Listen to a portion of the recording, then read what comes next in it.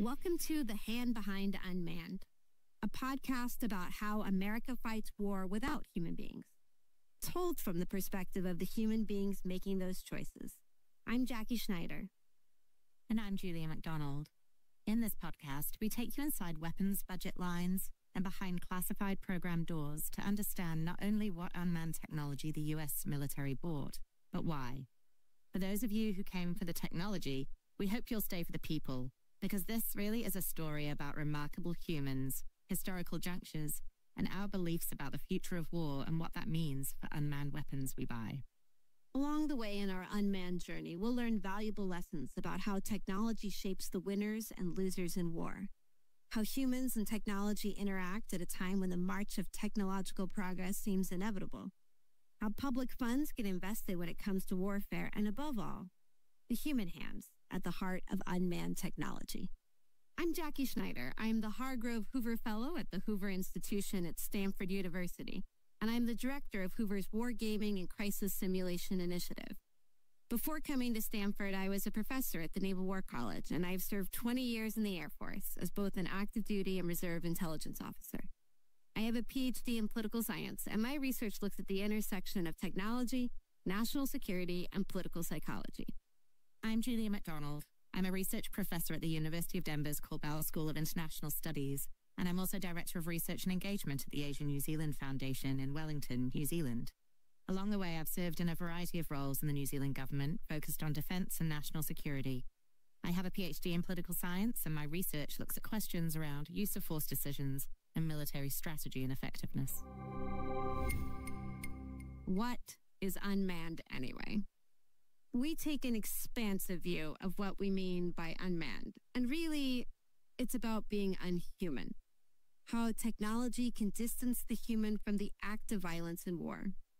Sometimes that means that a system is uncrewed, but remotely operated.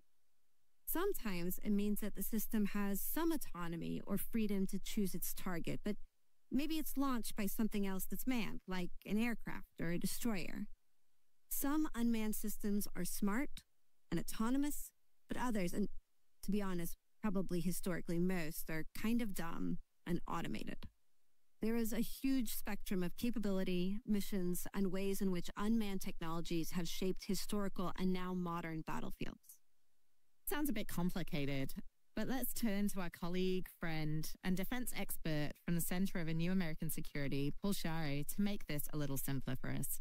Paul has literally written the book on autonomy, titled The Army of None. The terminology here is really slippery because you put like 10 experts in a room to define autonomy, you come out with 15 different definitions. And I think what's hard is people will talk about a spectrum of autonomy, but there's actually like 3 different dimensions to this spectrum. So one is this idea of the relationship between the person and the machine. And so you get terms like semi-autonomous, where there's a human in the loop and the machine's taking some action, it stops, and then the human has to push a button or take some action for it to continue. You get supervised autonomous systems, where the human is on the loop, and then the machine is performing some task, and the human could intervene if they're not happy with what it's doing. So an example might be like a self-driving car today, if it's in some kind of autopilot mode, and you're sitting there letting it drive, but the human could intervene. And then you have fully autonomous systems where the human is out of the loop and there's not a way to intervene, or at least not in a timely fashion. And so that might be like you hop in one of these Waymo taxis and you're just in the back seat and there's no steering wheel and whatever happens, right? So that's one dimension of autonomy. But there's another dimension that also people will use terms like automatic and automated and autonomous to refer to. That's about the complexity of the machine.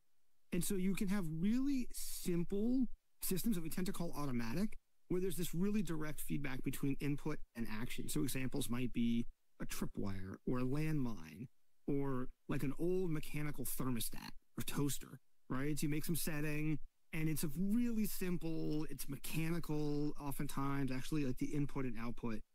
Then you have systems that might be more complicated that we would tend to call automated, where there's some set of parameters that a human sets for how it functions.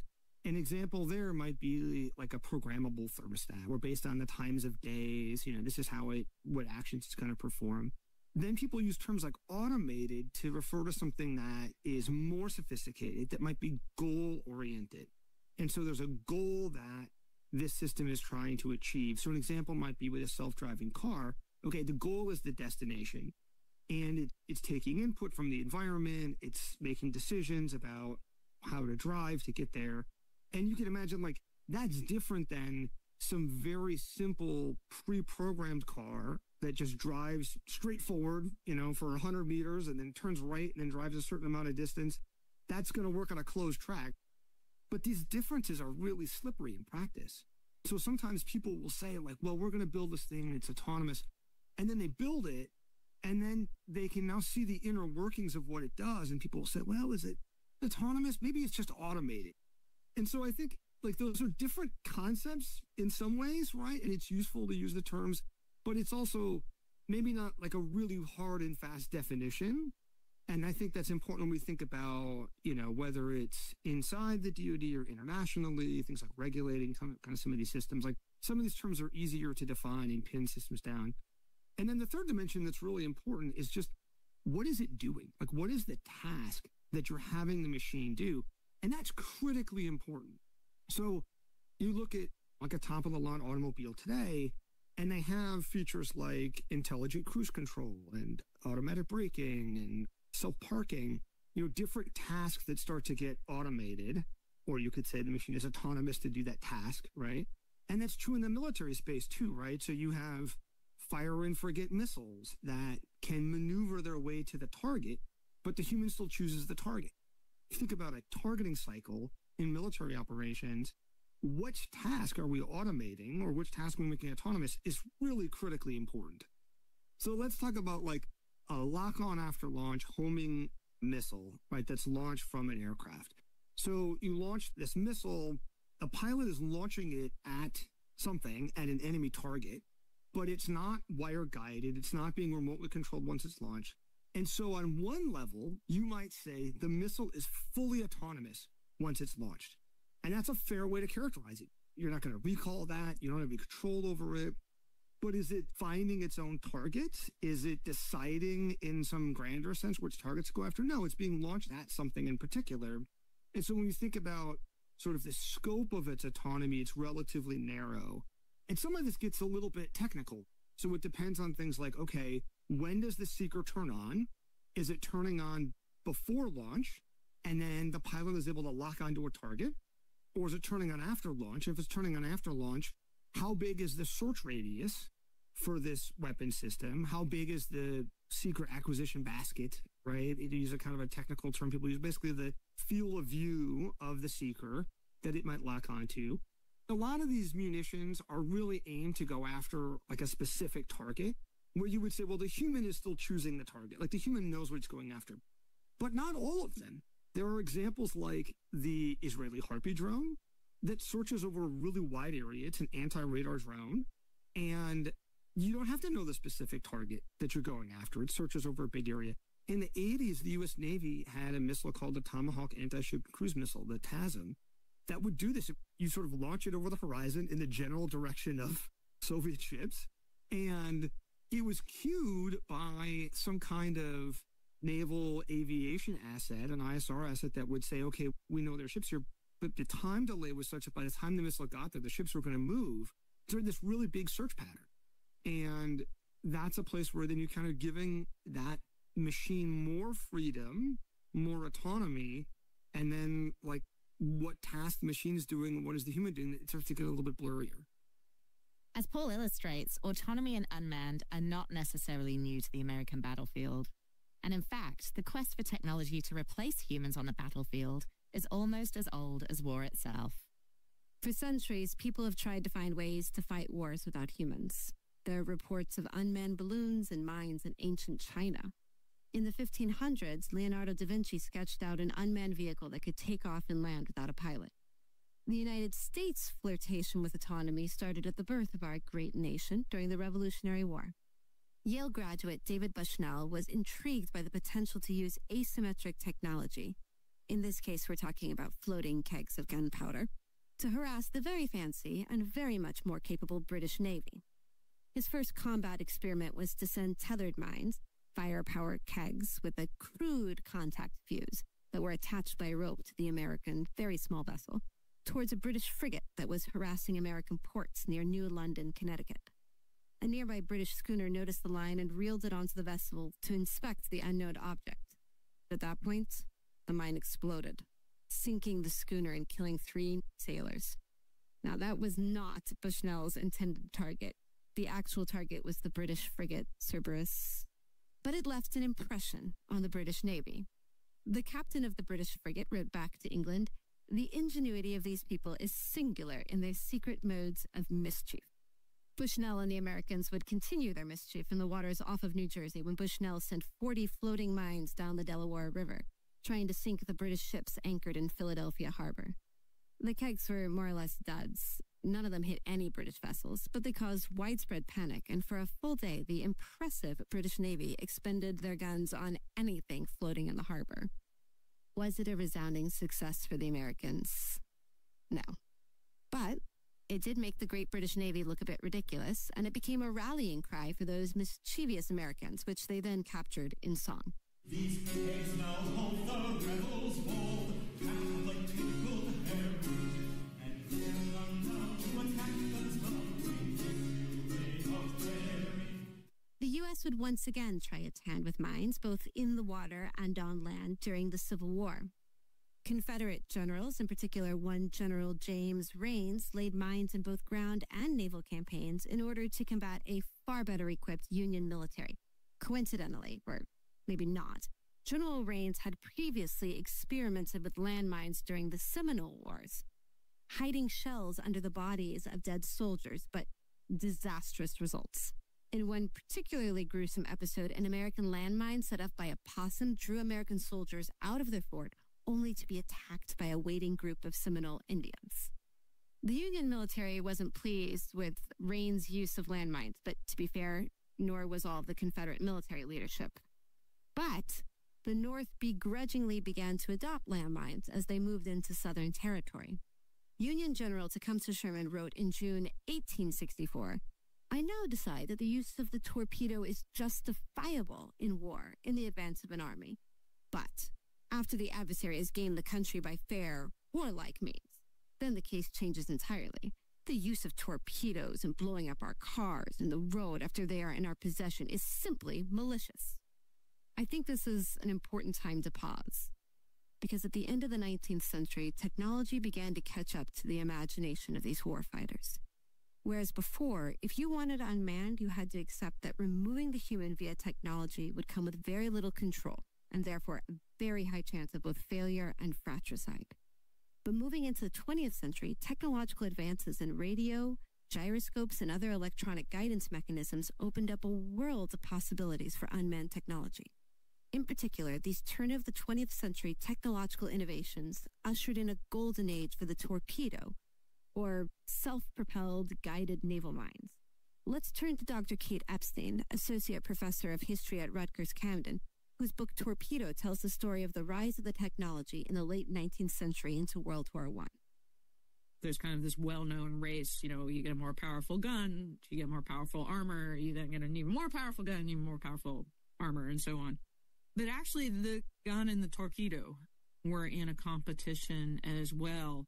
And the stakes of it were really like, would the capital ship, the battleship, and the battle cruiser kind of remain viable ways of kind of projecting combat power on the world's oceans? The great thing about a torpedo is you only really need one hit from it to potentially sink a ship, whereas chances are you're going to need multiple hits from a gun. So the basic competition is really basically about range. How far can you expect to make a certain percentage of hits at? How you define what's an acceptable percentage of hits or an acceptable probability of hitting is a subjective judgment. It's not like there's some platonic form of like, here's the percentage of hits you need to make.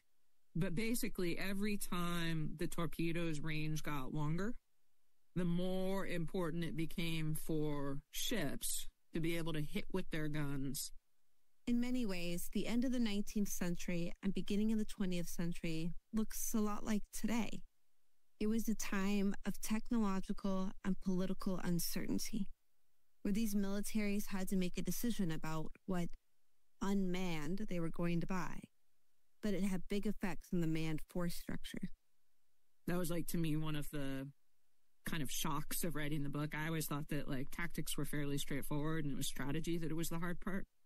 Well, not if, like, every single technology that your extremely technologically intensive combat arm uses is changing at the same time. So it's ship armor, ship gunnery, optics, telecommunication. So radio is coming on ships. So, like, figuring out, like, you kind of pity these officers, like, figuring out what the next battle was actually going to look like was intellectually actually, like, a very difficult challenge. These technological innovations made the torpedo, and to some extent the mine, the dominant unmanned weapon of World War I. But it wasn't the U.S. that was leaning into these technologies. It was the Germans whose submarine U-boats launched an unrestricted campaign against Allied shipping and combat vessels throughout the Atlantic. It was a German torpedo that sunk the American ship Lusitania, killing over 1,000 and drawing the U.S. officially into World War I. In total, German and Austro-Hungarian U-boats equipped with torpedoes sank almost 5,000 merchant ships during World War I, killing approximately 15,000 Allied sailors. It was a gruesome war, a war in which unmanned technology, torpedoes, to some extent naval mines, and very crude landmines dug into the Western Front created cruel and enormous losses of life. And it wasn't how the U.S. wanted to fight the next war, which could help to explain why, despite experimentation between World War I and World War II, the U.S. Navy largely shuttered its mine and torpedo industries. Faced with declining defense budgets, the Navy moved the munitions to the bottom of their priority lists, behind the new aircraft, submarines, and carriers the service was clamoring for. That left the Navy in a game of catch-up when World War II began.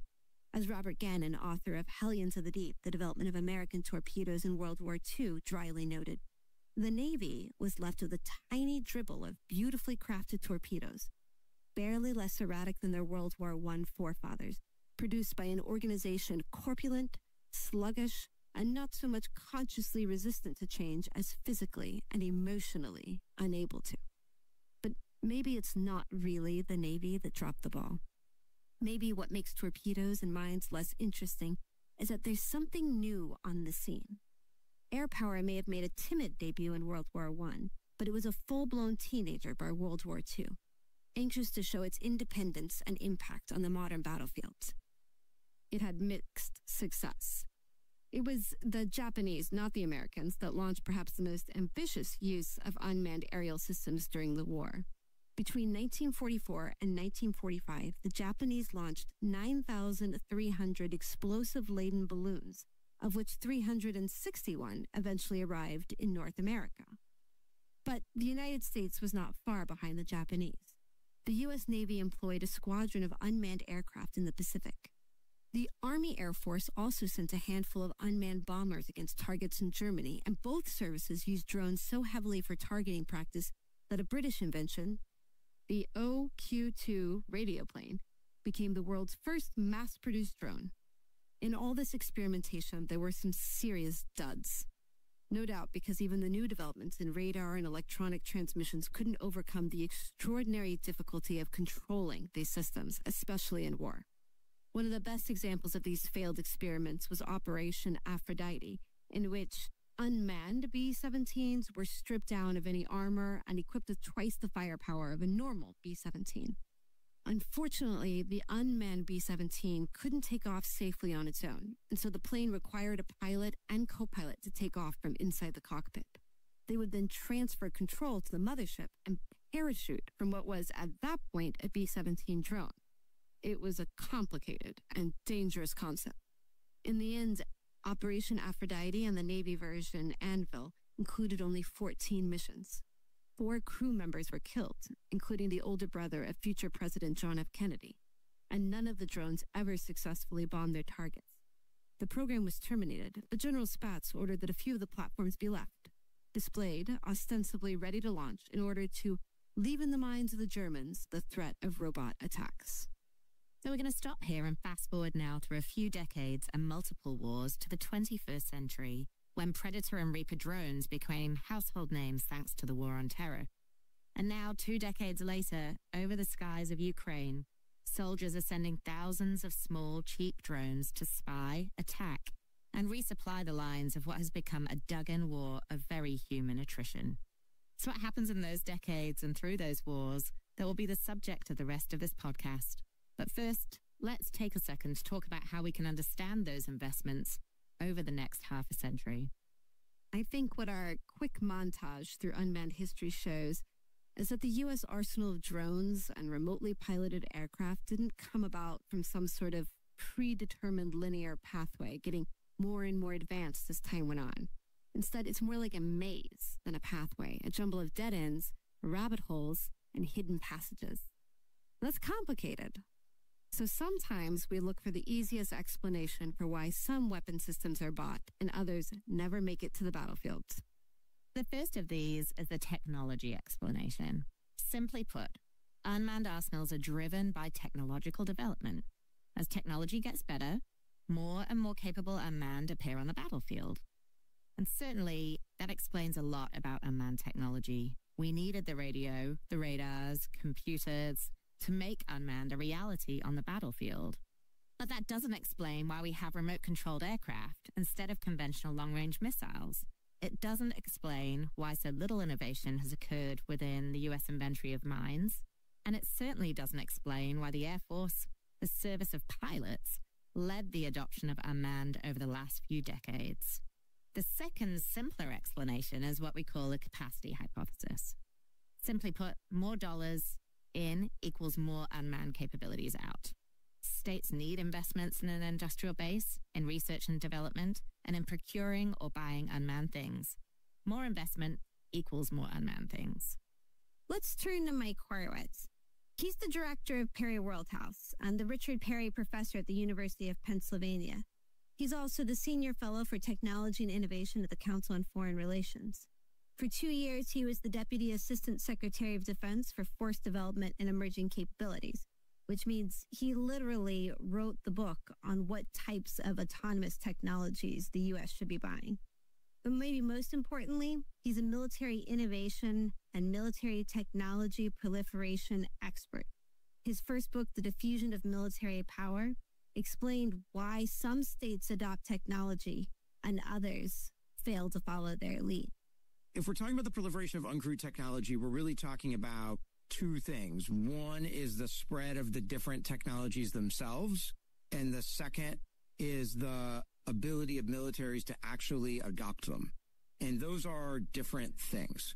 We've really seen increasingly widespread diffusion of uncrewed technologies, driven in large part because the technological availability is just there and the price point is right, and they've increasingly been proven as effective in a lot of different real-world conflicts. So one simple explanation is that the more capacity a state has to buy and build these technologies, the more likely unmanned systems are to diffuse and proliferate across militaries. Certainly, capacity matters. But capacity comes after choices made by humans about which weapons and technologies we think will help us win a future war. These human choices are driven by beliefs. Beliefs about what wars we will have to fight and how technology will shape those wars. As Ben Jensen, director of the Futures Lab, a senior fellow for the Defense and Security Department at the Center for Strategic and International Studies, a professor at Marine Corps University, explains, I think there's a tendency sometimes to assume that there's a degree of technological push or even technological determinism. But all of a sudden, gadgets fall from the sky and antiquated warriors fumble with them and then start to change how they fight. But most of my journey has found the exact opposite. Usually it's the imagination of the warrior that allows you to kind of see new opportunities on the horizon. And then there's this just fascinating, often under-theorized, complex interactions with the defense bureaucracy and civilian scientists and industry that kind of lead to often strange pathways for different technologies that no one might have chosen initially, but that end up kind of growing out of that complex negotiation. Untangling this knot to understand how these beliefs translate into lines within a congressional budget tells us something far beyond a rote inventory of unmanned systems. It tells us how ideas transit circuitous paths, how they diverge and intersect based on chance meetings and belief chaperones, and how some beliefs find themselves in dead ends, while others become ingrained within identities and ultimately shape the budgets and technologies of military arsenals. This is a podcast about human beliefs, about the role of identity, organizational culture, and the American way of war. In this episode, we told you a bit about the humans that drove early American autonomous experimentation. But after World War II, technology and a new U.S. military created new human agency about which technologies we would invest in. People had to lead influence campaigns for weapons, lobbying in Congress, the halls of the Pentagon, and within the intellectual foundation of American national security. These are what we scholars might call policy entrepreneurs. But they're the true influencers, influencing the biggest choices about what the U.S. buys. Really, this is their story.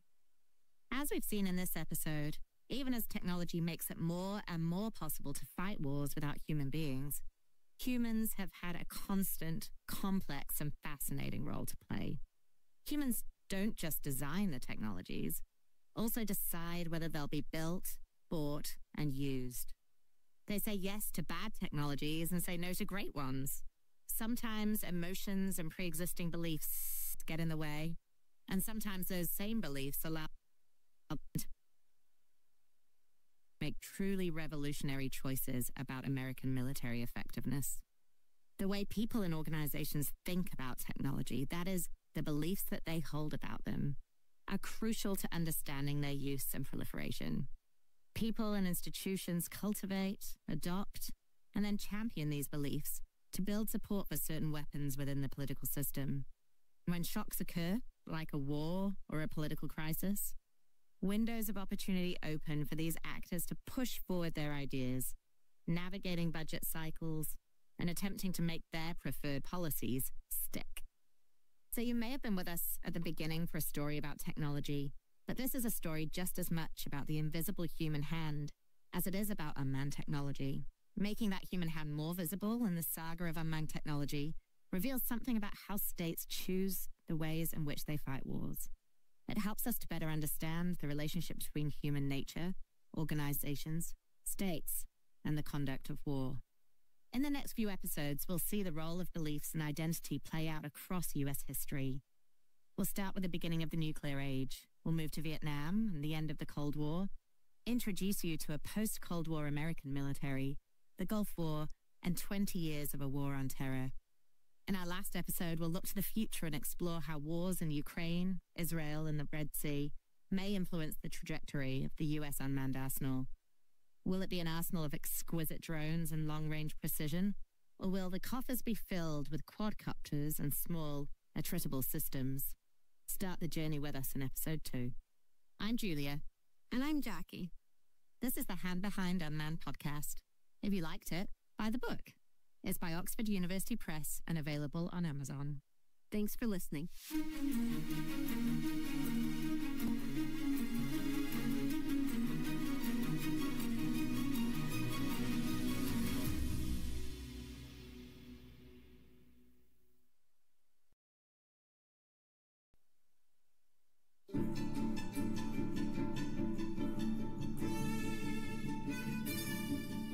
Episode 2.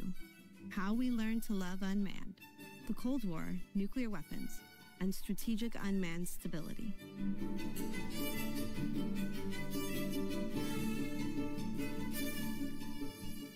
It was 1945, and the world had changed forever. The United States had just secured Allied victory in World War II, and the world had just witnessed the first use of a terrifying weapon called the atomic bomb. The war was over, but General Hap Arnold was already thinking about the next war. Legend has it that General Arnold declared, "We have just won a war with a lot of heroes flying around in planes. The next war may be fought with airplanes with no men in them at all. Take everything you've learned about aviation and war and throw it out of the window, and let's go to work on tomorrow's aviation. It will be different from anything the world has ever seen. General Arnold had just finished commanding pilots as they bombed Europe and Japan and would go on to lead the new U.S. Air Force. He came from a tribe that was intensely proud of the pilots slipping the surly bonds of Earth. Yet here he was, predicting that one day soon, there would be no pilot at all.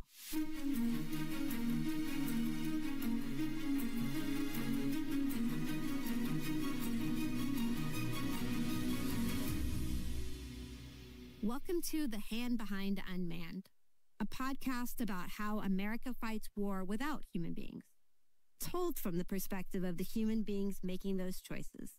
I'm Jackie Schneider. And I'm Julia McDonald. In this podcast, we take you inside weapons budget lines and behind classified program doors to understand not only what unmanned technology the U.S. military bought, but why. For those of you who came for the technology, we hope you'll stay for the people, because this really is a story about remarkable humans, historical junctures, and our beliefs about the future of war and what that means for unmanned weapons we buy. Along the way in our unmanned journey, we'll learn valuable lessons about how technology shapes the winners and losers in war, how humans and technology interact at a time when the march of technological progress seems inevitable, how public funds get invested when it comes to warfare, and above all, the human hands at the heart of unmanned technology. We pick up the story of America's autonomous arsenal in a post-World War II United States. There is a simmering tension with our previous ally, the Soviet Union, and the U.S. is jousting with the socialist state to rebuild the international order.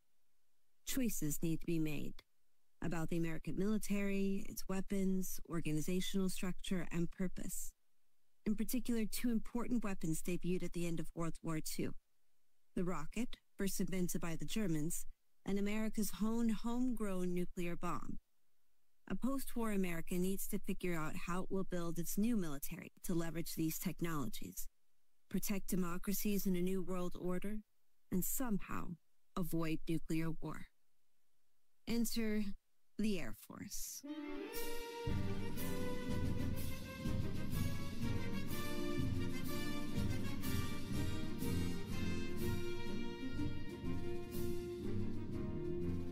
We go into the wild blue yonder, climbing high into the sun. In 1947, as part of its attempts to rebuild the new post-war military, the United States introduced the National Security Act. The law reorganized the Department of War and U.S. intelligence agencies, and most importantly to our story, created the Air Force. The Air Force is going to dominate much of this podcast because starting in 1947, the Air Force begins to give off what my tween daughter might call main character energy.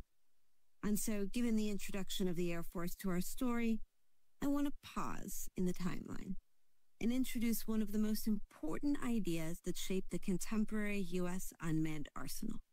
You might remember from our first episode that we said that beliefs and identities were how big organizations like the Department of Defense make decisions about weapons and force structure, especially when faced with uncertainty.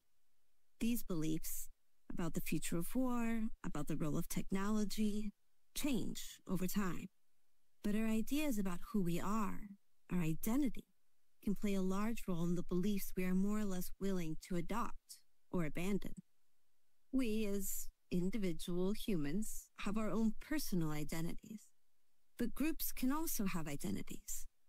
In the Department of Defense, there are a few groups that have very strong identities. Identities so strong that, absent big interventions, these identities can dictate the direction of the American military.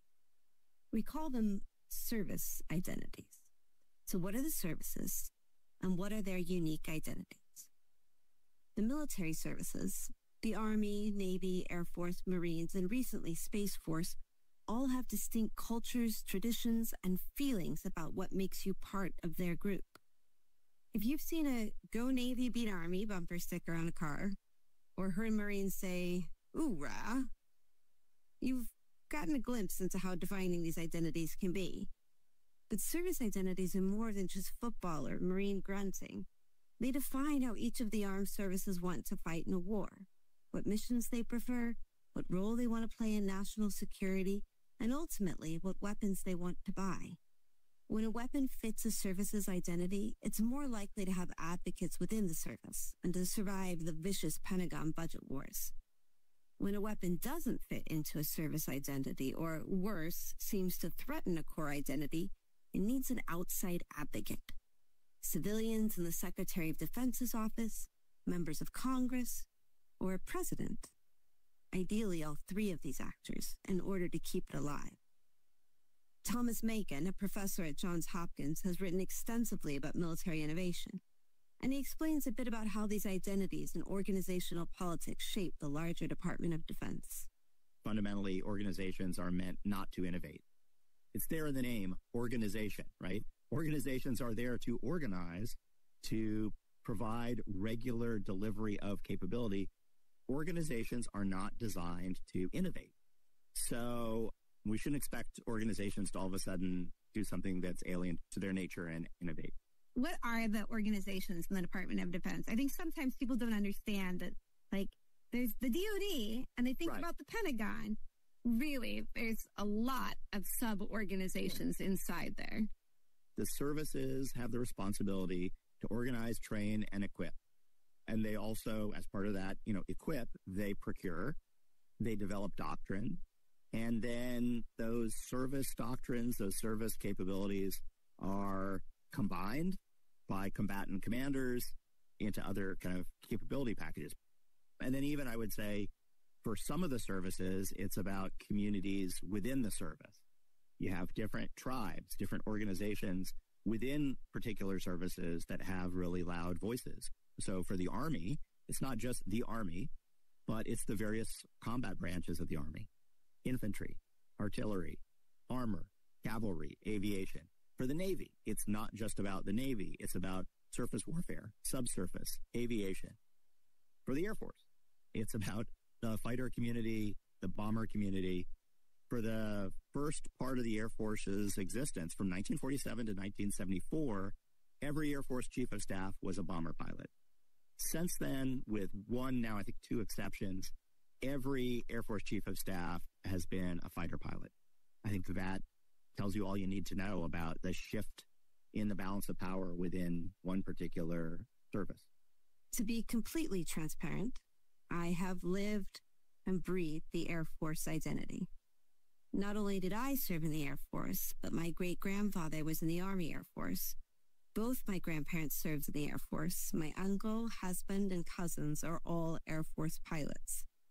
My dad used to sing me the Air Force song as a lullaby, which I, in turn, sang to my children at night. So it shouldn't be a surprise to you that I know the Air Force identity well. For the Air Force, this is a service built around the airplane and the love of flight, where technology is core to identity.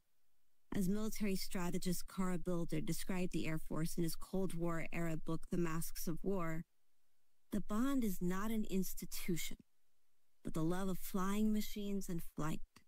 Technology and air power may be the Air Force's core identity, but concern for service autonomy and survival is the Air Force's core insecurity.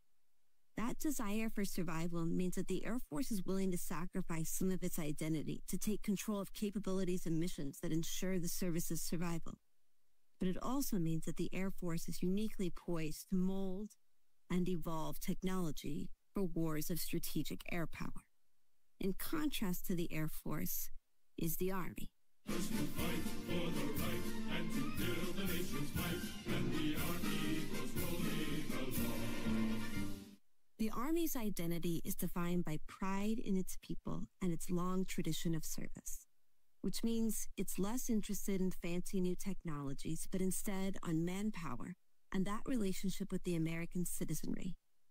It is probably the service most willing to adopt joint campaigns and joint technologies, though generally they would prefer to invest in technologies to support their belief that wars are intrinsically won by boots on the ground.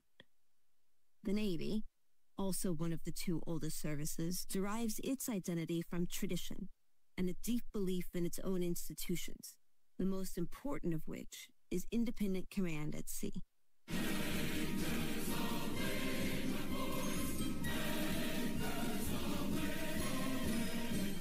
The Navy is described by our old friend Carl Bilder in The Masks of War as a unique, godlike responsibility, unlike that afforded to commanding officers in the other services.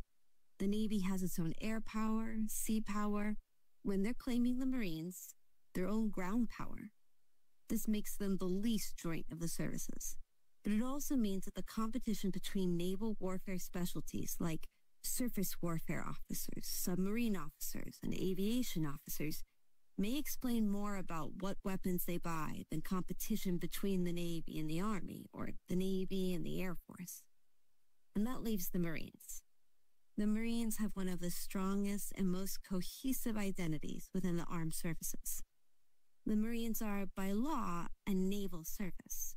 However, the services worked hard to create a separate and distinct identity from their naval brethren. They quickly adopt and change their doctrine based on advances in warfighting, more concerned with showing their utility and relevance over time than their identity within one core warfighting competency.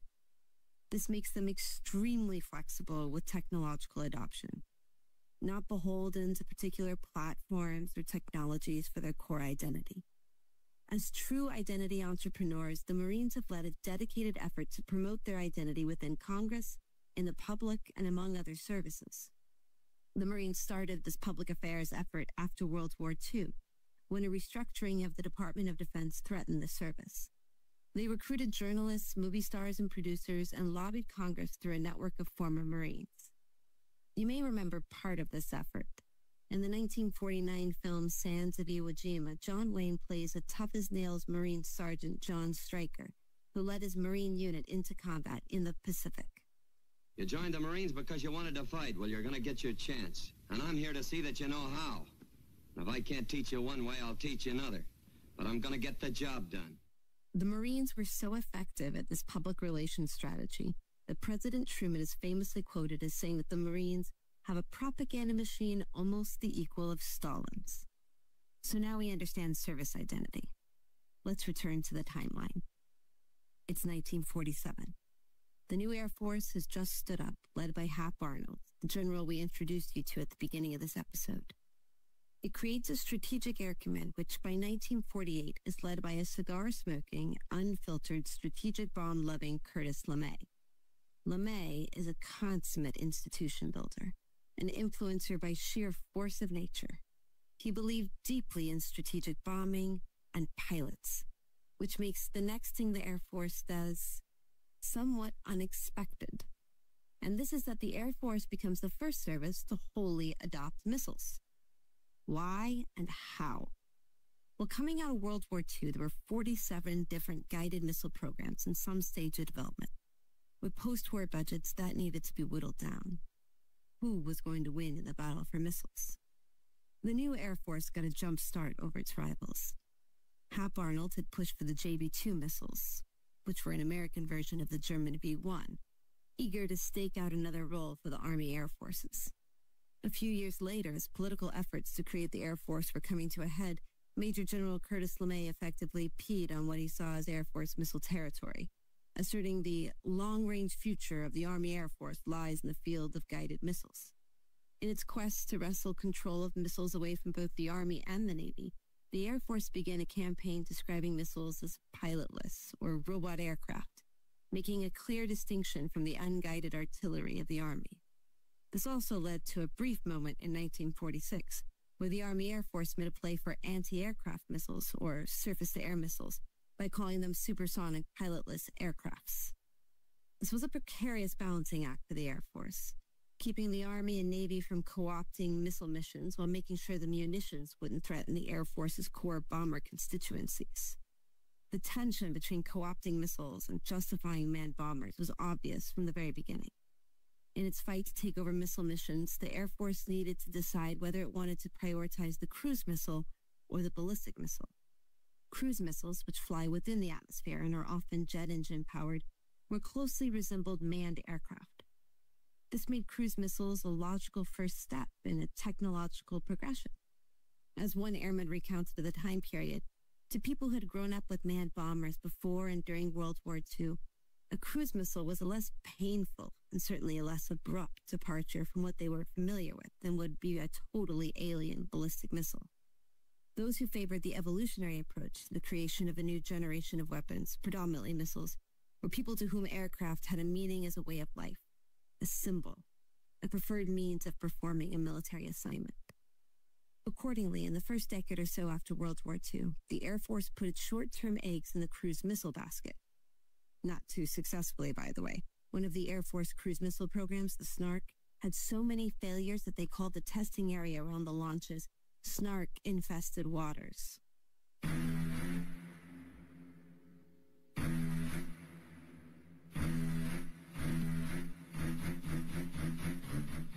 That changed, however, not long after the debut of the Air Force. The dominant organization within the Air Force, Strategic Air Command, worried that cruise missiles, which looked similar to manned aircraft, threatened Air Force long-range manned bomber aspirations. So the Air Force changed their focus and opted instead to invest in the fundamentally different ballistic missiles, but with caveats. The Air Force needed to win control of missiles from the other services, but not at the expense of manned bombers. Good evening. I hope you'll excuse all this, but I've been taking some time off from my job to look into something important to all of us that seems to be pretty well confused. What I mean is missiles, high-performance airplanes. Why do we have so many? Why do we need both? That was Jimmy Stewart, from a 1957 public affairs promotion created by the Air Force. And it demonstrates the tightrope the Air Force had to walk by arguing for missiles as strategic air power, but at the same time asserting that the new ballistic missile guidance systems were too crude to provide the accuracy to completely replace the manned bomber. This was a bit of a chicken and egg argument, as Air Force leadership worried that missiles would threaten their manned bomber force, invested little in missile guidance systems until the advent of the hydrogen bomb made ballistic missiles far more strategically useful.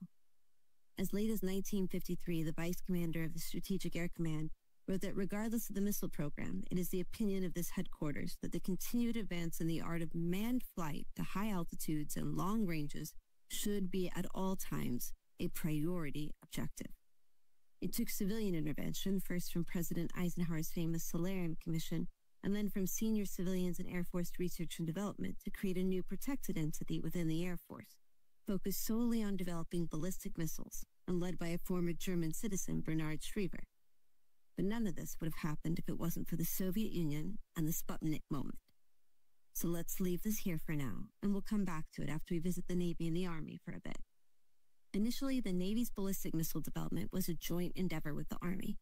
However, an early test of liquid propellant intermediate-range ballistic missiles on a mock aircraft carrier led to a catastrophic damage to the carrier and soured the Navy on joint ballistic missile development.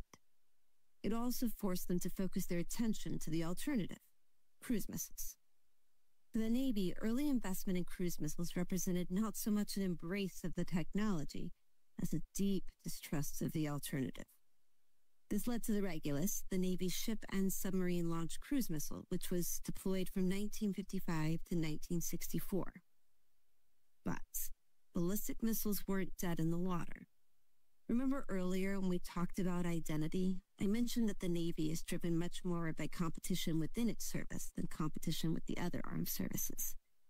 In the post-World War II U.S. Navy, the aircraft carrier reigned supreme. That was a bit of a problem for Navy missiles, because the cruise missile was too big to be carried by the existing inventory of carrier aircraft, which meant that cruise missiles were assigned primarily to submarines, tasked with nuclear deterrence patrols. But the submarine community was changing its focus, and in no small part because the Navy now had its own unmanned influencer, submariner Hyman Rickover, a dogged advocate for the nuclear-powered submarine who refused to take a no, going around his immediate leadership and straight to Nimitz. Along the way, his leadership style made a fair share of enemies within the Navy. Isn't that what the military is about, working within a system? My job was not to work within a system. My job was to get things done and make this country strong. Rickover wanted a nuclear-powered submarine, but the platform needed a mission. And the new ballistic missiles with their promise of nuclear deterrence seemed like an appropriate fit for Rickover's vision of a nuclear Navy. The Navy was still smarting from the Jupiter missile, its liquid-propelled experiments. The answer was the solid propellant submarine-launched Polaris missile. Together, the Polaris ballistic missile and Rickover's nuclear-propelled submarines offered a potentially invulnerable nuclear strike option, solidifying Rickover's influence over the Cold War Navy and the future of ballistic missiles within the Navy. Rickover's success with the Polaris ballistic missile also lit a fire in the Air Force's missile program. Not for the last time, the Air Force responded to the Navy's unmanned innovation with an all-out influence campaign and a recharge of its own technological development. The Air Force responded with a new nuclear strategy to target the Soviet Union's nuclear arsenal and began to genuinely invest in ballistic missiles as a response to Navy success. Rickover's advocacy for ballistic missiles on nuclear-powered submarines was another reminder of how these distinct military service identities affected the type of weapons leaders pushed for. For Rickover, ballistic missiles were a means toward an end for his vision of submarine warfare. Another leader in his place, a Navy pilot or a surface warfare officer, might have made totally different choices and changed the future of unmanned weapons at sea for decades. It's time to talk about space, because it's the Sputnik moment that ultimately cements the Air Force's role in ballistic missiles and creates a whole new domain for armed service infighting. Today, a new moon is in the sky, a 23-inch metal sphere placed in orbit by a Russian rocket. So before Sputnik, the U.S. had played around a bit in space with unmanned platforms. In the 1950s, the United States launched hundreds of intelligence balloons over the Soviet Union. Unfortunately, the balloons were easy to shoot down, and in the end, the United States only recaptured 40 of the 448 balloons launched. The photos the United States did garner were of little intelligence value. Because the balloons couldn't be controlled, most of the pictures ended up being of fields and forests. What's more, the balloons caused the diplomatic furor when the Soviets learned of the program. After a 1958 disastrous attempt at a high-altitude unmanned balloon reconnaissance program that ended up crashing in Poland, Eisenhower ended the program and doubled down on investments in the U-2, a manned high-altitude reconnaissance aircraft. The U.S. was hesitant about space. In the 1950s, the Navy had a Vanguard satellite program in development, but the program had been kept secret and given a tight budget, ostensibly so it wouldn't compete with investments in ballistic missiles and nuclear-powered submarines. The Air Force was also tentative, more focused on manned strategic air power. And it didn't help that the then Secretary of Defense, Charles Wilson, didn't believe in satellites and showed open ambivalence to the Soviet efforts. But like any good story of American innovation, that all changed on October 4th, 1957, when the Soviets launched the Sputnik satellite into space, and all of a sudden the U.S. realized it was in a race that it was losing. Aaron Bateman is an assistant professor of history at George Washington University, and his book, Weapons in Space, tells the story of American offensive weapons in space. What ends up happening is afterwards the United States invests much greater resources in science and technology across the board, but one of the things that Eisenhower does is he establishes NASA as the face of the American space program. And so this happens for a variety of reasons, but I think it's really important to know about Eisenhower is Eisenhower did not really care that much about space exploration. But what he was concerned about is that there needed to be some kind of international political regime that viewed satellite reconnaissance, or at the very least overflight from space, as a legitimate activity. And he really worried about having the military as the public face of the American space program. And so what ends up happening between the establishment of NASA in 1958, the establishment of the National Reconnaissance Office in September of 1961, is that you really have the development of three American space programs. You have the civilian program primarily under NASA, you have the military program under the Department of Defense, and then you have the intelligence space program under the National Reconnaissance Office that lives very uncomfortably between the national intelligence community and the Department of Defense. Eisenhower was really concerned that if you have the military as the public face of the American space program, that it's going to give it a much more aggressive militaristic image. And one of the things that he did was he really restrained some of the more, I would say, outlandish aspirations of the military services for all kinds of offensive capabilities in space that also weren't really of great military utility at that time. The Air Force may have lost space to the civilian NRO. The Sputnik moment galvanized ballistic missile development in the Air Force. Congress and the President infused the Air Force's ballistic missile program with cash. The budget for the weapons went from $3 million in 1954 to $2.15 billion in 1958. Maybe more importantly, an enterprising Air Force General, Bernard Schriever, focused on process and production, leading to the Atlas missile program and its descendant, the Titan, which sprinted forward technologically as congressional and executive pushes ensured a solid budget allocation. Support no doubt spurred by the Soviet Sputnik moment. Here's General Schriever from a 1992 oral history, recounting how President Eisenhower protected him as he cut through Air Force bureaucracy and kept the ballistic missile program a top budget priority, even in an administration that was fiscally conservative. General Eisenhower, President Eisenhower, he certainly didn't want to spend money on obsolete systems, which in the military sometimes hang on to for far too long. But he certainly understood technology and the importance of it and the importance of introducing it into the inventory of the military at the earliest possible date. And this was such new technology. And for the first time, it really threatened the United States of America. And, I mean, it was a real threat.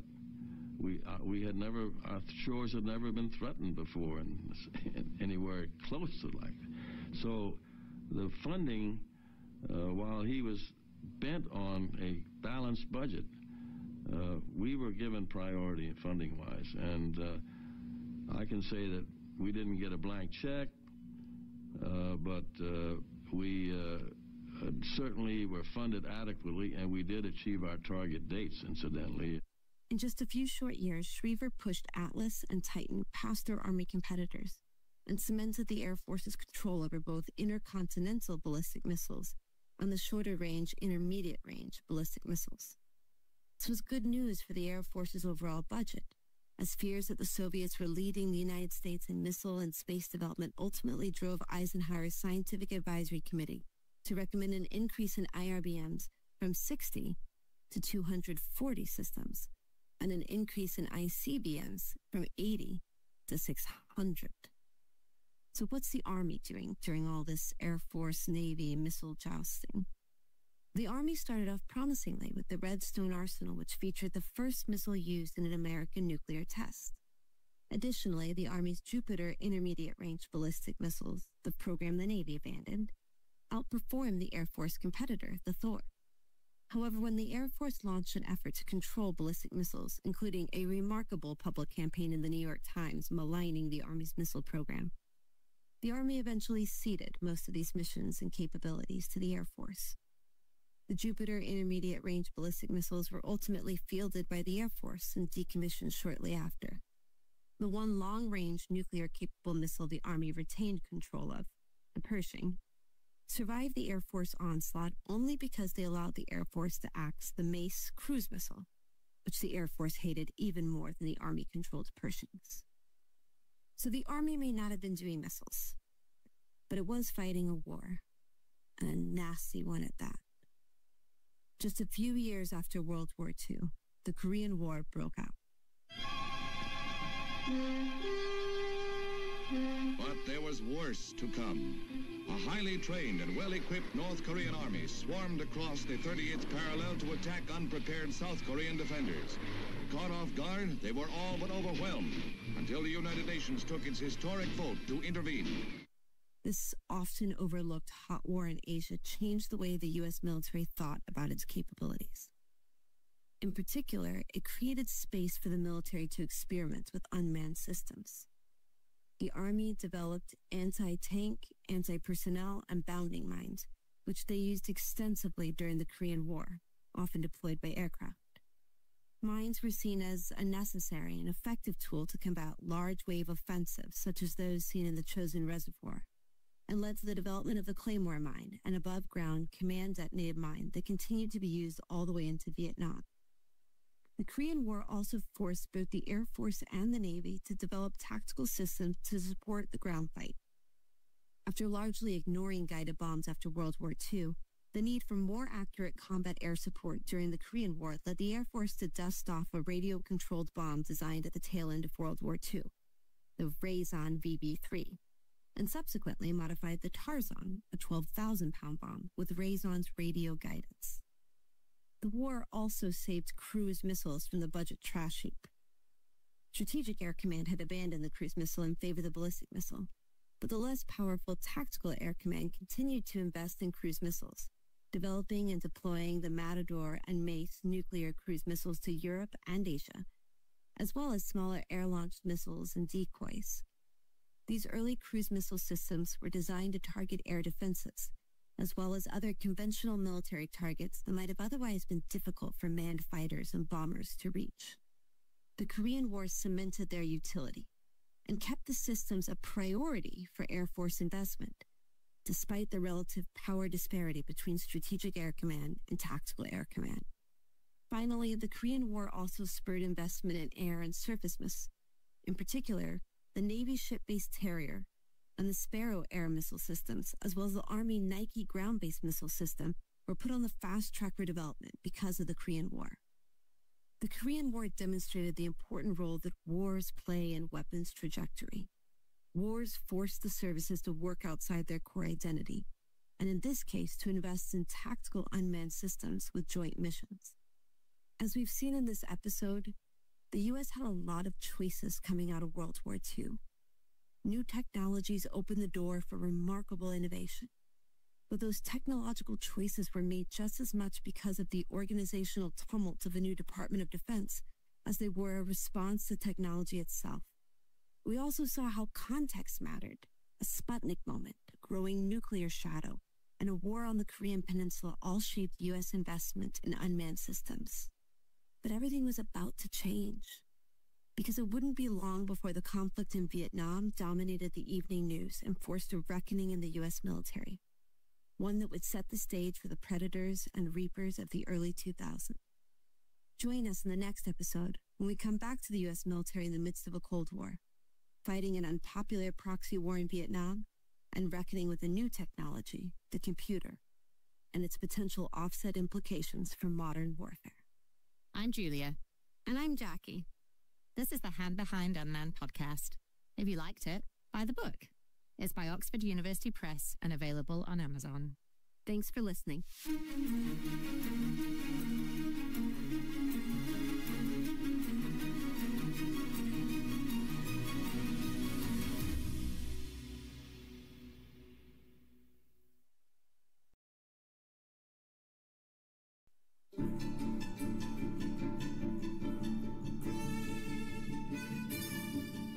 Episode 3, Air-Land Unmanned Battle, Vietnam to the Fall of the Wall.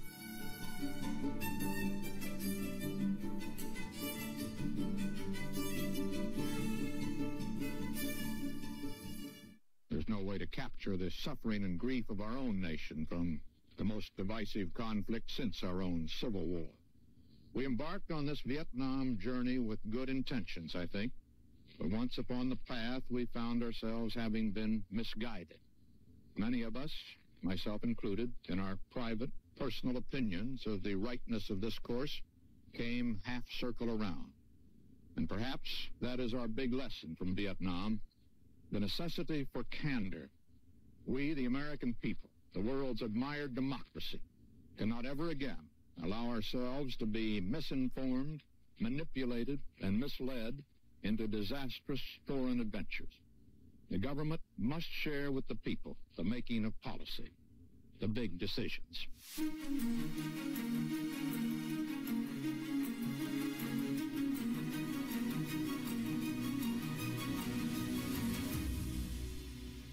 Welcome to The Hand Behind Unmanned, a podcast about how America fights war without human beings.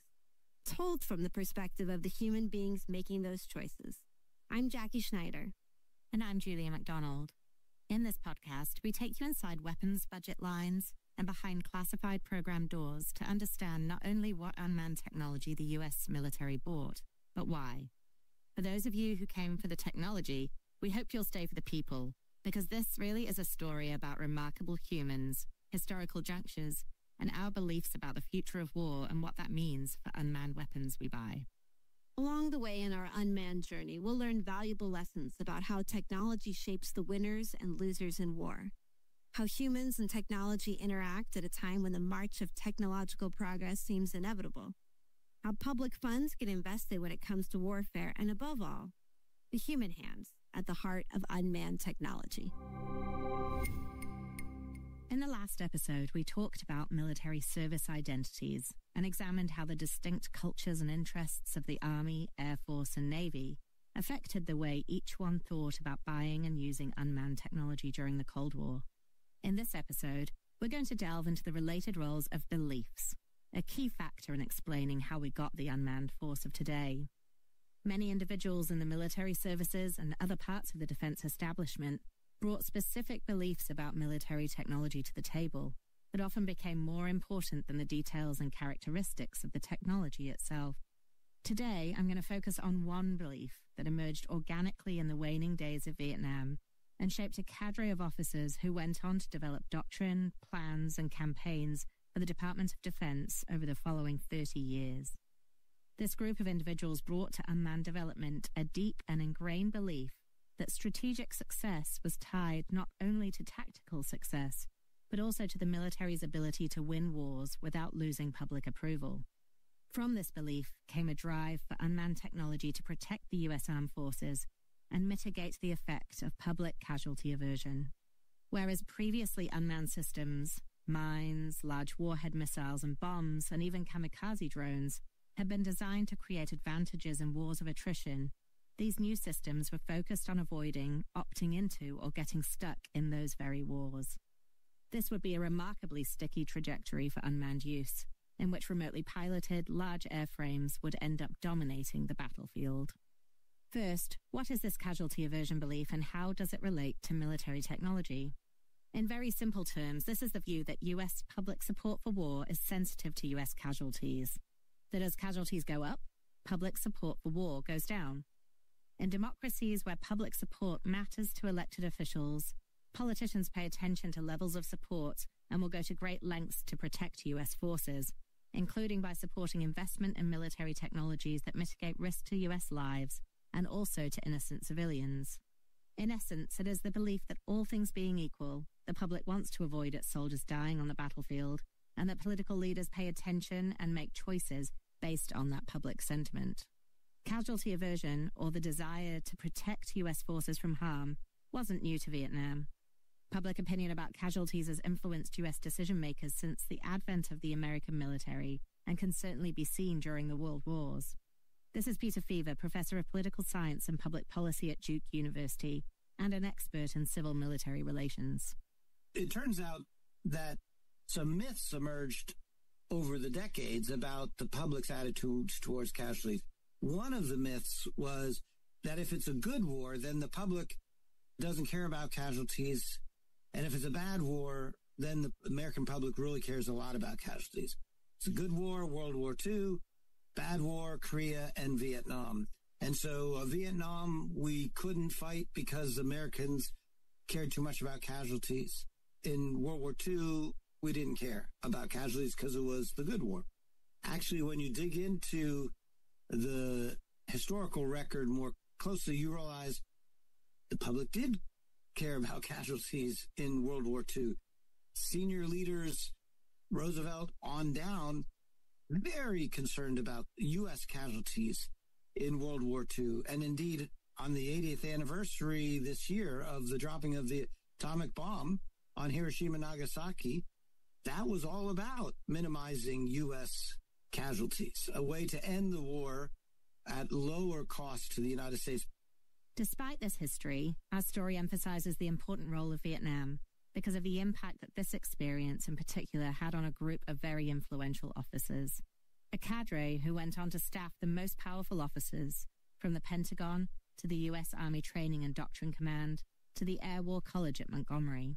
What they thought and the lessons they took from Vietnam mattered because of the positions that they would go on to fill. Moreover, the beliefs that these officers took away from Vietnam fundamentally differed from a generation of officers before them.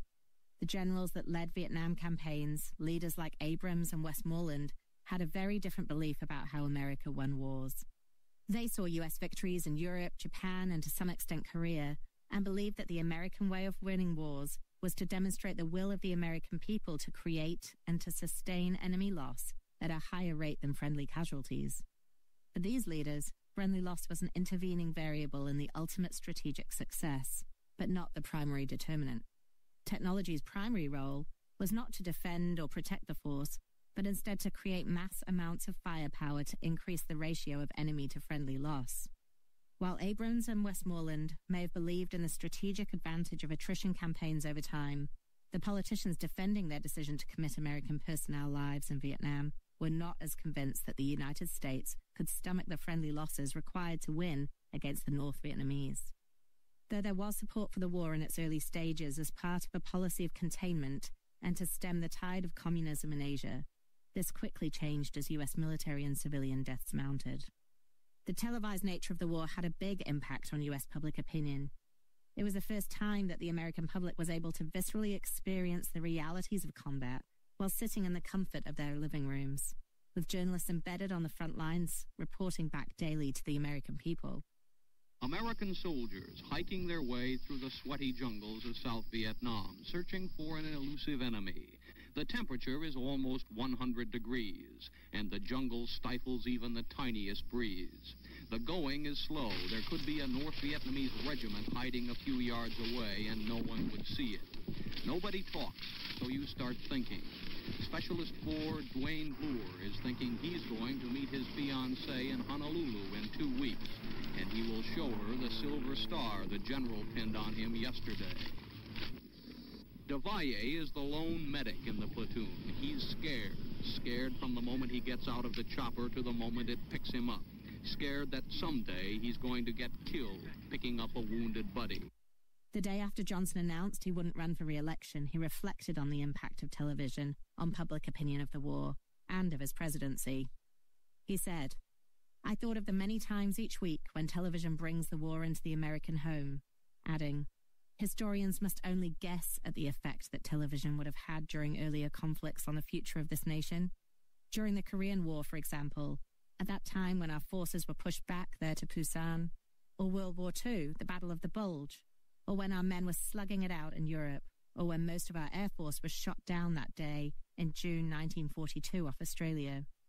American military officers were especially wary of how the television coverage of Vietnam affected the American public, and blamed the reporting for much of the loss of public support for the war. Westmoreland repeatedly blamed the media for slanted coverage and, ultimately, for contributing to the U.S. failure in Vietnam. Decades after the Vietnam War, Westmoreland continued to blame Walter Cronkite's pessimistic take on the Tet Offensive for crippling public support and influencing the Johnson administration to adopt less optimal strategies. Here is Walter Cronkite addressing the country in February 1968. For it seems now more certain than ever that the bloody experience of Vietnam is to end in a stalemate. But it is increasingly clear to this reporter that the only rational way out then will be to negotiate, not as victors, but as an honorable people who lived up to their pledge to defend democracy and did the best they could. As early as 1965, President Johnson was looking for technological alternatives to a casualty-heavy strategy and said to his Secretary of Defense, Bob McNamara, "I don't think there's any way, Bob, that through your small planes or helicopters you could spot these people and then radio back and let the planes come in and bomb the hell out of them?" The desire to mitigate risk to U.S. military personnel in Vietnam led to important developments in unmanned technologies on the battlefield. McNamara invested in a weapons program that included anti-infiltration barriers of mines, fencing, and barbed wire, all monitored by a series of unmanned sensors and manned patrols. The barrier had tactical successes, but it couldn't change strategic outcomes. Nevertheless, the experimentation led to one of the first machine integrations of information within a real-time display. a harbinger of later machine learning-enabled operating pictures. As the Vietnam War waged on and Nixon struggled with public opinion about the loss of American lives, his cabinet increasingly looked for technology to substitute for American lives and to minimize civilian casualties. Future Secretary of Defense Bill Perry led the development of an unmanned intelligence, surveillance, and reconnaissance collection outpost for the U.S. Army that eventually evolved into an unmanned aircraft guardrail program. The unmanned system, requested by the Army and the National Security Agency, was developed to solve a fundamental problem for their intelligence collection efforts. Manned listening posts were dangerous, and the Army was losing too many of their intelligence officers. An unmanned listening outpost could substitute equipment for personnel, an inherently less risky choice.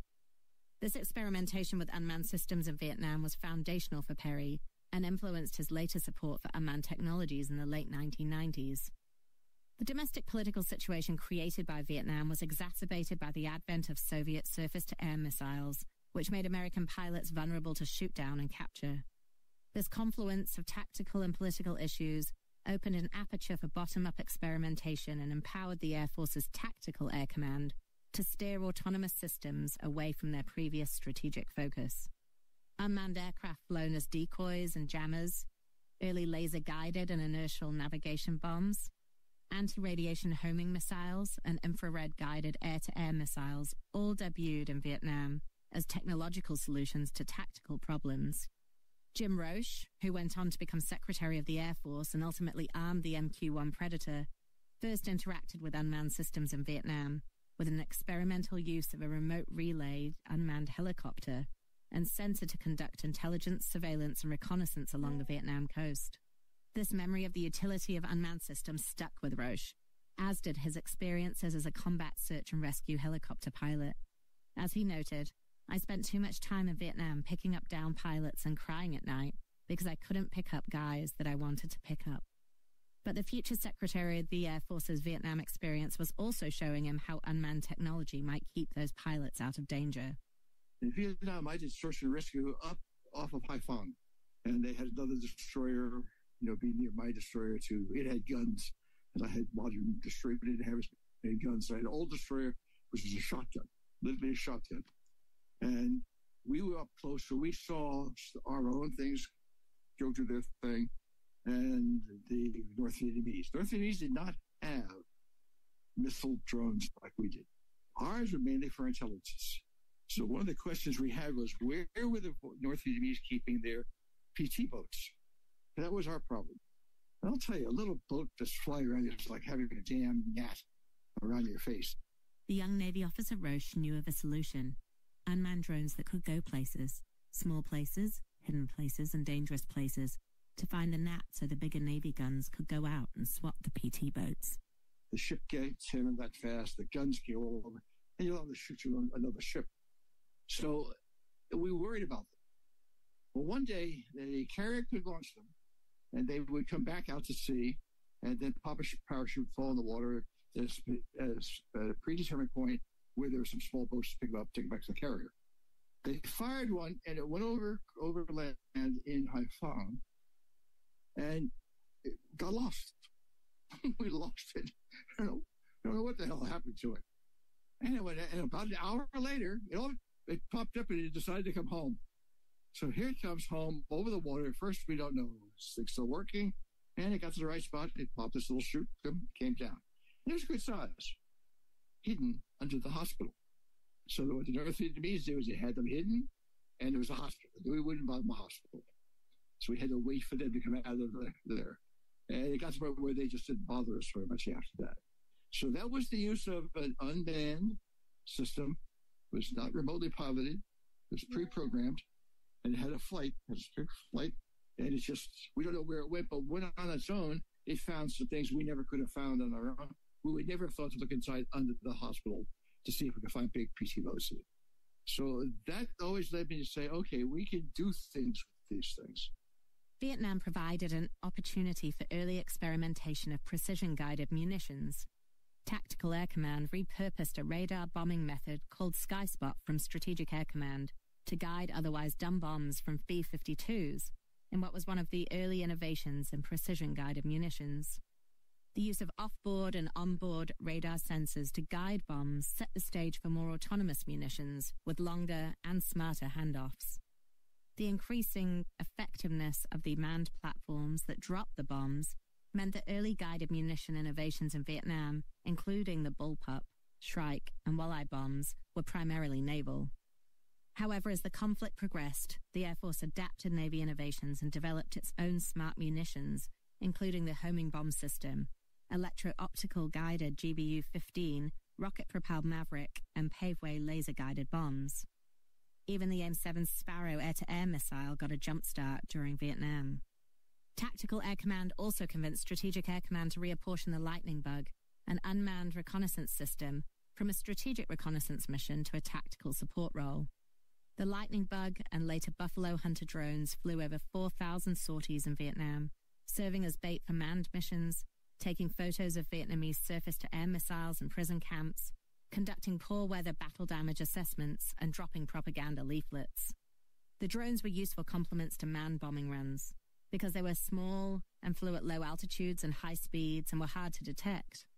Further, the systems were supported by electronic countermeasures and remotely controlled, allowing pilots to maneuver and evade threats. It wasn't full autonomy, but it was a model for remote-controlled, unmanned piloting that adapted well to the tactical airfight. All these systems paved the way for the precision-guided munition revolution that was looming on the horizon. By 1972, with public polls increasingly suggesting the American public was more likely to support bombing over ground campaigns, technology became a key component of Nixon's casualty-sensitive strategy. B-52s equipped with the first high-precision bombs were now able to execute bombing runs from increasingly safe high altitudes. But it wasn't enough.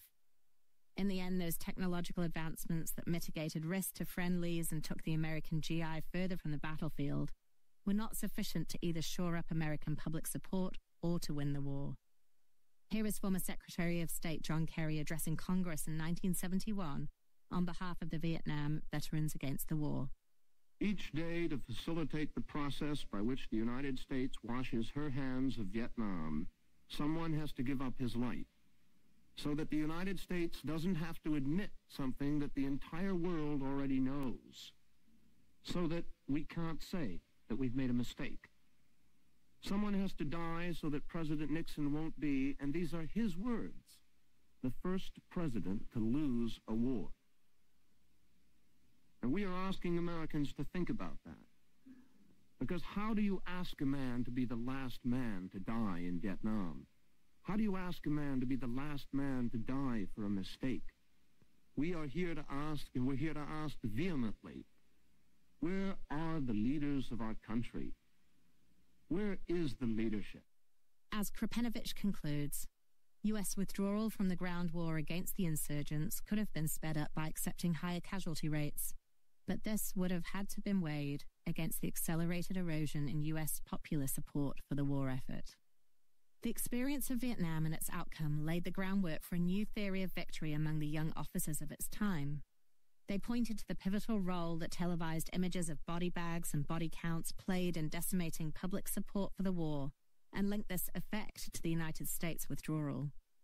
From this belief came a drive for unmanned technology to protect the U.S. armed forces and mitigate the effect of public casualty aversion. Ultimately, the lesson these officers took from Vietnam was that public sensitivity to loss leads American policymakers to choose technologies and operations that may insulate them from the political ramifications of body bags on the nightly news, but potentially at the cost of strategic success. These young officers, coming of age at the advent of the microprocessor and major computer advances, couldn't influence politicians, but they saw in technology an opportunity to substitute for human risk, potentially without sacrificing battlefield effectiveness. Their conclusion? Lives were expensive. Technology could make up for that strategic cost. In the years following Vietnam, this created one of the strongest trajectories for unmanned systems as substitutions for manned platforms that increased the physical distance between the human and the battlefield, while still maintaining control and precision. This wasn't about using unmanned systems to create quicker engagements or to condense the sensor-shooter timeline, but instead to provide humans on the battlefield with resources for force protection. This sometimes led to unmanned systems with significant logistical tails, limited automation, and high overall cost. However, these were acceptable trade-offs for systems that could potentially limit the scope of violence and conflict. And these beliefs are reflected in the doctrines and weapons acquisitions programs of the 1970s and 80s that would create a trajectory for weapons designed for quick, overwhelming, and low-casualty wars. Following the Vietnam War, U.S. defense expenditures declined. Warsaw Pact forces outnumbered NATO forces by 3-1 in Europe, and the Department of Defense didn't have the funds to increase forces sufficiently to match. Secretary of Defense Harold Brown therefore sought technological means to offset the numerical advantages held by U.S. adversaries and restore deterrent stability in Europe.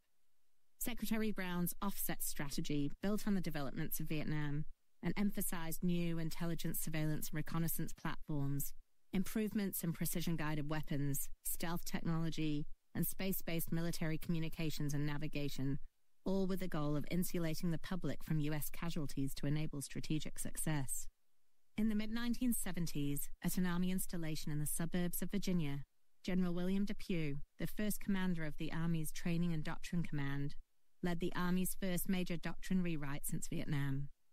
Depew isn't an unmanned influencer like Shriver or Rickover, but he plays a large role in how the Army begins to shape beliefs about technology and the American way of war post-Vietnam. Depew had this massive, quick rise in the Army, but he was always a very conceptual thinker. That's Professor and Army Officer Ben Jensen that we first met in Episode 1. He wrote a book on the evolution of Army doctrine. He later was a division commander in Vietnam. He actually even was attached to the CIA to kind of quietly advise groups we were trying to get to overthrow the Chinese Communist Party in the 1950s. And really where he comes into the act here is he basically writes a memo, has a 3-star, to invent this thing called Training and Doctrine Command. Like, he basically does the ultimate staff officer ninjutsu. He writes a paper about the position he wants, he staffs it, and gets the position created. And the idea was, and again, he'd been a division commander in Vietnam, and he was always obsessed with tactical level details. He believed that if you trained 100 soldiers the right way, they could kick the crap out of any 500.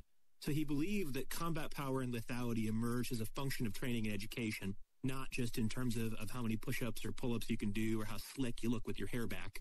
And he was very adamant about this. And so I say that because Act 1 is this staff officer creating an entirely new 4-star command and using it as a forcing function to kind of pull the Army out of Vietnam, to pull the Army away from Vietnam in terms of a lot of the lapses of professionalism. People were really good warriors, but we forget that there were race riots, tensions, drug addiction, all sorts of complex kind of military and society issues in Vietnam that he had to grapple with. And 2, you have also this emergence of the professional force. So you're at this critical kind of social and political junction, and at the same time, you have all of this wild kind of pent-up demand way before, this is decade before really the kind of Reagan defense bump, where the Army was broke, right? There wasn't necessarily going to be the Marshall Defense Dollar was going to nuclear weapons, and the Air Force wasn't coming to the Army. So in some ways, whether it's because of his personal experience or bureaucratic necessity, he has this idea of developing a new doctrine and changing how the Army trains for war. And it's called active defense. Depew and his staff drew heavily from lessons learned in the Arab-Israeli wars. He watched the advent of long-range precision strike and anti-tank missiles and observed that what can be seen can be hit, and what can be hit can be killed. His team concluded that technology would create a large-scale advantage for those states able to harness the new technologies, but that the technologies would heavily advantage defense by imposing lethal costs on attackers. Active defense, as the doctrine was known, recognized the increasing importance of technology to warfare, but saw its main impact in creating firepower and lethality. This was not what the young officers from Vietnam wanted to hear. They were convinced that the only way to ensure public support was to design a doctrine that enabled short and overwhelming conflicts that mitigated loss of American lives. They saw technology not primarily as a means to create firepower and lethality, but instead as a way to enable high-maneuver, offensively dominated campaigns.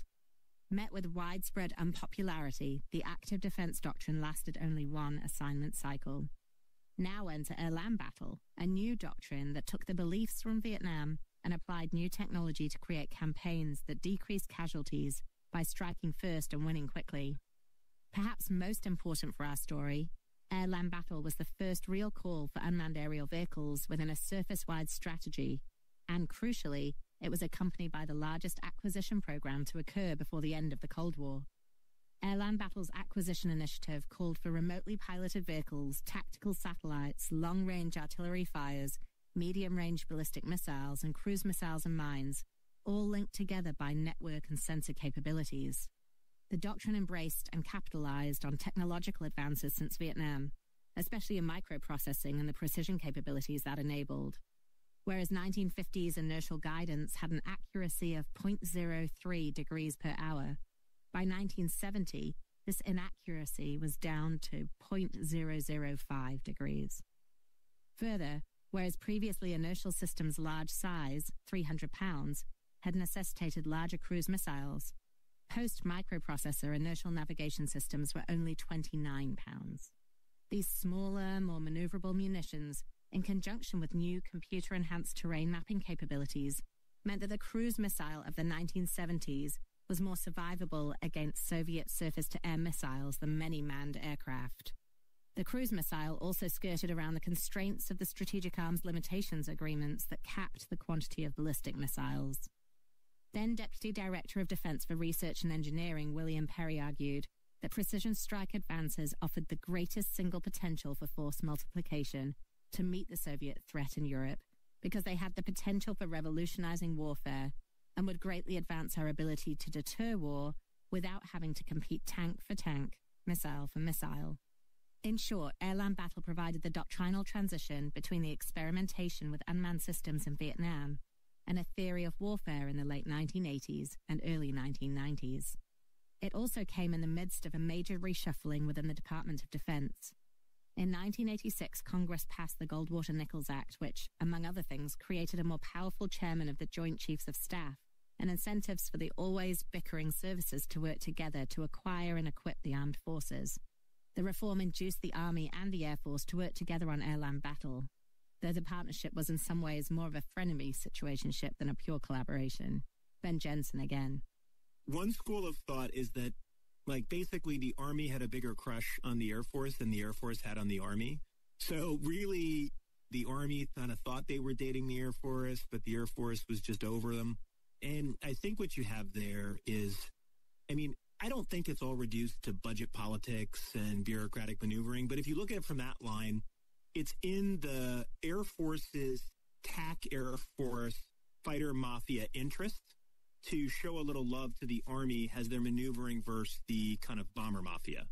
And so I think you could make an argument and go look about how this helps the Air Force then justify certain budget capture, certain type of tails. So it's still part of the Air Force in terms of at least the fighter side, not at all the bomber side, though, in strategic attack. And I think you could probably draw that out to find out why the Army is actually behind on unmanned systems and aerial unmanned systems in that respect compared to, for example, the Marine Corps. And it wasn't just the Army that was interested in unmanned systems. The Navy jumped onto unmanned systems after suffering losses in Lebanon.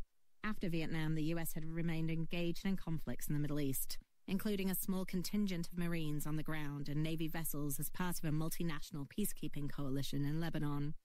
In October 1983, 241 Marines were killed by suicide bomber attacks on the Marine barracks in Beirut.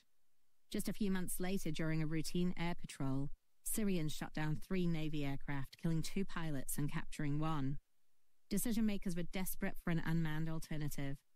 After the loss of the pilots, the Navy and Marines recommended that the Navy acquire the Israeli UAV system, and the U.S. purchased the Pioneer UAV shortly after that. But while the Israelis had used the unmanned aerial vehicles for early warning and detection within manned suppression of enemy air defense packages, then Secretary of Defense Weinberger and the Navy bought the systems chiefly as a replacement for otherwise risky manned reconnaissance missions. These unmanned systems would not be used in the integrated sensor-shooter tactics envisaged by the Israelis, but instead to increase persistent surveillance as a force protection measure for ground and naval troops. They were meant explicitly to decrease the chance of losing a human pilot. In 1984, shortly after the devastating loss of the Marines in Lebanon, Weinberger unveiled a new doctrine. The Weinberger Doctrine detailed 6 criteria for the use of the American military, including that, first, the conflict involved vital national interests of the United States. Second, that troops be committed wholeheartedly and with the clear intention of winning. Third, that there were clearly defined political and military objectives, which then led to 4, adjustments to the size and composition of forces to make sure that the military could accomplish those objectives, and that 5, U.S. troops should not be committed to battle without a reasonable assurance of the support of U.S. public and Congress. Together, all these criteria would lead to number 6, the use of U.S. troops only as a last resort. The Weinberger Doctrine codified the beliefs created by Vietnam into a military directive. The need to maintain public support to ensure strategic success was now an official tenet of the U.S. military. The beliefs that had emerged from the failure in Vietnam would further cascade in the mid-1980s as the young officers of Vietnam stepped into senior leadership roles within the DoD. This new guard of officers were led by a young new chief of staff of the Army, Carl Vuerno, and were determined not to repeat the mistakes of their predecessors, which they saw chiefly as a deficit in the political and public support they needed to win conflict. This view was also espoused from a man who became uniquely powerful in the U.S. military establishment. In 1989, General Colin Powell became the chairman of the Joint Chiefs, an auspicious time to influence the U.S. military given the imminent collapse of the Soviet Union and the recent change in the nature and influence of this position. In a unique way in American history, Powell's beliefs mattered. And for Powell, the belief in American public casualty aversion was strong. As he explained in his memoir, war should be the politics of last resort, and when we go to war, we should have a purpose that our people understand and support. We should mobilize the country's resources to fulfill that mission and then go in to win. In Vietnam, we had entered into a half-hearted half-war, with much of the nation opposed or indifferent, while a small fraction carried the burden. So that brings us to the end of this episode. We've covered a lot of ground from the early years of Vietnam through the 1970s and 80s up to the end of the Cold War. What we've seen is how a belief that emerges from first-hand experience on the battlefields of Vietnam, ultimately about the relationship between the U.S. public and the wars that it sanctions, shapes the thinking, doctrine, and investments in unmanned technologies over subsequent decades. This belief guides investments in unmanned technologies that insulate military forces from risk by substituting unmanned for manned platforms that can be used by an operator and remotely. This isn't about speeding up decisions on the battlefield or reducing the temporal distance between sensor and shooter. It's about creating a physical distance and providing persistence and loiter capabilities so that decisions that decrease the chance of unnecessary loss of life, both friendly and civilian, are optimized.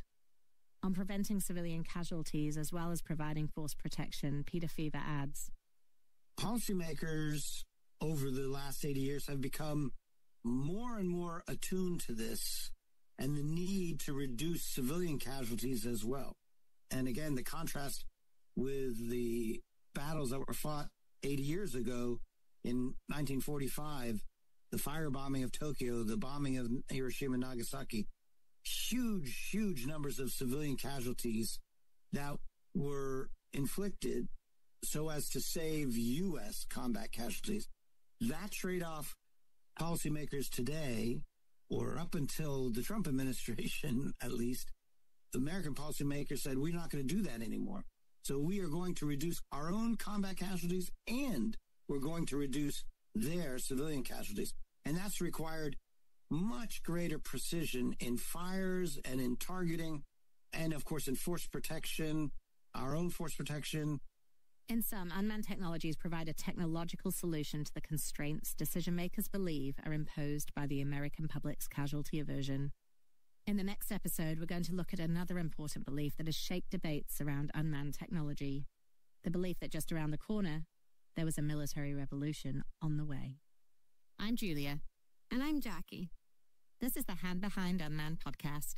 If you liked it, buy the book. It's by Oxford University Press and available on Amazon. Thanks for listening.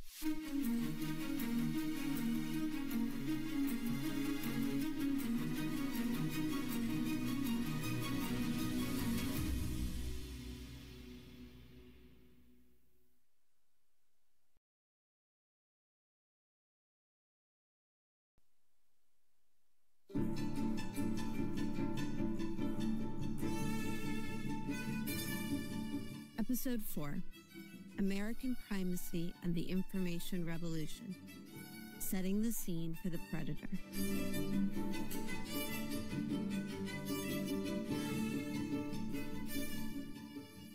The operation underway tonight, taking place in the pre-dawn darkness of the Persian Gulf, involves allied air forces of 4 nations: the United States, the United Kingdom, Saudi Arabia, and Kuwait. As they undertake their missions, they do so after months of careful planning. At the direction of the President, great care has been taken to focus on military targets, to minimize U.S. casualties, and to do everything possible to avoid injury to civilians in Iraq and Kuwait.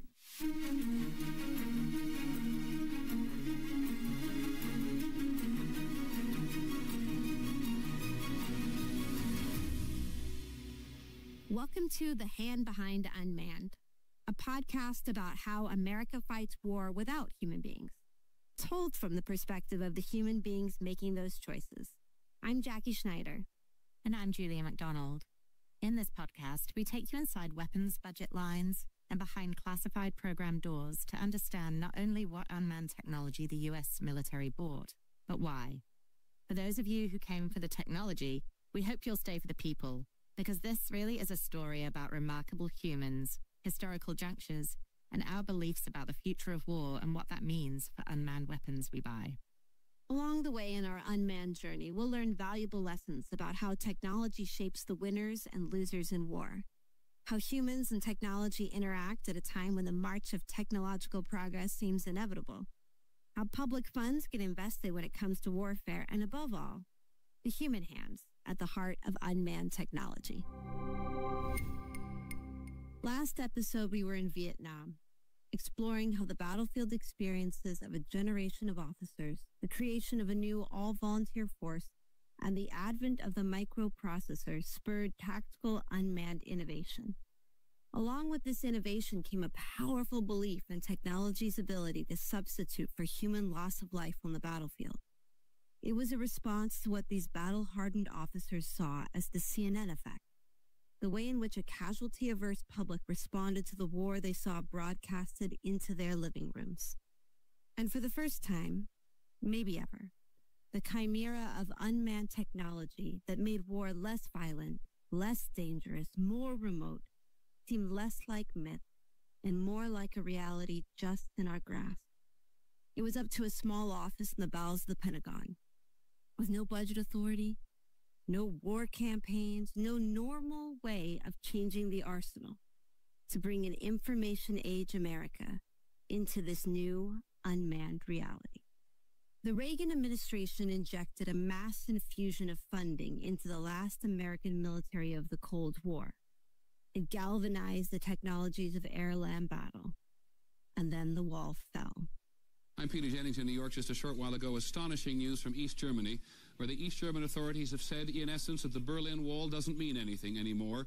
The wall that the East Germans put up in 1961 to keep its people in will now be breached by anybody who wants to leave. Suddenly, perhaps surprisingly, the U.S. was the global superpower. And all those technologies that the U.S. had built in a world of nuclear competition with the Soviet Union were going to make their debut not in the Fulda Gap, but instead in an Arabian desert. But before we make our way to the Middle East, we need to come back to Northern Virginia before the fall of the Iron Curtain. We need to trace the inner corridors of the Pentagon and stop at an unremarkable door that opens to an office full of unremarkable cubicles and unremarkable furniture that is led by one remarkable person who will introduce the information age U.S. military to a powerful idea about the role of unmanned technology in modern warfare. So what's the idea? Well, simply, it's the belief that sometimes a technology comes around that's so important that it creates a fundamental, even revolutionary shift in military power. Those countries that are able to harness those technologies in society and in their militaries leapfrog technological laggards, creating what we might call a military revolution or a revolution in military affairs. As Dr. Thomas Mencken, scholar and strategist, explains, briefly, the idea of a military revolution is that in some periods of history, new developments of technology, organization, doctrine combine to fundamentally change the character of war. You could think about that in terms of the relationship between firepower and maneuver, offense, defense, space and time. Now, this might be where the contemporary listener thinks, wait, I've heard this before. And yes, you have. We believe, in particular, Dr. Kissinger believed, that the AI revolution is of the scale of the Reformation. But AI is not the first technology to be credited as revolutionary. And contrary to what Eric Schmidt might have said there, historians have identified a series of technological revolutions over the last half a century. From the development of the longbow to the gun, steam, telegraph, railroad, and mechanization. Dr. Andrew Krapinovich, professor and one of the early authors of the military revolution concept, identified a series of these events. If you look at the, say, the era that begins with the Industrial Revolution around the beginning of the 19th century, there have been several since then. So in the mid-19th century, there's the so-called railroad rifle telegraph revolution, where the electromagnetic spectrum comes into play with the telegraph system.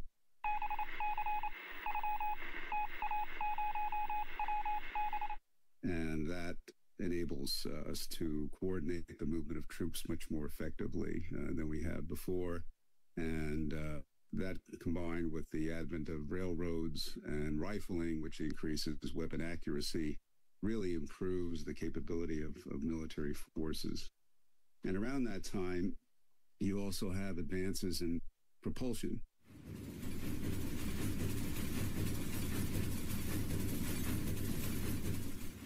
You know, the steam engines enable railroads. They also shift dramatically the way that naval ships operate. And so during that period of time, we go from wooden ships to metal ships and from wind propulsion to steam propulsion.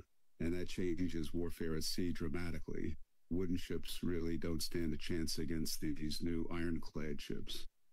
Turn of the 20th century, war begins to go undersea with submarines, and it begins to go into the air with aircraft. And of course, they become formidable new weapons of war, and again, enormous boost in military capability over time. There's the so-called mechanization, aviation, radio revolution.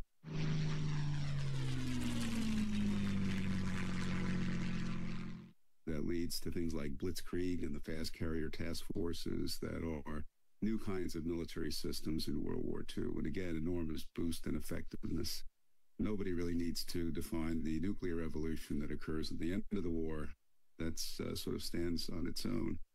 So you have these periods where there are these disruptive shifts. And the key is, it's been talked about in the business literature, the difference between innovation and disruptive innovation. And so in a military sense, innovation would be something akin to using radar to enable ships to shoot more accurately. So you're operating within an existing military regime. You're getting better at what you're already doing. And disruptive innovation is essentially doing something very different from what you have been doing in order to realize a large boost in effectiveness. The corollary, of course, is that those who fail to adapt quickly enough to a military revolution will decrease in power, ultimately descending into historical oblivion. Indeed, the idea of a bumbling officer unable to see the impact of new technology on warfare is a constant theme in the military revolution literature. No one wanted to be Field Marshal Haig after World War I and the invention of the machine gun, the tank, and the airplane, still extolling the virtues of the horse for modern combat. Perhaps counterintuitively, what would become a strongly American view of war originated not within American philosophy, but instead with the Soviets, who first crafted the military technical revolution narrative. The Soviets were looking at these missile technologies and early computer sensors showing up in Israel and Arab states, and they saw something special, something that might just look like a new revolution in technology, a revolution they called a reconnaissance strike complex. Thomas Mencken again. It really was in the context of nuclear weapons that the Soviets first advanced this notion of a revolution in military affairs, or a military technical revolution. So now, smash cut to the 1970s, late 1970s, where the U.S. military faces a challenge posed by the Soviet Union and the Warsaw Pact, and the challenge of defending NATO, defending Central Europe and Western Europe against an onslaught by the Warsaw Pact. The U.S. military started to innovate in response to this threat, and they developed air-land battle. They developed a whole generation of precision-guided munitions, deep sensing, new command and control capabilities. The Soviets looked at that, and they started to write about the advent of a new revolution in military affairs, which, again, wasn't the way we were thinking about it at the time, but it's the way the Soviets conceptualized it. And it was those Soviet writings that the Office of Net Assessment, among others,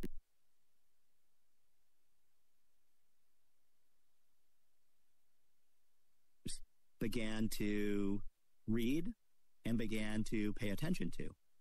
Wait here, because we're back in that unremarkable office in the bowels of the Pentagon. It's the 1970s, and America is having a bit of a tough time after our retreat from Vietnam. An impeached president and an economy suffering from both inflation and high unemployment. Here's Andrew Krapinovich to explain. In terms of basic strategy, the Americans needed to find a new source of advantage. They had lost the nuclear advantage.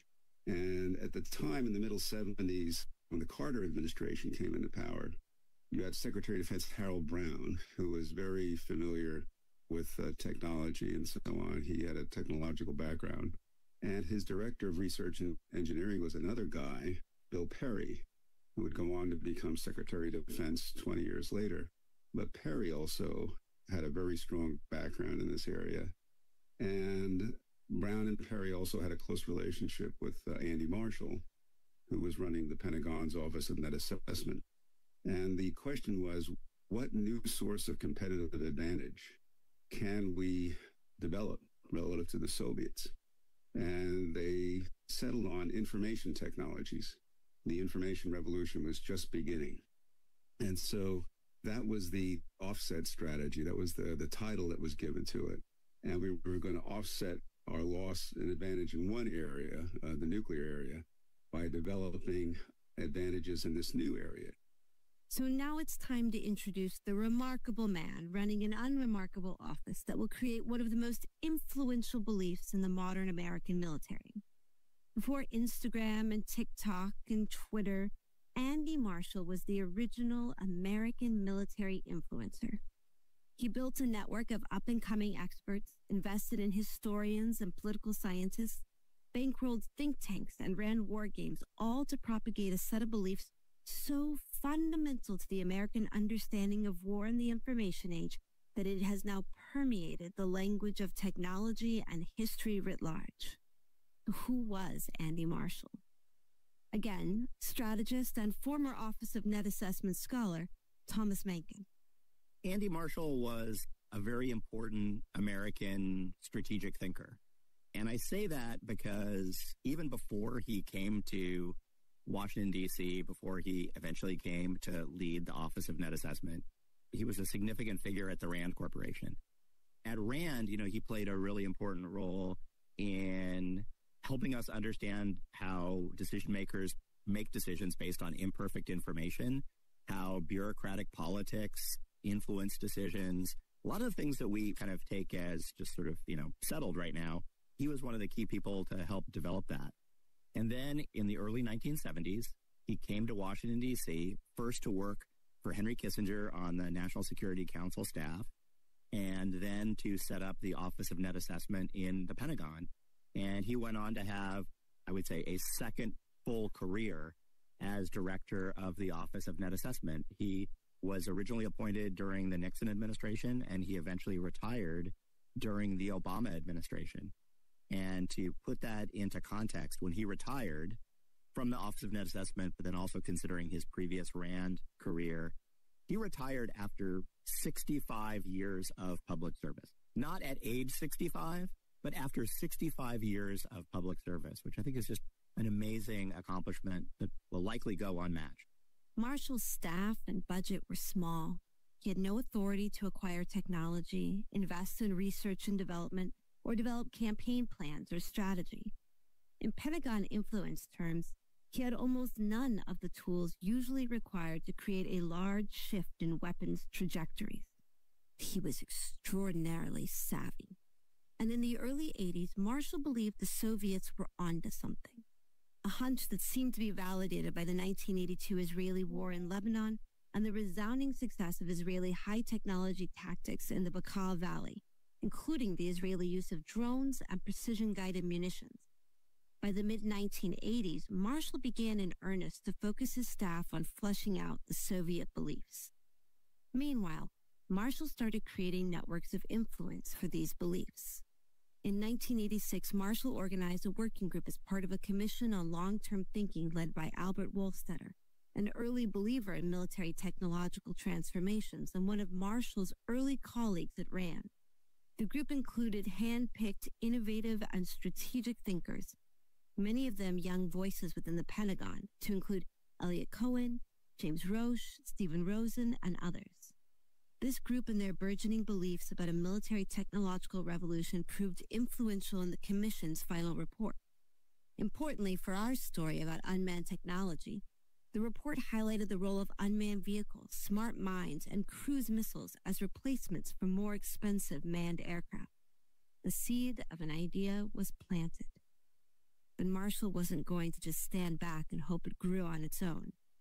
Here once again is Andrew Krapinovich. In 1989, Marshall calls me in and says, the Russians are writing about this military technical revolution. He said, I want to know these things. Come back and take a year and come back and tell me, number one, do you think the Russians are right? Number two, if they are right, what do we do? What does this mean for us? How do we change the way we compete? Third, if we think they're wrong, how do we help them go down this wrong path? How do we get them to spend a lot of money on things we think aren't going to be effective? But fourth, if we think they're wrong, but they turn out to be right, what are the hedges? What are the things we need to put in place so that if history proves them right, we can very quickly offset their advantage?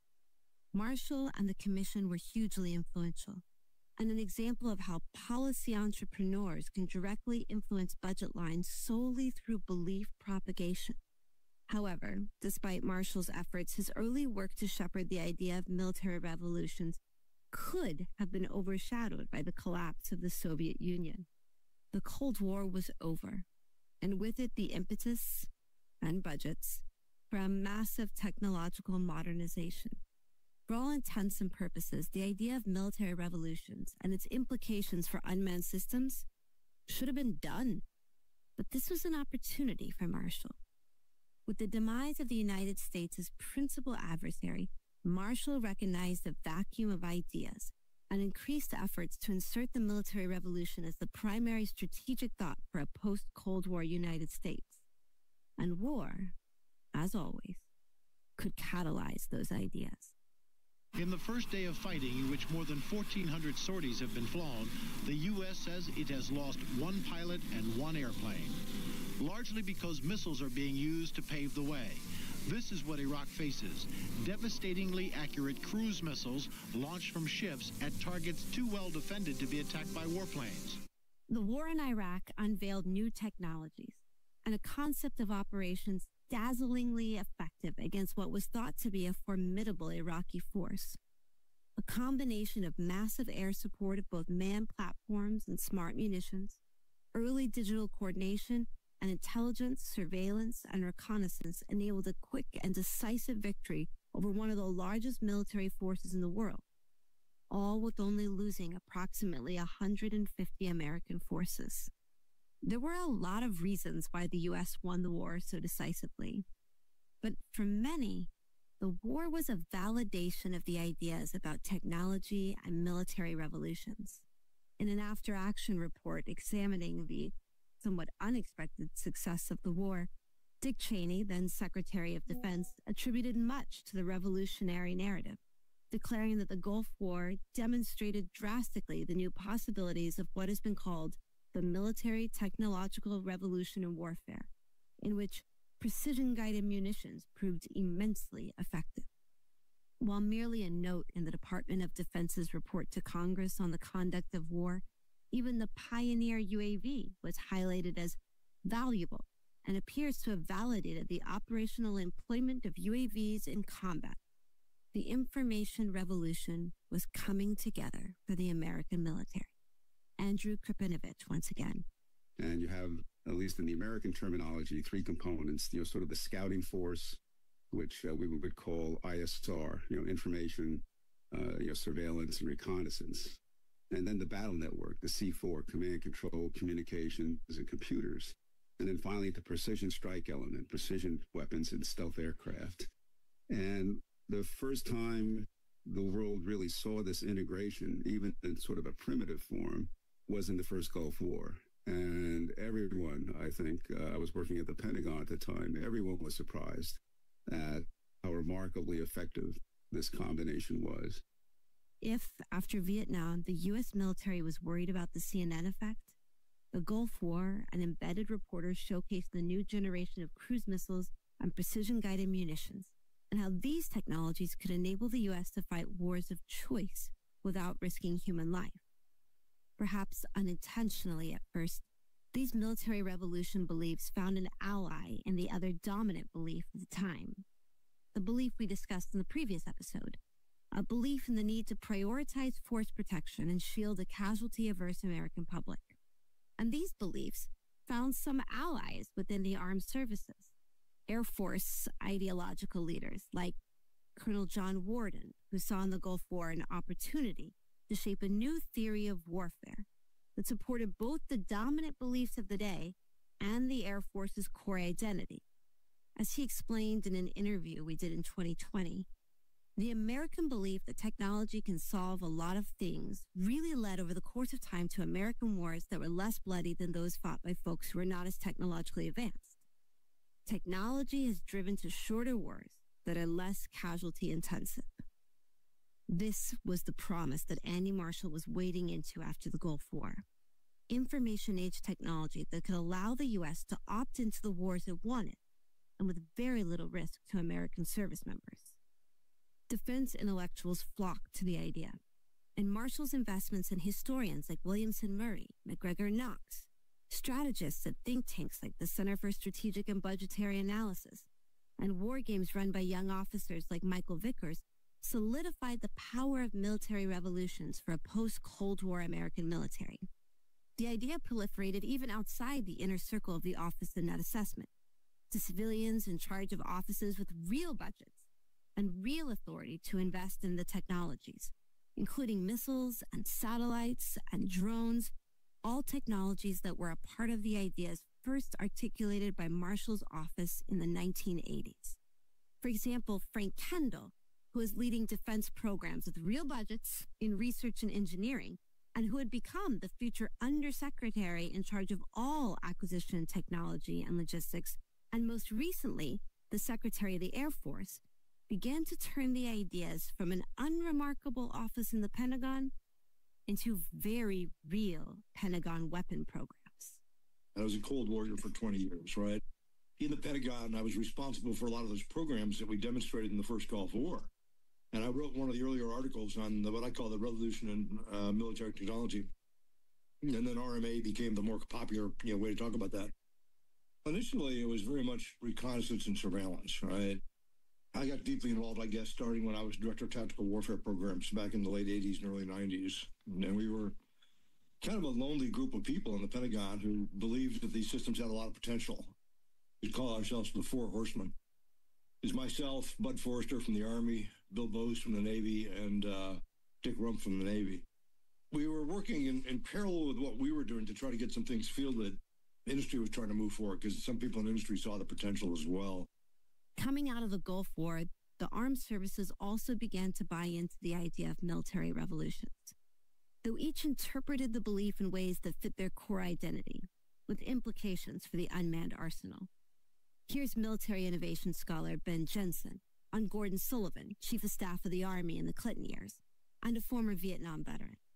I think what the most interesting evolution in the Army actually goes back to the 90s and Gordon Sullivan, and think he's the biggest thinker in the Army that not enough people pay attention to.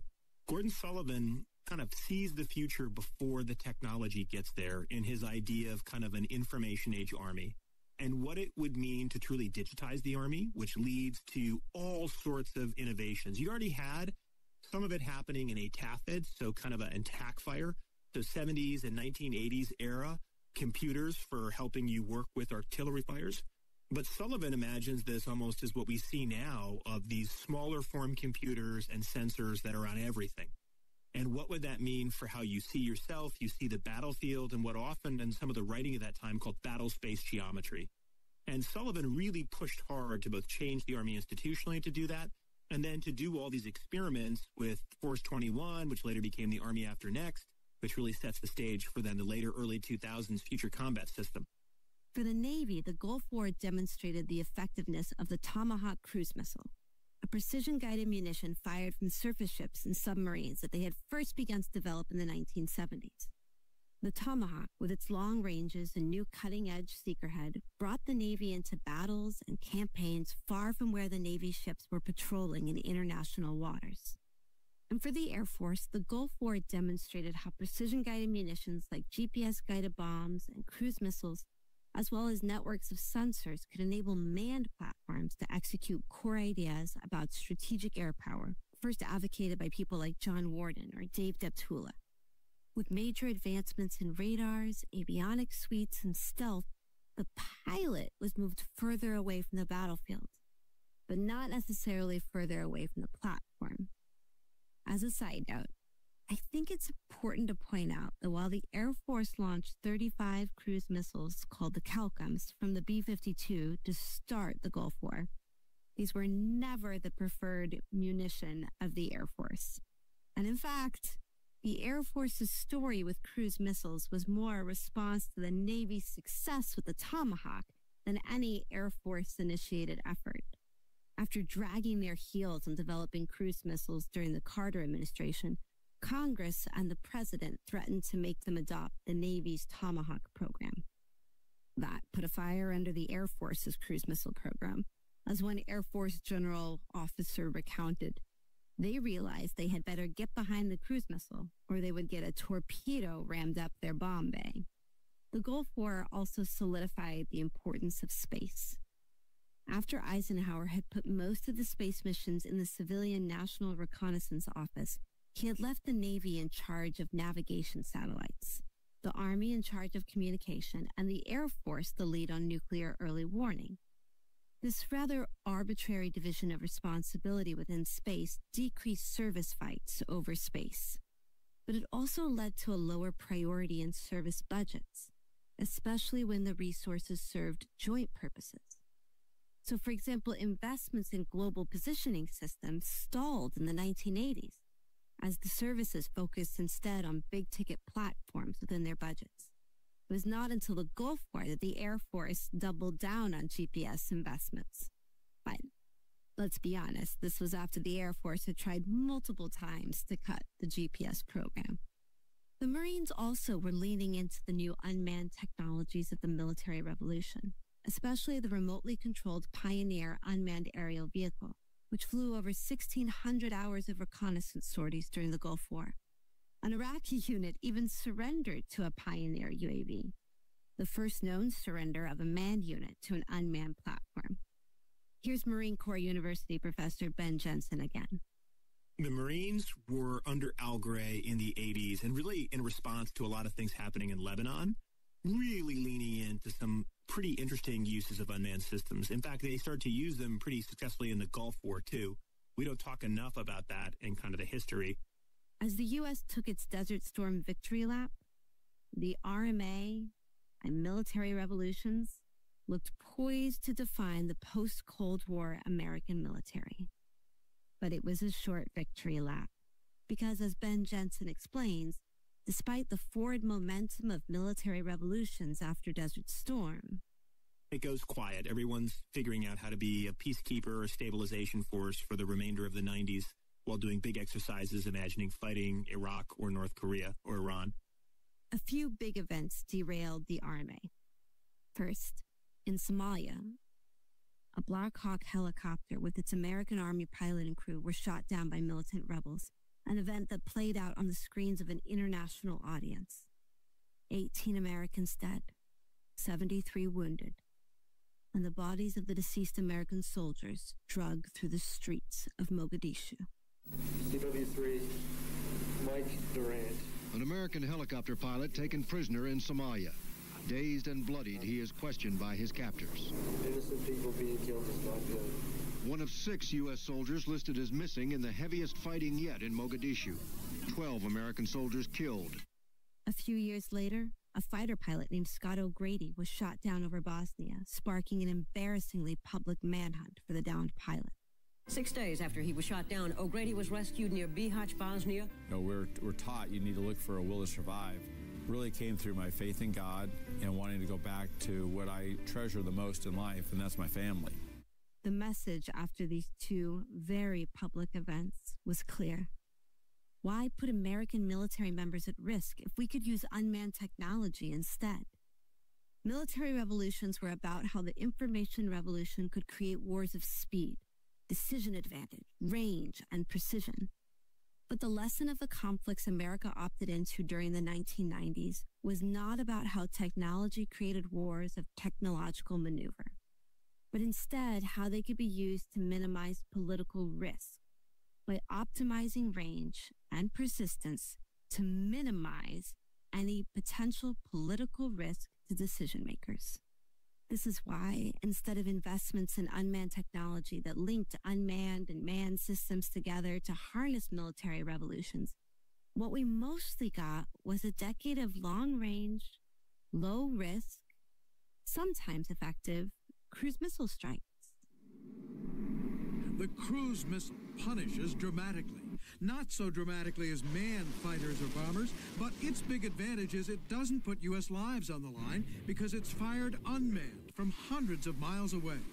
Like the cruise missiles that struck Sudan and Afghanistan. Good afternoon.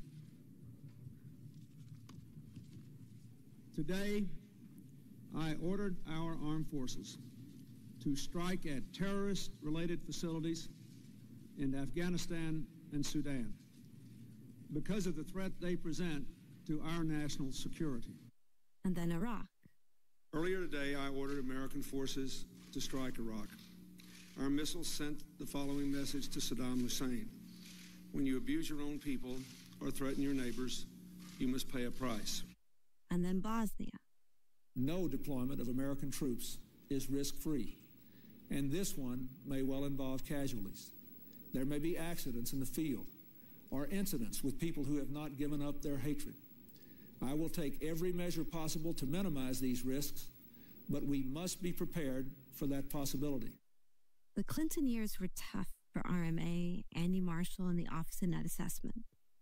Whereas Marshall had significant influence with the first Bush's outgoing Secretary of Defense, Dick Cheney, his relationship with Cheney's successor, Les Aspin, and Aspin's head of the Office of the Secretary of Defense Policy Planning Staff, Clark Murdoch, was less constructive. As Krapinovich and Watts recount of a meeting between Murdoch and Marshall, Murdoch wasn't convinced that military revolutions appealed to the service chiefs, who weren't worried about any major challenge to U.S. military dominance arising anytime soon, and that the military revolution assessment wasn't going to help diddly, well, poo-poo, in Bosnia or Somalia. And that's what people care about now. The MTR didn't do a thing for Marines and Somalia. We've censored some of the language, but you get the point. The cruise missile may have been the preferred weapon of the Clinton administration, but it wasn't the only unmanned system in the arsenal during these force protection years. The Army and the Marines had invested in unmanned aerial systems that they had used in the Gulf War to support the ground units with persistent aerial reconnaissance. At first, the Air Force wasn't interested. However, the Army started to get serious about these systems, and the Joint Defense Airborne Reconnaissance Office threatened to consolidate these unmanned systems in the Joint, or worse for the Air Force, the Army sphere of influence. Similar to the embrace of missiles after World War II, the Air Force saw a threat to its dominance and needed to make a dramatic move to capture the UAV mission. In 1996, Air Force Chief of Staff Fogelman declared that on my watch, the Air Force will embrace UAVs and work to fully exploit their potential. Fogelman made the institutional move to take over the UAV program, grabbing both the long-range Global Hawk and the medium-altitude Predator into the Air Force's control. To overcome within Air Force resistance to these programs, Fogelman explained to Air Force generals that the Marines and Army were hot on the heels of this new technology and threatened to hijack the trajectory of these systems. Faced with sister service competition that threatened the Air Force's core service identity, Air Force generals began to jump on the UAV train.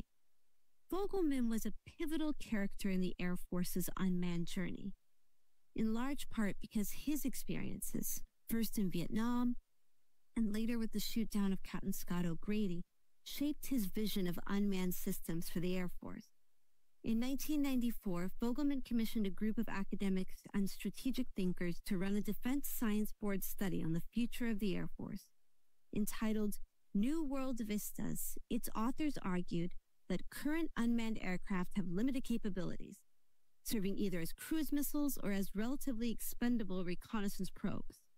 Instead of these uses, which was primarily how the Army viewed unmanned systems, the authors proposed a new Air Force version of unmanned systems, explaining that new information technologies are likely to soon allow the creation of uninhabited combat aerial vehicles flown by pilots who never leave the ground. With the election of George W. Bush in 2000 and the appointment of Office of Net Assessment old hand Jim Roche, Fogelman had an ally at the top of the civilian leadership within the Air Force. Here's former Air Force Secretary Jim Roche describing the early testing of the Predator MQ-1 drone with the Hellfire missile. We took the plane and did a bunch of tests and found that if we got together with the Army, they would give us a very nice weapon, Hellfire. And the only problem we had was, we had two problems. One, Hellfires are normally on helicopters who are in development low. So when you first fire Hellfire, it goes up. If you're Predator, you don't want to go up. You want to go down. But the Army was wonderful. And Huntsville, in Alabama, they changed the software to make them go down. Took care of that problem. The second thing we found, what Tom said was, we would hit a building, we would go inside, blow up, we'd all walk out. And he said, why are they walking out? And I said, it's a good question, boss. I said, leave it alone, I'll do it. And it turns out it was an explosion. They would get through these thick walls, but once inside, he just blew up in pressure. Very few people were injured. So we said, okay, Army, you're smarter than we are on these things. What would you do to make Hellfire solve our problem? In 1 week, they devised a shroud to go over the weapon head that flashed into 1,000 razor blades. Now, 1,000 razor blades have shown up in other things too, but things work. Once they got inside the building, it blew up. Not very many people walked out. So we're starting right off with the Army. Despite the early innovation, Roche was still meeting with a lot of resistance from within the other services as they tried to transition the MQ-1 from reconnaissance to strike. We could not get the Air Force or the Navy pilots to accept remotely piloted aircraft that blew up things, because that's where you had manned airplanes. Mm-hmm. And we kept saying, look, we've got to change. We've got to do this other thing. No. Anything you can do with that, I think we could do better with an airplane. All that resistance would change just a few months later when the Twin Towers fell and the George W. Bush administration, just a year into its tenure, found itself at war. 2 decades of counterinsurgency wars would be military revolution's biggest challenge yet. A distraction so powerful it would take a new, third offset to resurrect the old ideas. And when we started recording this podcast, we plan to highlight the remarkable resilience of the Office of Net Assessment and their ideas about the future of war, something you'll hear more about next episode. But things have changed. A few years ago, Andy Marshall passed, but the office continued on under the leadership of Andrew May and Jim Baker. That was until March 2025, when Secretary of Defense Pete Hegseth disbanded the Office of Net Assessment. After surviving decades of presidents, SecDefs, the Cold War, Moot Waz, and the global war on terror, the unremarkable office in the depths of the Pentagon no longer contributes remarkable ideas about technology and the American way of war. So who will be the weapons influencers of tomorrow? Join us in the next episode of The Hand Behind Unmanned, where an attack on the Twin Towers and the Pentagon hijacked the trajectory of a post-Cold War American military and create a world primed for wars of unmanned persistence, led by the MQ-1 Predator and a later MQ-9 Reaper. I leave you with the final few words from Andrew Krapinovich about the lasting legacy of the Office of Net Assessment. Marshall was very keen on saying net assessment's about the diagnosis. He said, we're not here to provide a prescription. I think that's one of the reasons why the office lasted so long. It has lasted so long. He didn't go into the defense secretary and say, well, you need 114 F-22s and 386 F-35s. He would go in and say, these are some key trends in the competition. Here's areas where it looks like we have some wasting assets. Here's some new opportunities. If we're looking about an offsetting adversary advantages, here's some potential offsetting strategies, IT, for example. Here are some cost-imposing strategies we might pursue. I'm Julia. And I'm Jackie. This is the Hand Behind Unmanned podcast. If you liked it, buy the book. It's by Oxford University Press and available on Amazon. Thanks for listening.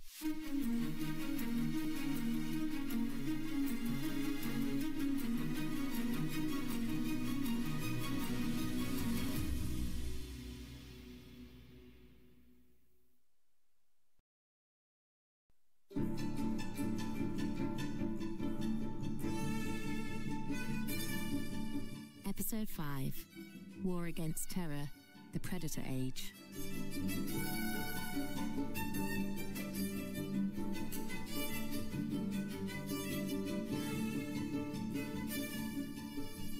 Former Secretary Rumsfeld said, you go to war with the army you have, not the army you wish you had. And people made fun of him when he said that, and I could never quite understand that. Because in fact, what he was saying was a central challenge of the military profession, which is that militaries in peacetime place bets against an uncertain future. And it's only when war comes that you find out whether those have been good bets or colossally bad bets. And what are the two things that you can use to place bets? Well, one is history, right? Particularly your own, received history. And then the other is theory. It's ideas. Because aside from theory and aside from history, got nothing to go on.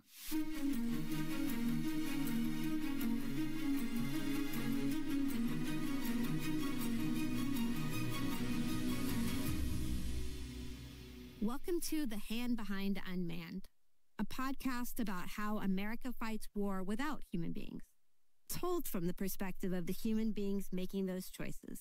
I'm Jackie Schneider. And I'm Julia McDonald. In this podcast, we take you inside weapons budget lines and behind classified program doors to understand not only what unmanned technology the U.S. military bought, but why. For those of you who came for the technology, we hope you'll stay for the people, because this really is a story about remarkable humans, historical junctures, and our beliefs about the future of war and what that means for unmanned weapons we buy. Along the way in our unmanned journey, we'll learn valuable lessons about how technology shapes the winners and losers in war, how humans and technology interact at a time when the march of technological progress seems inevitable, how public funds get invested when it comes to warfare, and above all, the human hands at the heart of unmanned technology. Last episode, we covered the end of the Cold War and into the early 1990s, where the swift victory in the Gulf War showcased a new generation of cruise missiles and precision-guided munitions that could enable the US to fight wars of choice without risking human life. We also heard how conflicts in Somalia and Bosnia served to sideline the military revolution advocates, like Andy Marshall, in favor of investments in technologies like cruise missiles that could minimize political risk. But by 2000, the deck chairs had changed again, with the election of George W. Bush in 2000 and the appointment of the Office of Net Assessment old hand Jim Roche as Secretary of the Air Force. The time was right for military revolutions to finally fulfill its vision. This all changed on September 11th, 2001. This just in, you are looking at obviously a very disturbing live shot there. That is the World Trade Center, and we have unconfirmed reports this morning that a plane has crashed into one of the towers of the World Trade Center. The CNN Center right now is just beginning to work on this story, obviously calling our sources and trying to figure out exactly what happened, but clearly something relatively devastating happening this morning there. Suddenly the United States was at war again and needed defense budgets and weapons to fight that war. And it was a very different kind of war than those who had advocated for military revolutions had envisaged. September 11 was a critical juncture in the proliferation of unmanned technologies.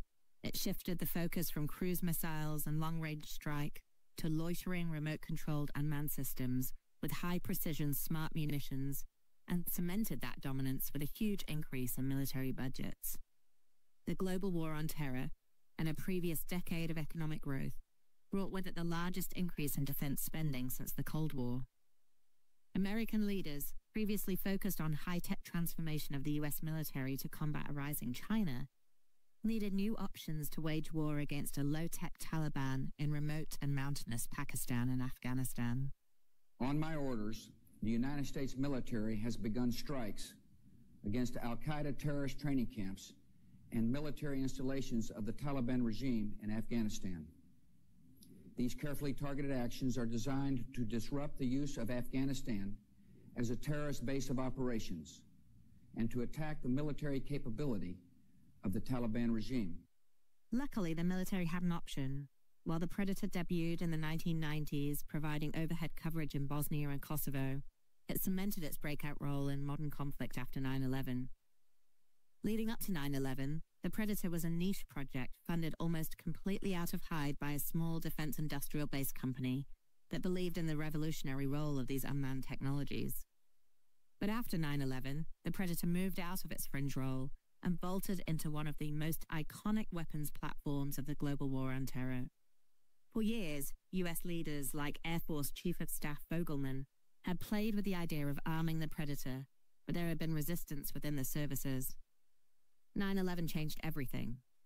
In the hunt for a platform that could fly in politically fraught airspace for long periods of time, there was now a clear imperative to arm what had been a reconnaissance-only unmanned system, thereby introducing to the battlefield one of the first armed unmanned platforms. As then Secretary of the Air Force James Roche recounted in the last episode, there was a lot of resistance to arming the Predator before 9/11, but then 2 buildings fell over, and suddenly arming the Predator didn't seem nearly as risky or revolutionary as it had previously. The Predator, armed with Hellfire missiles, enabled warfare that was precise, limited, and persistent. The Hellfire, originally an anti-tank helicopter-fired missile, was initially part of a suite of precision-guided munitions spurred by former Secretary of Defense Bill Perry's second offset. Accordingly, the first few iterations of the missile focused on destroying Soviet tank masses, and subsequent modifications focused on firepower and warhead improvements. By the early 2000s, its laser guidance had been adapted to a fire-and-forget system, making it ideal for the unmanned Predator. As Leon Panetta, former Secretary of Defense and Director of the CIA, explains.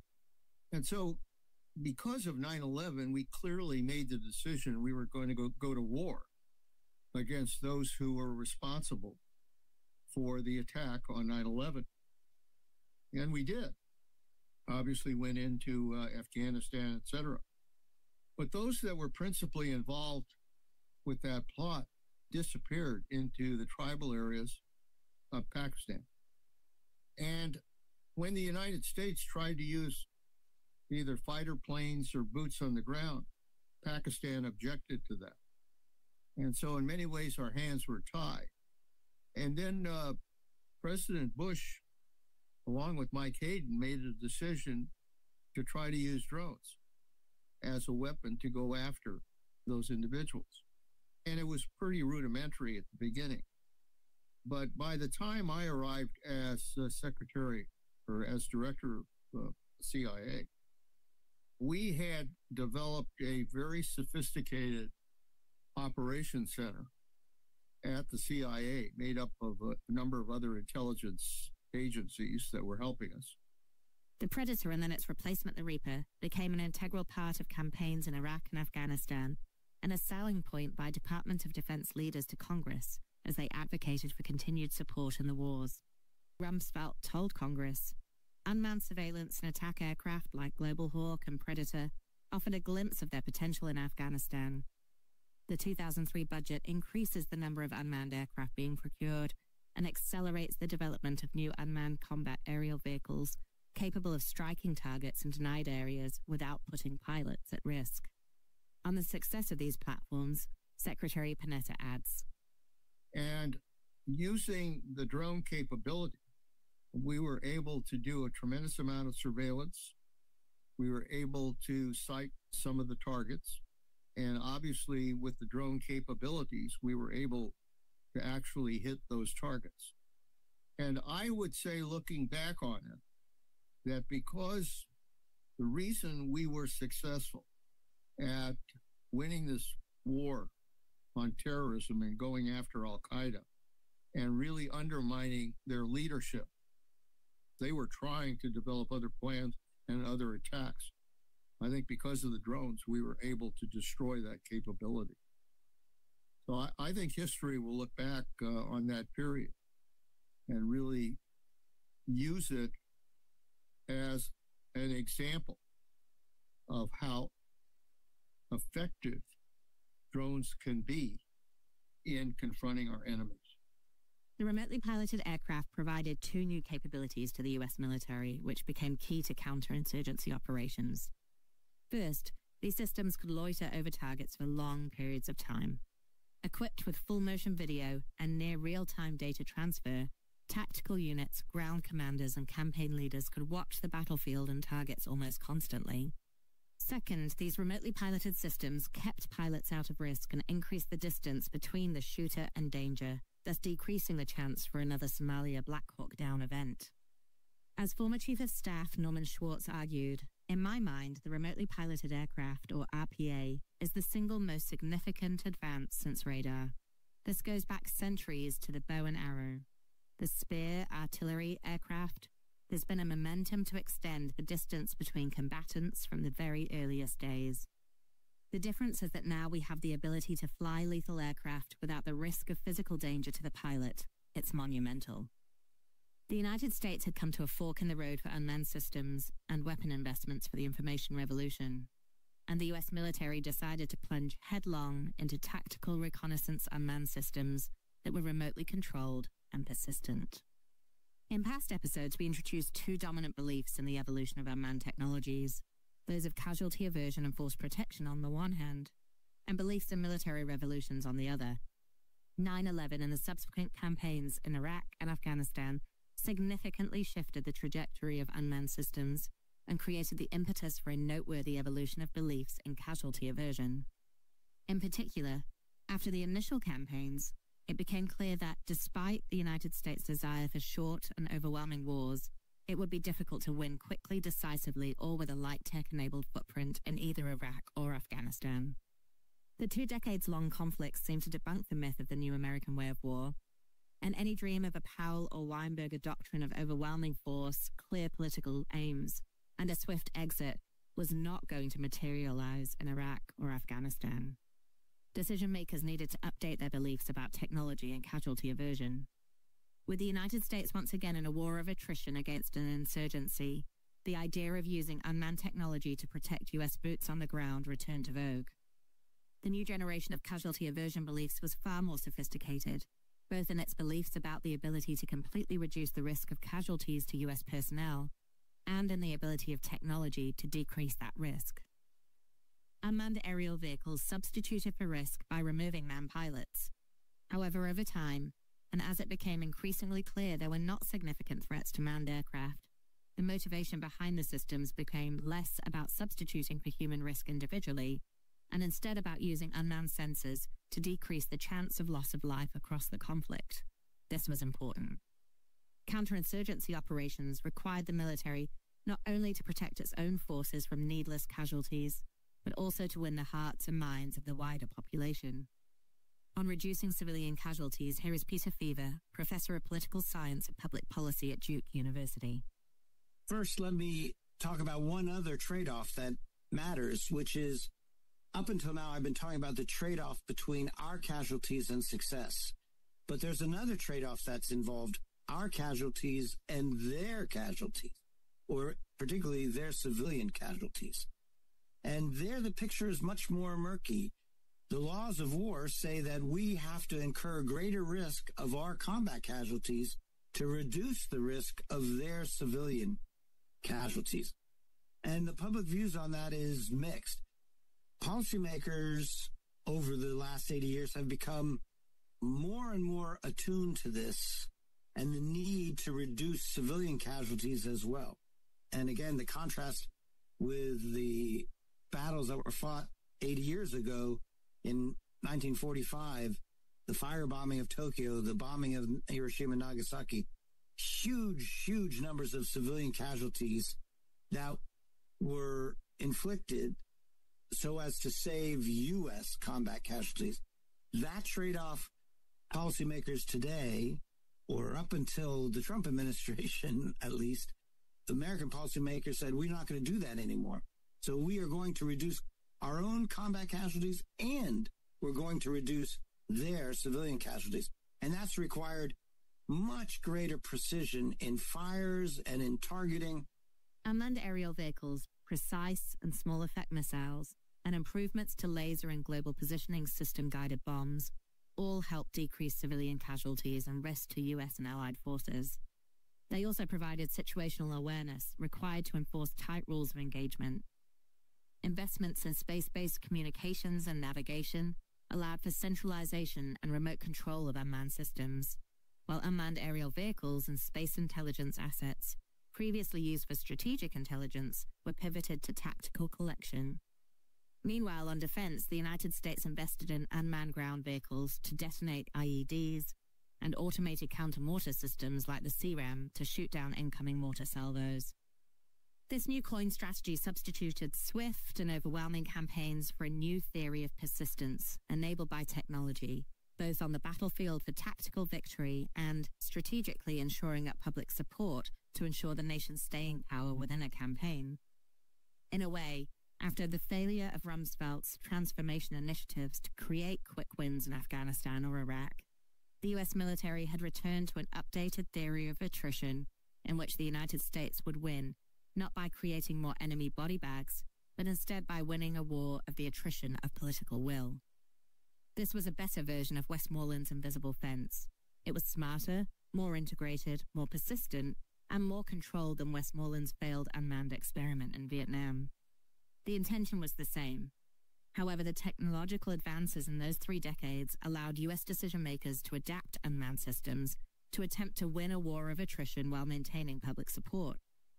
This led to unmanned systems that were expensive, required significant logistical support, and sacrificed firepower for control and precision.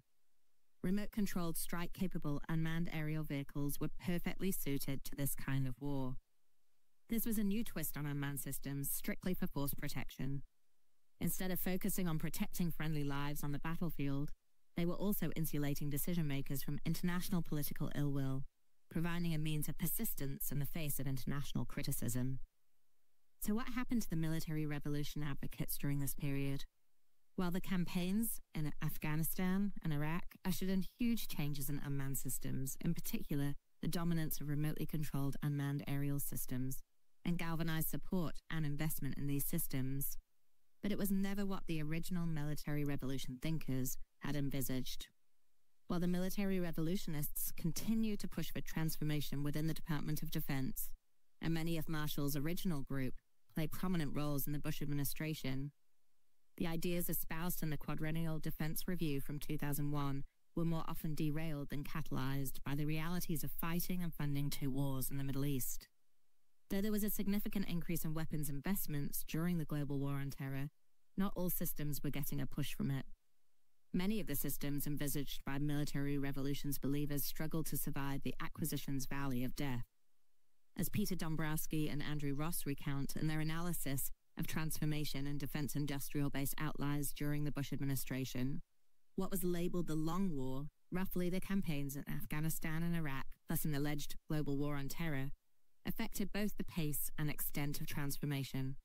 Military spending increased rapidly, and the Afghan and Iraq campaigns further tested, on a much grander scale, weapons and systems that first appeared within the Persian Gulf War and in the Balkans during the 1990s. Broad-based transformation goals may have suffered, as the operational challenges of ongoing campaigns served to focus research and development resources on technologies and systems barely on the radar screen of early transformation advocates. Perhaps the greatest example of the way in which 9/11 and the global war on terror affected the weapons and unmanned systems trajectory was the Army's Future Command System, or FCS. The FCS was perhaps the most ideal pursuit of the kind of weapons optimized for an IT revolution. It included an integrated system of communications, network capabilities, sensors, manned and unmanned systems, and smart munitions. The new force structure called for lighter, more mobile, manned, unmanned, and robotic vehicles designed to track and outmaneuver enemies through effective information sharing. The final FCS included proposals for UAVs, as well as small unmanned ground vehicles, intelligent munitions, and unmanned ground sensors. But the program ultimately failed. Its system of systems design called for the most difficult and complex set of requirements the Army had ever worked with, and a firmly entrenched Army service culture focused not on how all these things link together or the use of unmanned systems, but instead on the development of new manned ground vehicles. When the threats to Army vehicles changed, namely the prominence of IEDs and Operation Iraqi Freedom, the amount of unmanned systems and sensors required to support the lightly armored manned vehicles made the concept tactically moot. Finally, the focus on manned vehicles over the network systems required to link all the elements of the FCS made unmanned systems largely unusable, as they, unlike the manned components, needed networks to function. Here's military innovation scholar Ben Jensen on the failure of the FCS. You have this vision from really late 90s into early mid-2000s of how the Army sees itself evolving. The challenge they ran into, though, is not just the normal, like, it's hard to be autonomous on ground, because these could even be remotely piloted. It was actually about bandwidth and secure communications. So one of the limiting factors to some of the autonomy push for the Army at that time was actually that. It was they were really struggling to figure out how to have a large enough bandwidth and the right amount of latency to have these like encrypted digital battle networks at the size of space a brigade would imagine fighting. And you can see this all in these like ridiculous FCS videos. I want to say it was Boeing and SAIC produced, where it felt just like a bad episode of that old Jack Bauer show. It had that same feel of like a post 9/11 drama, but all of a sudden they had like fictional characters like me and Swarovski are deployed and we're going to fight it out. And they've got like hovering drones that are fantastic. None of that stuff came though, because again, the Army found itself once again, just like Vietnam, all that modernization money dries up when you're begging Congress for what's called OCOCO, Overseas Contingency Operation Funds, because you're doing these kind of like counterinsurgencies and strange forms of stability ops and CT around the world. So that FCS vision had both a technical limitation, but then it also had a funding limitation with the realities of protracted conflict. It wasn't just the services keen on pet platforms or the defense industrial base ill-equipped for the ITRMA that derailed the trajectory for unmanned systems envisaged by the military revolution. It was also a push from the very top. Coming into the Secretary of Defense position in 2006 after 5 years of failed transformation efforts and knee-deep in the Iraq and Afghanistan campaigns, Robert Gates had no patience either for service pet projects or future technology investments over what the warfighters needed or wanted at that moment. And what the warfighters wanted was more predators and reapers to fight two hot wars happening right now, not high-tech systems of autonomous long-range strike munitions. In fact, Robert Gates once referred to next war-itis, arguing that we must not be so preoccupied with preparing for future conventional and strategic conflicts that we neglect to provide both short-term and long-term all the capabilities necessary to fight and win conflicts such as we are in today. The Air Force, having captured the UAV mission in the mid-1990s, was now struggling to find its place in a coin-dominated world that relied increasingly on remotely piloted aircraft, a sharp departure from the theories of strategic air power that had dominated at the turn of the century. This is Jack Shanahan, a retired U.S. Air Force 3-star general who stood up Project Maven and the Joint Artificial Intelligence Center in the Pentagon. So, of course, you know that the Air Force had been moving along somewhat slowly with the beginnings of Predator back in the days, and Osama bin Laden, and that strike that could have happened but didn't happen. A guy named Snake Clark in the Air Force has a whole story about how the drones came about. And Snake's pretty creative and interesting sort of storyteller. But I think a lot of it, he actually had it right, is that it was sort of slow at first. There was a reluctance to do that. But some of it was a reluctance just because the technology was not ready yet. But once you had this pressure from above, I mean, nobody put as much pressure on than Secretary Gates. I was there as a 1-star when there was just everyday pressure to put more and more. They called them combat air patrols, CAPs, but it was really orbits. More Predators and Reapers up in the skies over Afghanistan and Iraq. You know, at one point, I think we ended up with 65 simultaneous orbits that were going on. Enormous pressure. To accommodate this push from the top and the reality of the wars in the Middle East, the Air Force accepted the ISR mission, but not at the expense of its core manned mission. Jack Shanahan continues. So the Air Force is known as the ISR service. It's known as a very technically savvy force. But I think there was an understanding and almost an embracing of, we'll get this ISR thing right as long as we do not jeopardize this manned pilot world of F-16, F-15, fighter pilots, all that whole community. As long as you don't come at the expense of the rest of the manned community, we're okay with this and we're going to be on board. Still, they were dragged along a little bit of screaming about standing up this really became a very big enterprise of ISR in the former Predator Reapers, Creech Air Force Base. One individual in particular, General Michael Mosley, Robert Gates' chief of staff, was especially vocal in fighting for the Air Force's core manned missions and in continuing to promote the F-22s and F-35s the Air Force had been developing for strategic attack against a peer competitor.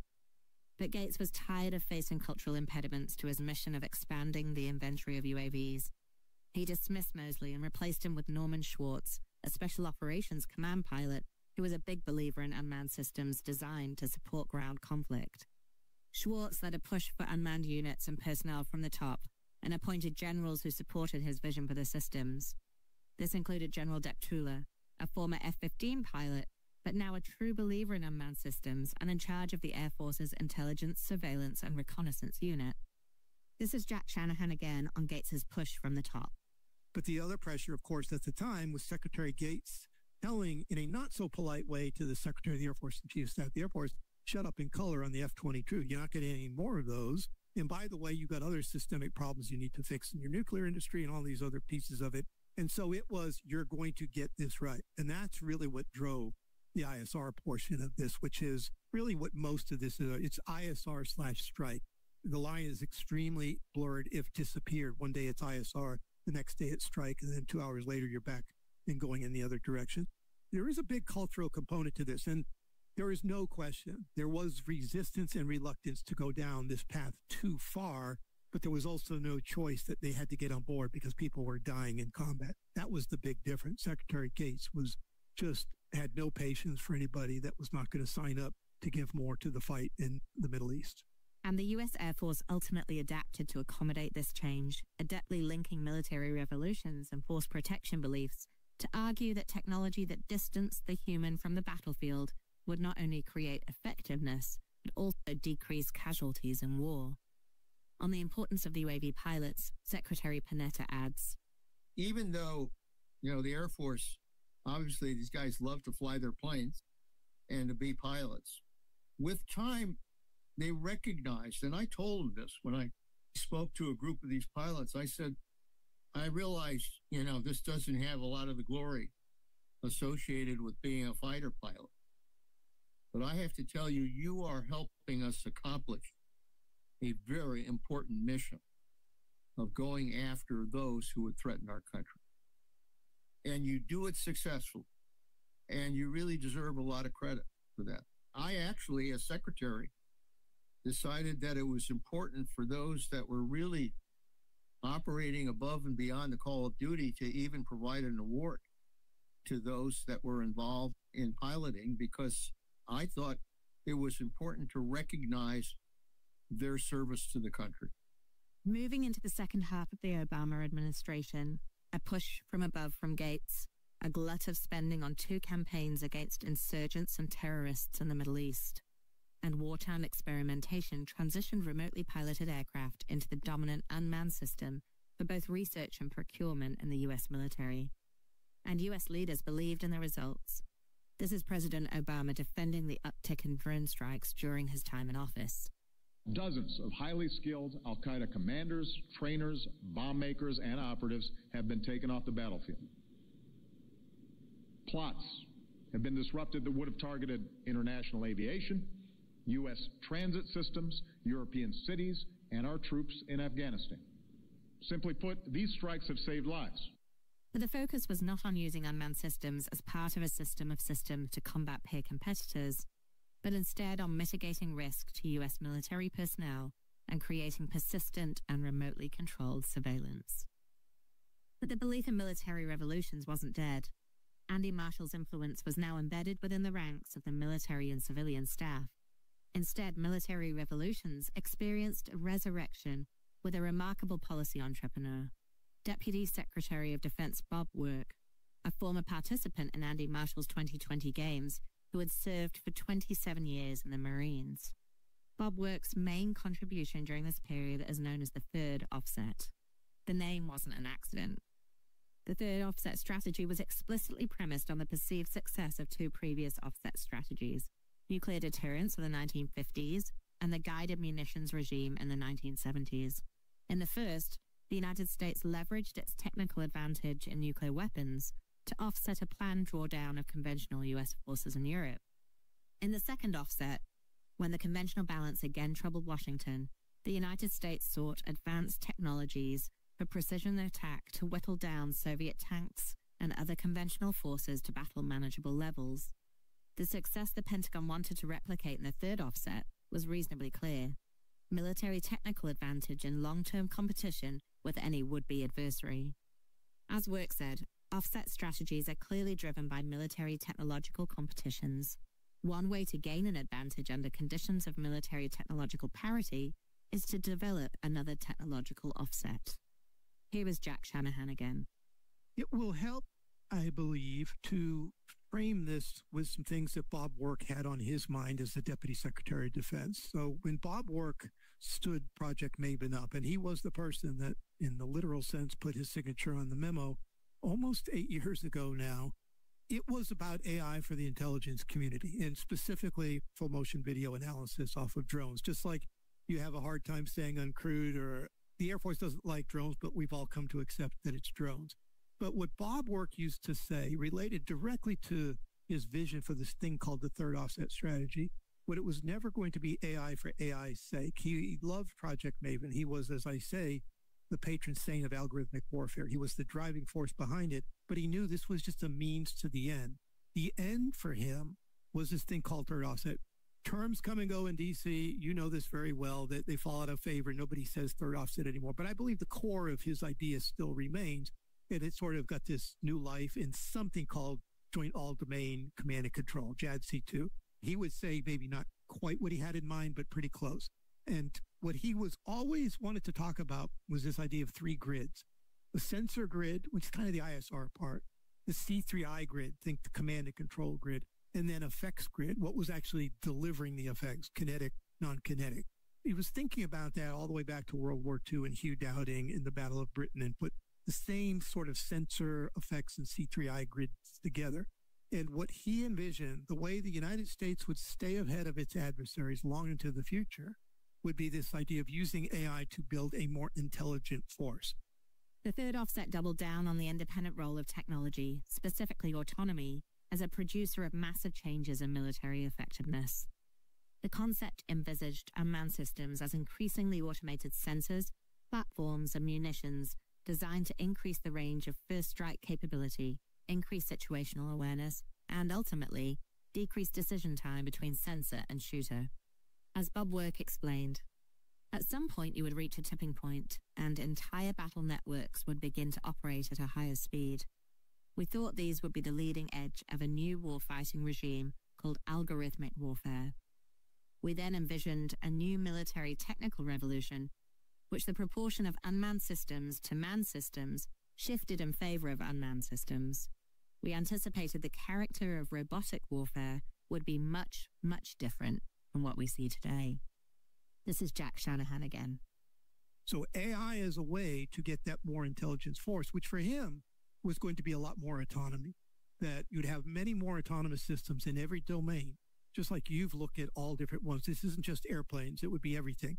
You'd have autonomous systems doing global sensing, what we would call ISR, but ISR and beyond, but also the communications piece of it, but also the effects piece of it, where you would have many more intelligent systems that would put fewer lives at risk, but still be able to do all the things that humans, in theory, are able to do, but do them probably cheaper, probably equally well, maybe sometimes better, sometimes not quite as good, but you'd make up for it by sheer volume.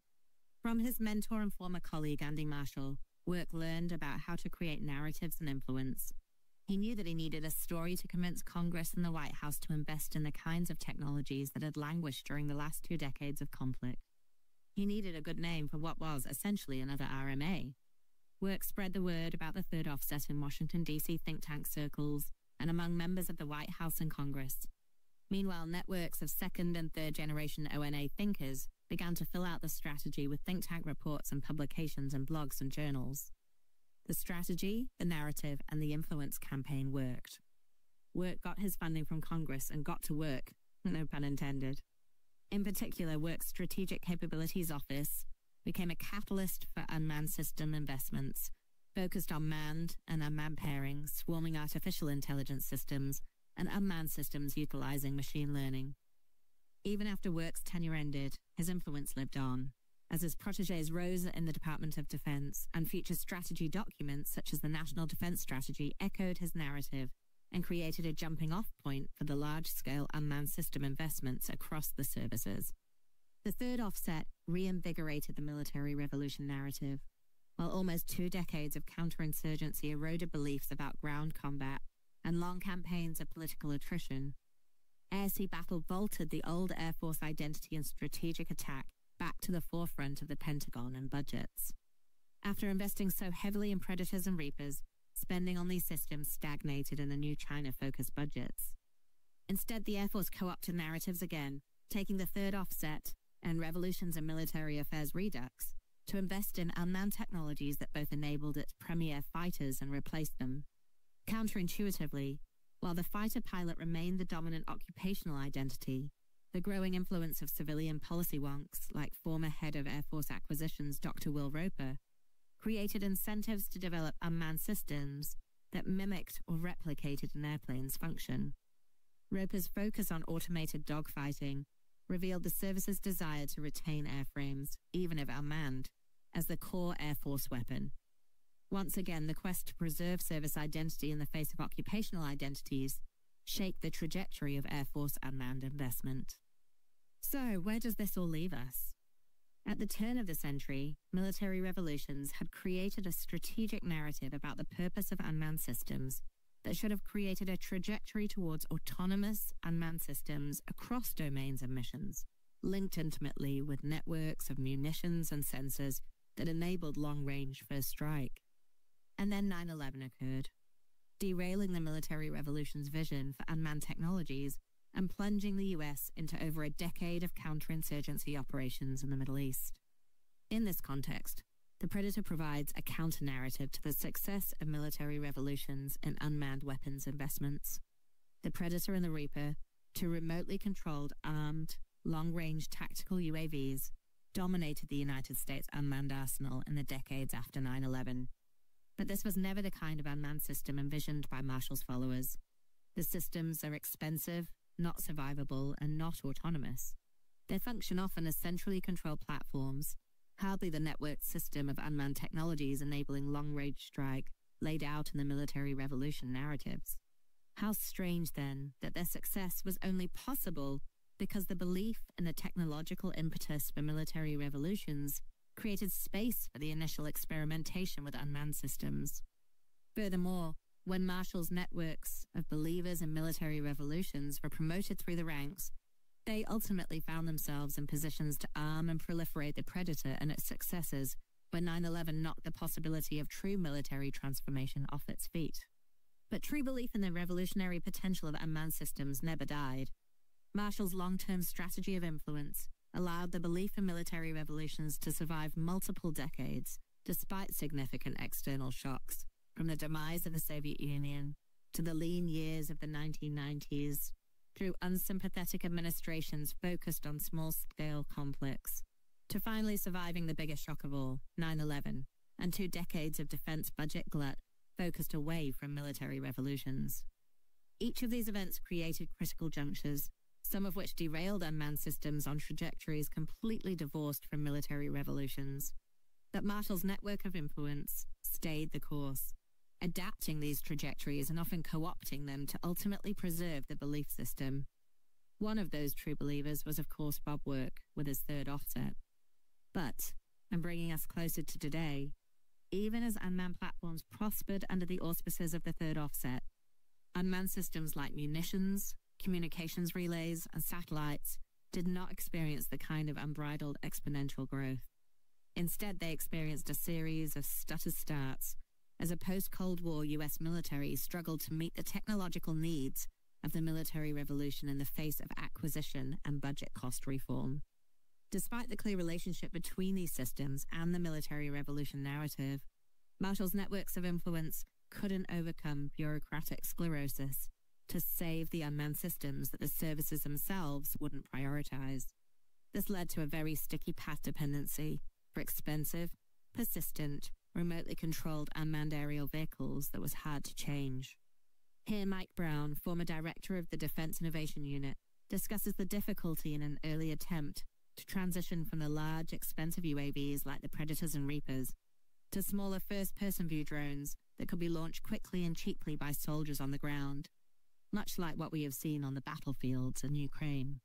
One of the most challenging, actually during the same time we were creating Blue UAS, was an Army program. They were trying to make that transition to small drones that an individual would be responsible for. Obviously, with a multi-million-dollar drone, you'd have a team of folks in an Air Force base outside Las Vegas that are basically piloting this drone, often overseas. But now we're talking about what's now called FPV, first-person view drone, and something could be launched by an individual soldier. So in that transition, the Army was making one of its earlier attempts at that. It was called the Short-Range Reconnaissance Program. And I'd say what made it challenging was we approached it with a very traditional military mindset as opposed to a consumer mindset. What I mean by that is, in addition to wanting to make sure it was cyber hardened, we also wanted to add additional features, which made it a unique military item, again, versus buying off the shelf. And unfortunately, this meant that it took several years to develop rather than just evaluating what was off the shelf today. And the cost of it went from, the target of $1,000 to $17,000. So now we have a unique military item, not leveraging the benefits of scale of, consumer-based product, that we've made a custom product. Now it's so expensive, it now crosses into the area of an asset we really need to take care of, as opposed to something that's attritable, and we should be willing to launch 3 of them and not care if 2 of them fail and 1 meets its mission. So I'd say that was a early challenging attempt. Ultimately, the trajectories of these unmanned systems reflected the power of external catalysts, namely 9/11 and counterinsurgency, which saved many of the tactical user satellite programs and led to extremely expensive, precise airborne munitions. What came at a cost to this catalyst was upgrades and procurement of munitions better suited for a peer competitor in the information revolution era, ground-based and shipborne conventional strike, robust and resilient communications, and strategic early warning, Cruise missiles, ballistic missiles, and mines largely stagnated as the services turned towards unmanned platforms to substitute for manned missions. What this trajectory means for the US today and the conflicts it faces will be the focus of our next episode. I'm Julia. And I'm Jackie. This is the Hand Behind Unmanned podcast. If you liked it, buy the book. It's by Oxford University Press and available on Amazon. Thanks for listening.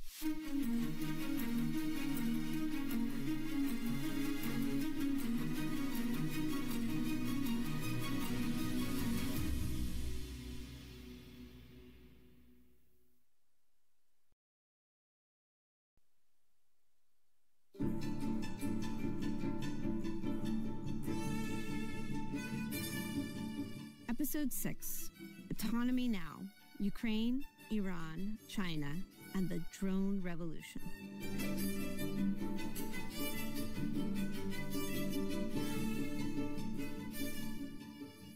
The U.S. built an expensive, exquisite, and highly controlled inventory of unmanned systems for the wars on terror.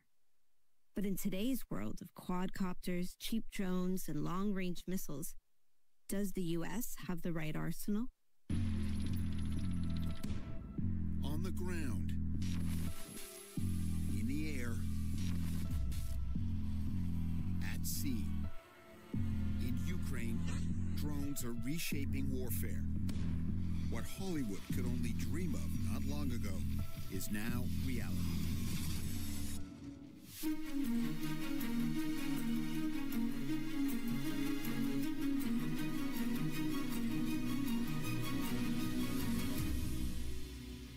Welcome to The Hand Behind Unmanned, a podcast about how America fights war without human beings, told from the perspective of the human beings making those choices.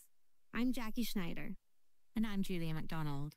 In this podcast, we take you inside weapons budget lines and behind classified program doors to understand not only what unmanned technology the US military bought, but why. For those of you who came for the technology, we hope you'll stay for the people, because this really is a story about remarkable humans, historical junctures, and our beliefs about the future of war and what that means for unmanned weapons we buy. Along the way in our unmanned journey, we'll learn valuable lessons about how technology shapes the winners and losers in war, how humans and technology interact at a time when the march of technological progress seems inevitable, how public funds get invested when it comes to warfare, and above all, the human hands at the heart of unmanned technology. At first glance, the rise of unmanned systems seems like a simple story. These technologies make a military more capable, and therefore states with more capacity will buy more and better unmanned systems. However, what this podcast and our book shows is that nothing about the United States' current unmanned inventory is simple. This is not a story of inevitability, but instead about contingency, where the roads not taken are as important as those traveled in explaining how we got to where we are today.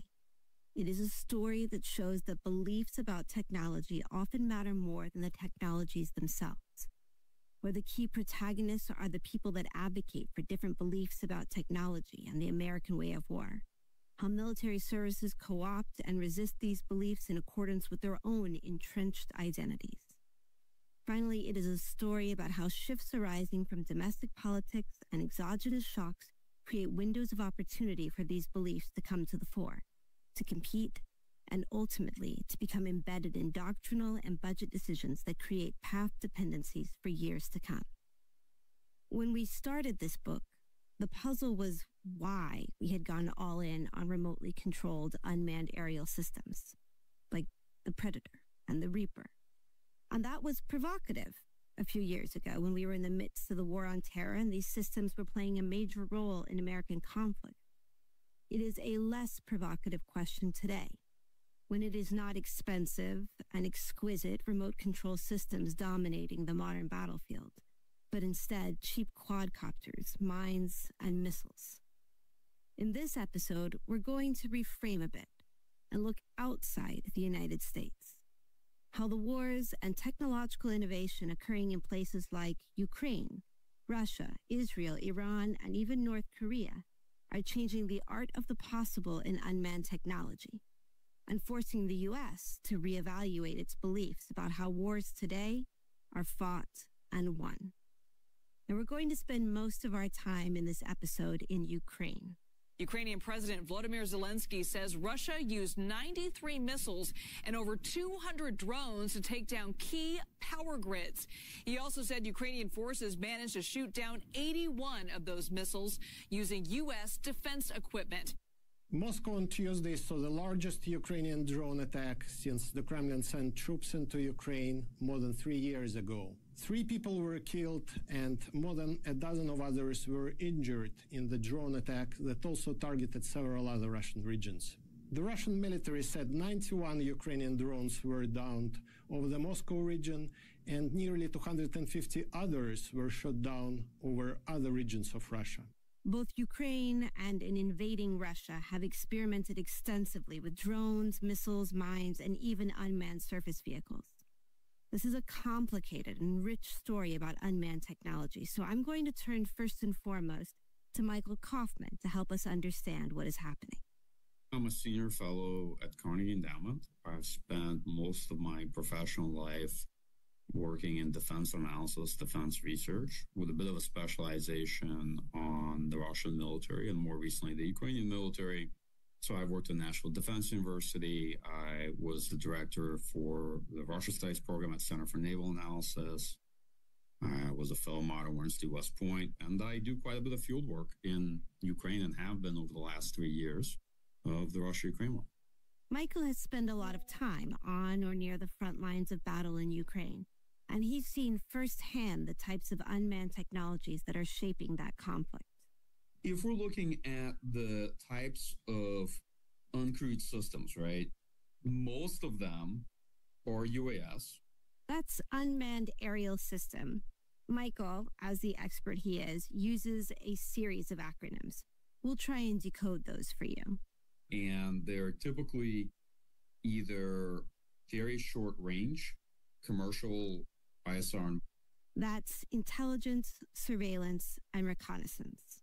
And bomber drones, like pound for pound, the best drone of this war is still DJI's Mavic, particularly Mavic 3T with thermal camera.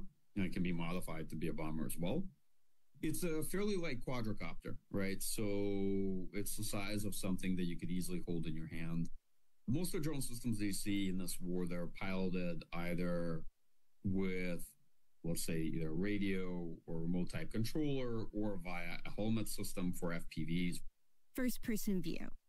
Think of this like radio control, using a camera on the system that gives the operator a view of what the drone or the weapon is seeing real time. Where the pilot is wearing a big set of what look like VR goggles, and then the co-pilot is looking at another screen with greater situational awareness. And the drones are themselves, they are streaming the information, for example, Mavic, via a web-based interface to lots of units who can then see this information and they can interact directly with the operator. They can ask them things, they can record it, and they have a very simplistic fuse. They have typically, an anti-tank or anti-personnel munition on them. There's different types of munitions you can attach to them. And you just directly strike the target with these first-person view drones. Normally, these are things that are being used at the range of about 15 kilometers. So these are the small quadcopters, sometimes equipped with small munitions, kind of like grenades, that are being used in Ukraine and by Russia to conduct battlefield intelligence, to find targets, and often to attack those targets. Then we have heavy multi-rotor drones. These are sort of derivative off of industrial drones. They're much heavier. They have greater payload, greater range. They're basically multicopters. These are not things that you can hold in your hand, right? They're about the size of your desk, let's say. And they conduct various bombing missions, particularly night bombing missions. They conduct resupply. In some cases, battalion commanders maybe use heavy multi-rotor drones for 50% of the logistical resupply of their troops. They're also heavily used for remote mining. Distance mining is quite prevalent on both sides, particularly on the Ukrainian side. We use drones to accurately map the battlefield and then use drones to then deploy mines defensively or offensively. And you know where you put all your mines when you do it with a drone rather than scattering them out. A lot of folks don't know that even though most of the videos they see from the war show FPV strike drones hitting targets, probably 50% of the attrition is still being inflicted by bomber drones, both light bomber drones and heavy multi-rotor drones in the bomber role, which have gotten much better at targeting and hitting things on the move. As Michael explained, these are like your Walmart-bought quadcopter on steroids. They have much larger payloads. They can drop bigger, more lethal weapons or transport bigger equipment or supplies. The Ukrainian nickname for these type of drones is Baba Yaga, a reference to a mythical witch who flies around on a mortar and pestle, leaving havoc in her wake. The last two types I'll discuss are longer-range ISR drones. These are winged platforms with greater endurance. I think in the U.S. we would consider it to be Class 2 UAS. And on the Russian side, this is Orlan 10, Orlan 30, Zala 416, Supercam. On the Ukrainian side, it's a whole mixture of drones like Shark and similar type platforms, right? So these are drones that are basically providing coverage beyond 30 cam of the front line, because what you see is that there's a big drop-off in endurance and survivability for platforms kind of at the 0 to 30 kilometer mark. This is probably the closest we're going to get to the U.S. MQ-1, MQ-9, or Global Hawk. Though these systems that Michael is talking about are generally much smaller, operate at lower altitudes, and at far shorter ranges than the U.S.'s bread and butter unmanned aerial systems. These Ukrainian and Russian versions are also much, much cheaper and generally embedded with troops instead of operated from across the globe. We have also long-range one-way attack drones. On the Russian side, it's the various modified versions of the Shahed that they're employing, that they originally got from Iran, but significantly upgraded. The Ukrainian side, there's a whole mixture of one-way attack drone types that they've been employing against Russia in similar roles. These are fairly cheap systems, but effective when massed in significant numbers. As these drones started getting bigger and longer range, the distinction between a drone and a missile gets very blurry. And you'll hear all sorts of descriptions of this category of weapons that only increases this confusion. Drone missiles, one-way drones, kamikaze drones, remotely controlled missiles, attritable drones, attritable missiles. They add to this category what we traditionally understood as cruise missiles, ballistic missiles, and sometimes their hypersonic cousins. And what they all have in common is that they're generally longer range than like the quadcopters and other systems we would think of as more categorically and truly a drone and not a missile hybrid. They generally have larger warheads, operate at higher altitudes, and usually have some kind of late-stage seeker head so that the missile or drone has some instructions about where they're going and what their end target might be. At the beginning of the conflict, Ukraine didn't have a lot of these missiles or drones in their inventory, and were therefore very dependent on long-range missiles produced and given to them by the United States or the United Kingdom, often with significant caveats on what these missiles could be used to target. But the Ukrainians are now producing their own cruise missiles and long-range drones with ranges of up to 1,000 kilometers or approximately 600 plus miles. Ukrainians have also been very innovative about how these systems are launched by building their own trucks, adapting U.S. and European launchers, and jimmy-rigging Western missiles to fire off of Russian-produced fighter aircraft. British media are reporting that for the first time, Ukraine has fired the UK-supplied Storm Shadow missiles into Russia. Neither Ukraine nor Britain have confirmed those reports, which say 12 of the missiles were fired into Kursk, a border region partially held by Ukrainian forces. Storm Shadows are long-range cruise missiles developed jointly by the UK and France. They're launched from fighter jets and have a range of more than 250 kilometers. And while the Ukrainians have had to play catch-up, adapting their Soviet arsenal with European and homegrown technology, the Russians started the war with one of the world's largest arsenals of long-range drones, cruise, and ballistic missiles. They may be running through this arsenal at a remarkable pace, But they are also revitalizing their weapon stores with adaptations to their missile technology and new missiles acquired from North Korea and Iran. Another dangerous escalation in the Ukraine war. Russia now confirms it fired a new experimental intermediate-range ballistic missile, or IRBM, at Ukraine. The move was in response to Kyiv's use of American and British-supplied long-range missiles inside Russia. Russia says the missile moves so fast, American air defense systems are powerless to stop it. These Russian missiles are becoming more precise and faster, all while Russia adapts its aging nuclear unmanned force to the conventional war it is fighting with Ukraine. And unmanned innovation isn't just happening in the air. The maritime domain is also experiencing extraordinary growth and tactical adaptation. Some of this is unmanned surface vehicles, especially ghost kamikaze ships, often controlled via links to commercial satellites like Elon Musk's Starlink satellite constellation. But there are also innovations occurring with unmanned semi-submersed and submersed vehicles.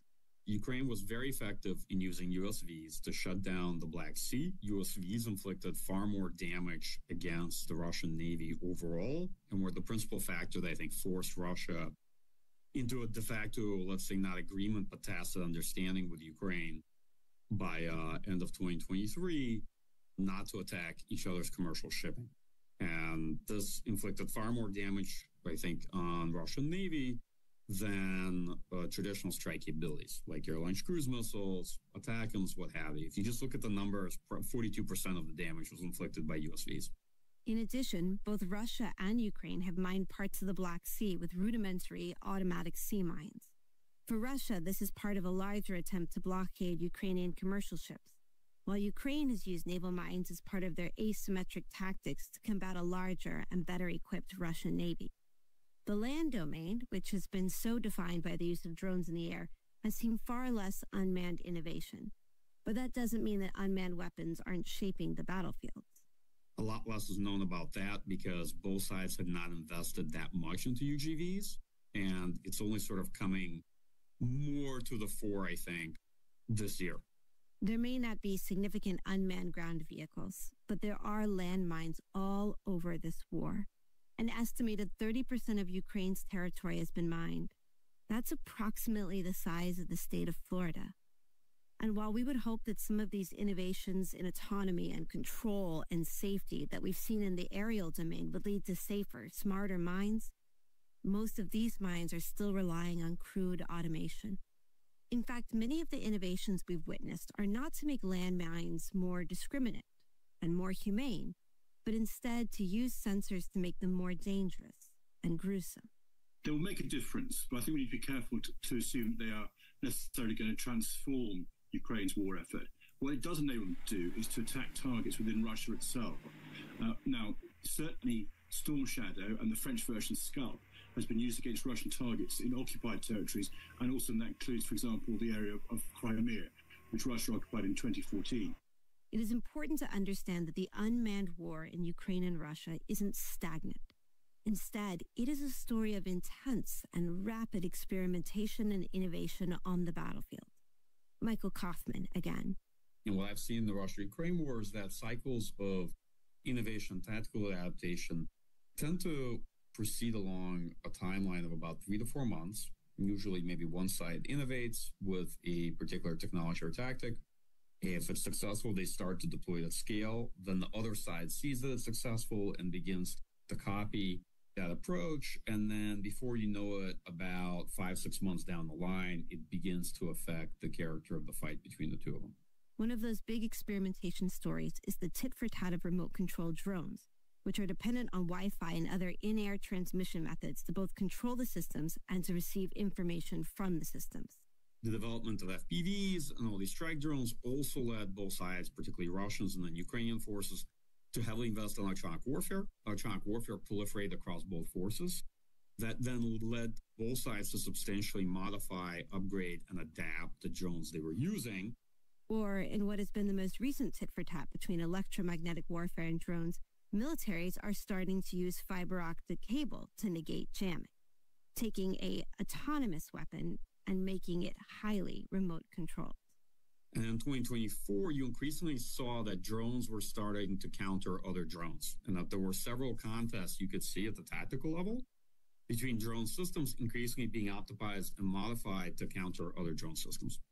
For those of you trying to keep up, we've listed quite a few unmanned innovations over the last 3 years of war in Ukraine. FPVs, heavier bomber drones, longer-range ISR drones, one-way drones, cruise missiles, ballistic missiles, hypersonic missiles, unmanned surface and subsurface vehicles, naval, and landmines. And these technologies have been instrumental to a host of different missions. Battlefield reconnaissance, long-range reconnaissance, air defense, mining, countermining, logistics, close-range and long-range strike. But how have they changed the conduct of warfare? Well, they've made it closer, less platform-focused, slower, all the opposite of the wars of maneuver envisioned by military revolutions. They've also made war bloodier, more lethal, less like the ways that the U.S. envisioned unmanned as a substitution for human risk on the battlefield. Perhaps most resoundingly, they've demonstrated how much stuff, manned and unmanned, any military needs in order to fight these new modern wars. And in order to keep with this quantity of drones, missiles, and mines, countries have to build domestic industries, carve out international and local supply lines, and build economies that can handle the sheer costs of sustaining these inventories. As Michael Kaufman explains, this is a problem of both bottom-up innovation on the battlefield and top-down investment within the economy and production. They have to be cheap enough to be procured in large numbers, because drones by both sides are produced now at the range of maybe 1.5 million per year. But more than that, you're essentially producing drones as you would produce artillery ammo. You have to come up with munitions for them too. So to some extent, you also have a real evolution in munitions. It's still a challenge because when things kind of branch very quickly, it takes other supporting parts of the defense industrial chain a while to catch up. They have to be modified pretty quickly so you can evolve them fast, and they have to be manufactured fairly quickly as well. There's always, for lack of a better term, a Hegelian dialectic between the small, expensive, and complex, which are few, right? The few, expensive, and complex versus the many simple systems. And this war had given much greater emphasis towards the many and the simple and the attritable and replaceable. So more stuff that creates the need for more munitions, all of which need to be changed and produced quickly. There are other lessons for the U.S., in particular that true autonomy, or swarms of AI-enabled machine warfare, is still far from a reality. There's not much autonomy in this war. Autonomy is still fairly nascent. There's not much AI either. Most articles I read on autonomy and AI in the Russia-Ukraine war are just plain incorrect from my point of view.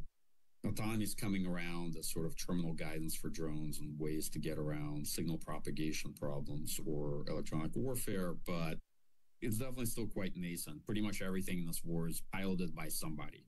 And that's significant because these unmanned technologies need a lot of people to make them useful on the battlefield. That means you can't just invent the technologies, produce the technologies, adapt the technologies.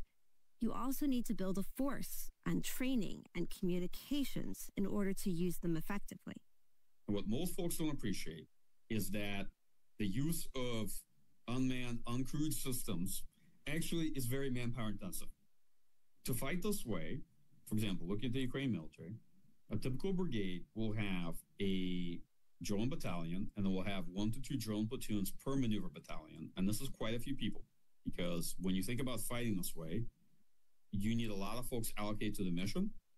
You need at least a company that's focused on longer range ISR for the brigade as well. You need UAS companies the way you would have a mortar platoon in the maneuver battalion, right? So you need a UAS platoon there as well. In the maneuver battalion, at least 1 or 2. In a squad, you need several individuals because this is pretty intensive. Like when you're operating a drone, you're on the whole time. So you need several people, maybe 3 for like an FPV team. Plus you need a driver, you need people to get there, supply them. They're working during the day. Then you need a night shift for that same job. That pervasive ISR, right? Remember, humans have to be looking at this, they have to be flying it, so they need a night shift. And then behind the brigades, you have drone regiments, and now you have Ukraine actually expanding to drone brigades. Those are formation with thousands of men dedicated to holding a large piece of the front and supporting it the way, let's say, several artillery brigades might support a part of the front. So you have big changes to kind of force design. You have brigade commanders that have to allocate a chunk of their personnel to this mission. You have the creation of drone forces, which is trying to do doctrinal development, train, man, and equip for the drone components of the force on the Ukrainian side and on the Russian side. And lastly, you have the organizational capacity, right? You have the big CPs with screens. I'm using this glibly, but try to describe to folks. So you have web-based interfaces. You have all the software that needs to go, and all the folks that have experience on how they're going to deconflict EW with drone strike, with other operations. You have battle captains. You have fairly tight-run ships across these brigades that have constant shifts of situational awareness on their battlefield, running the fight and looking at, countless screens, whether it's incoming enemy drones, whether it's their own drone operations, what's happening on the battlefield, what's happening in electromagnetic spectrum. And this is kind of took some time to put together, but it's a much more integrated fight. So I'm trying to paint a picture to get folks beyond the, I just see drones striking things and I see nice videos, but what's really behind it is a lot more complicated than that. Perhaps the largest lesson of this war is that while these technologies have fundamentally changed how the war is fought, so far it has not brought either side to surrender or to victory. Whereas the early days of the precision-guided munition revolution suggested that wars could be won at long distances with cruise missiles and precision-guided bombs, today's wars demonstrate the difficulty that these weapons have in shifting the balance of power in a grueling war of attrition. And it's not just Ukraine or Russia that is experimenting with unmanned arsenals. North Korea, Iran, even Houthi rebels are all leaning into missiles and drones. North Korea has been developing short-range, intermediate-range, and intercontinental missiles since the early 2000s. In conjunction with its nuclear weapons program, Pyongyang has relied on these missile capabilities to deter a far more capable U.S. and South Korean allied force. Over the last 3 years, this missile development significantly accelerated with more provocative missile tests. North Korea fired multiple ballistic missiles into the sea today, hours after South Korea kicked off its annual joint military drills with the U.S. Now, the North warned the drills could trigger a conflict and called it a, quote, aggressive and confrontational war rehearsal. Long-range intercontinental ballistic missile development. North Korea has test-fired a suspected intercontinental ballistic missile which came down in the sea off the coast of Japan, and even supposed hypersonic missile tests. North Korea on Monday claimed it successfully launched a new hypersonic ballistic missile. Many of these technologies are proliferating to bad guys across the globe, with sightings of North Korea-derived missile technology in Syria and now in Russian attacks on Ukraine. North Korea is also leaning into what they call AI suicide attack drones, look remarkably akin to the U.S. MQ-1 or MQ-9 drones. Meanwhile, North Korean troops assigned to Russian front lines in Ukraine are learning from battlefield small drone tactics, ostensibly bringing both the technology and the battlefield how-to back to the Korean peninsula. In the Middle East, Iran has turned to drones and missiles as a way to spar with Israel and Iraq, signaling will and capability while playing a dangerous game of escalation control with unmanned weapon volleys. Good evening and welcome. It was Iran who struck tonight in the ever-spiraling cycle of violence in the Middle East. The U.S. says around 200 Iranian ballistic missiles launched from Iran rained down across Israel this evening, sending people running for cover. The real revolution in these Iranian missiles and drones is not their range, precision, or lethality, all of which have improved dramatically over the last 2 decades. It's their cost. Iran has figured out how to make its Shahad drones far cheaper than the U.S. alternatives, with versions of the Shahad costing between $20,000 and $50,000. Compare that to U.S. cruise missiles like the Alcam or air-to-air missiles like the AMRAAM, which cost upwards of $1 million per munition. And Iran is happy to sell these technologies to whomever wants to purchase, whether that be Russia to use against Ukraine, Hamas, or Houthi rebels shutting down shipping lanes in the Red Sea. Iranian-backed Houthi rebels are claiming responsibility for a missile attack on a U.S.-owned cargo ship today. The U.S. military says the ship sustained minor damage. There were no injuries on board, you have to hear. Well, the U.S. and U.K. bombed dozens of Houthi targets in Yemen last week in response to repeated attacks on international shipping. It's not just that the U.S. is watching what is happening in Ukraine, Israel, Iran, or the Red Sea and making decisions about their weapons inventories. It's also China. And China's response to these technologies has extremely important implications for the United States because, according to the last two national security and defense strategies, China is the pacing challenge, the great power competition the U.S. is preparing for, and ostensibly the most likely country that the U.S. would go to war against. So what is China up to? Well, China's proliferating an inventory of nuclear and conventional cruise and ballistic missiles. Some launch from aircraft, others from submarines, and finally some from fixed and mobile ground launchers. This wide array of launch options makes these systems increasingly survivable. Meanwhile, advances in end-stage targeting, new seeker heads, and queuing have made them more precise. So precise and dynamic that they now threaten U.S. ships at sea, including the U.S.'s premier aircraft carriers. In addition to developing offensive attack unmanned systems, they've also created remarkable air defense missiles with ranges of hundreds of miles. These air defense systems can be forward deployed on islands the Chinese have repurposed as regional military outposts, as well as on destroyers and other naval vessels that patrol the Pacific Ocean and the seas surrounding East Asia.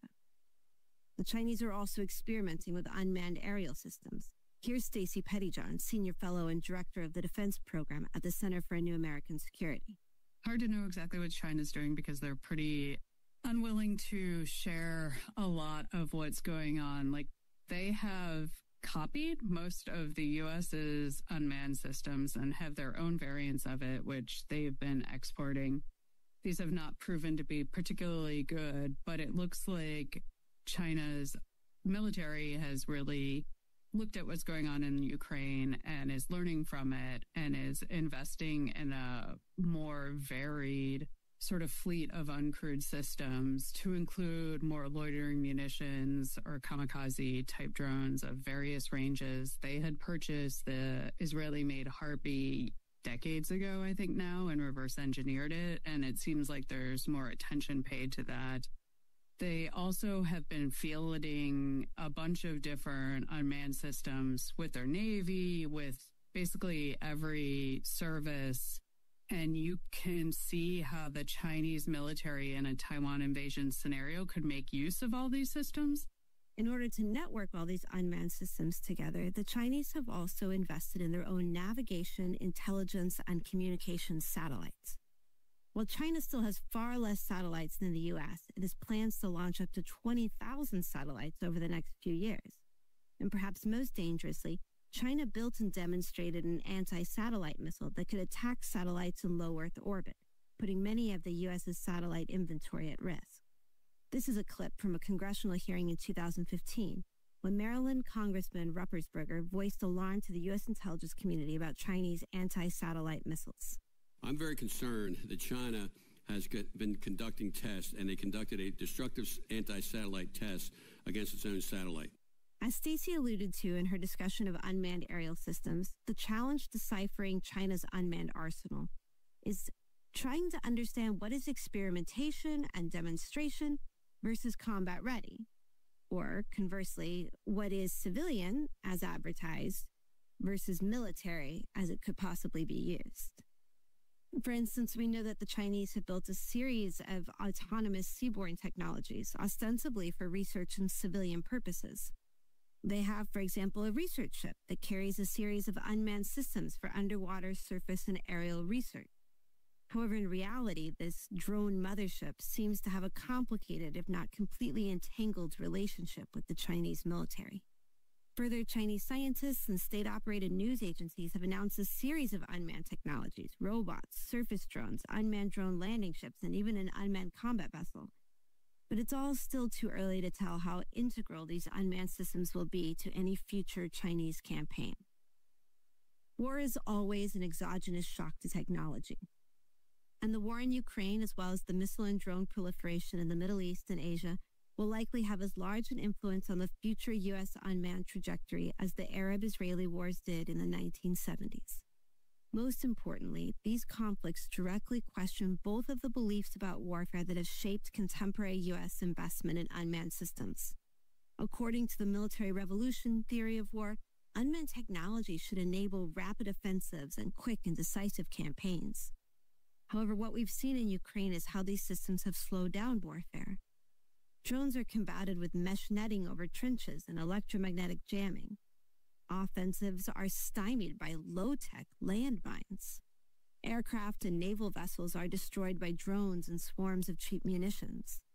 In short, the tit-for-tat of unmanned systems and counter-unmanned systems has incentivized bloody wars of attrition, and not the short contests of technological overmatch foreshadowed by early believers in the information technology military revolution. Meanwhile, the proliferation of cheap missiles and drones to countries like Iran, North Korea, Hamas, or Houthi rebels that would otherwise be deterred by U.S. conventional and nuclear superiority has led to increasingly expensive tit-for-tat missile and drone exchanges that flirt dangerously close with large-scale violence. All of this is happening as China, ostensibly the U.S.'s greatest competition and pacing challenger, is experimenting and expanding its own unmanned arsenal with long-range missiles, satellites, and a host of unmanned aerial, surface, subsurface, and ground platforms. The question is, with everything that's happening in this world, does the U.S. have the right arsenal of unmanned weapons? Can the lessons from Ukraine inform what we develop in field? Or is the American way of war one that requires a different arsenal of unmanned technologies? In the next and final episode, we look at how the U.S. is responding to unmanned innovation around the world, talk with the new idea entrepreneurs, and finally weigh in ourselves on what our research suggests the U.S. should do in order to best build its future unmanned arsenal. Join us then for the conclusion of The Hand Behind Unmanned. I'm Julia. And I'm Jackie. This is the Hand Behind Unmanned podcast. If you liked it, buy the book. It's by Oxford University Press and available on Amazon. Thanks for listening.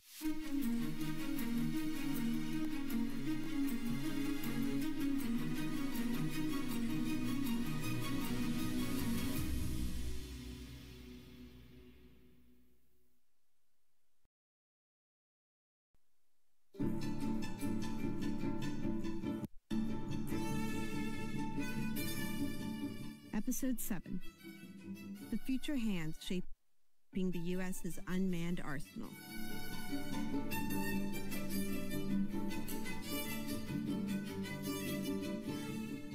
As Commander-in-Chief, my focus is on building the most powerful military of the future.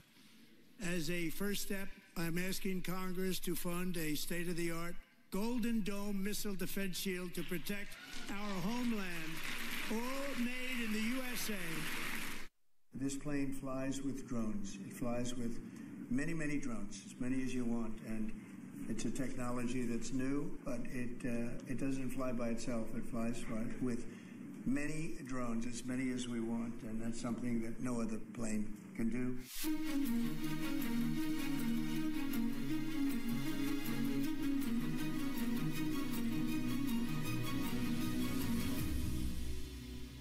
Welcome to The Hand Behind Unmanned, a podcast about how America fights war without human beings, told from the perspective of the human beings making those choices. I'm Jackie Schneider. And I'm Julia McDonald. In this podcast, we take you inside weapons budget lines and behind classified program doors to understand not only what unmanned technology the U.S. military bought, but why.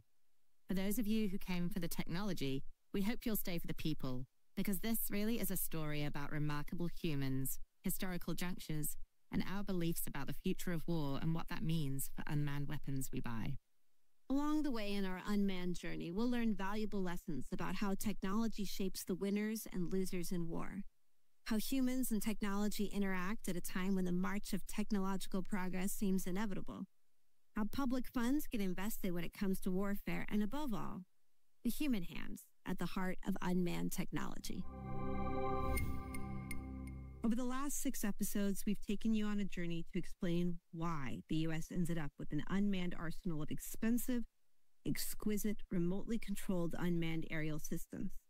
And in the last episode, we showed you what's happening outside the U.S., how conflicts in Ukraine and the Middle East are influencing not only the U.S., but China, as both countries consider how emerging technology and new unmanned weapons will shape their great power competition.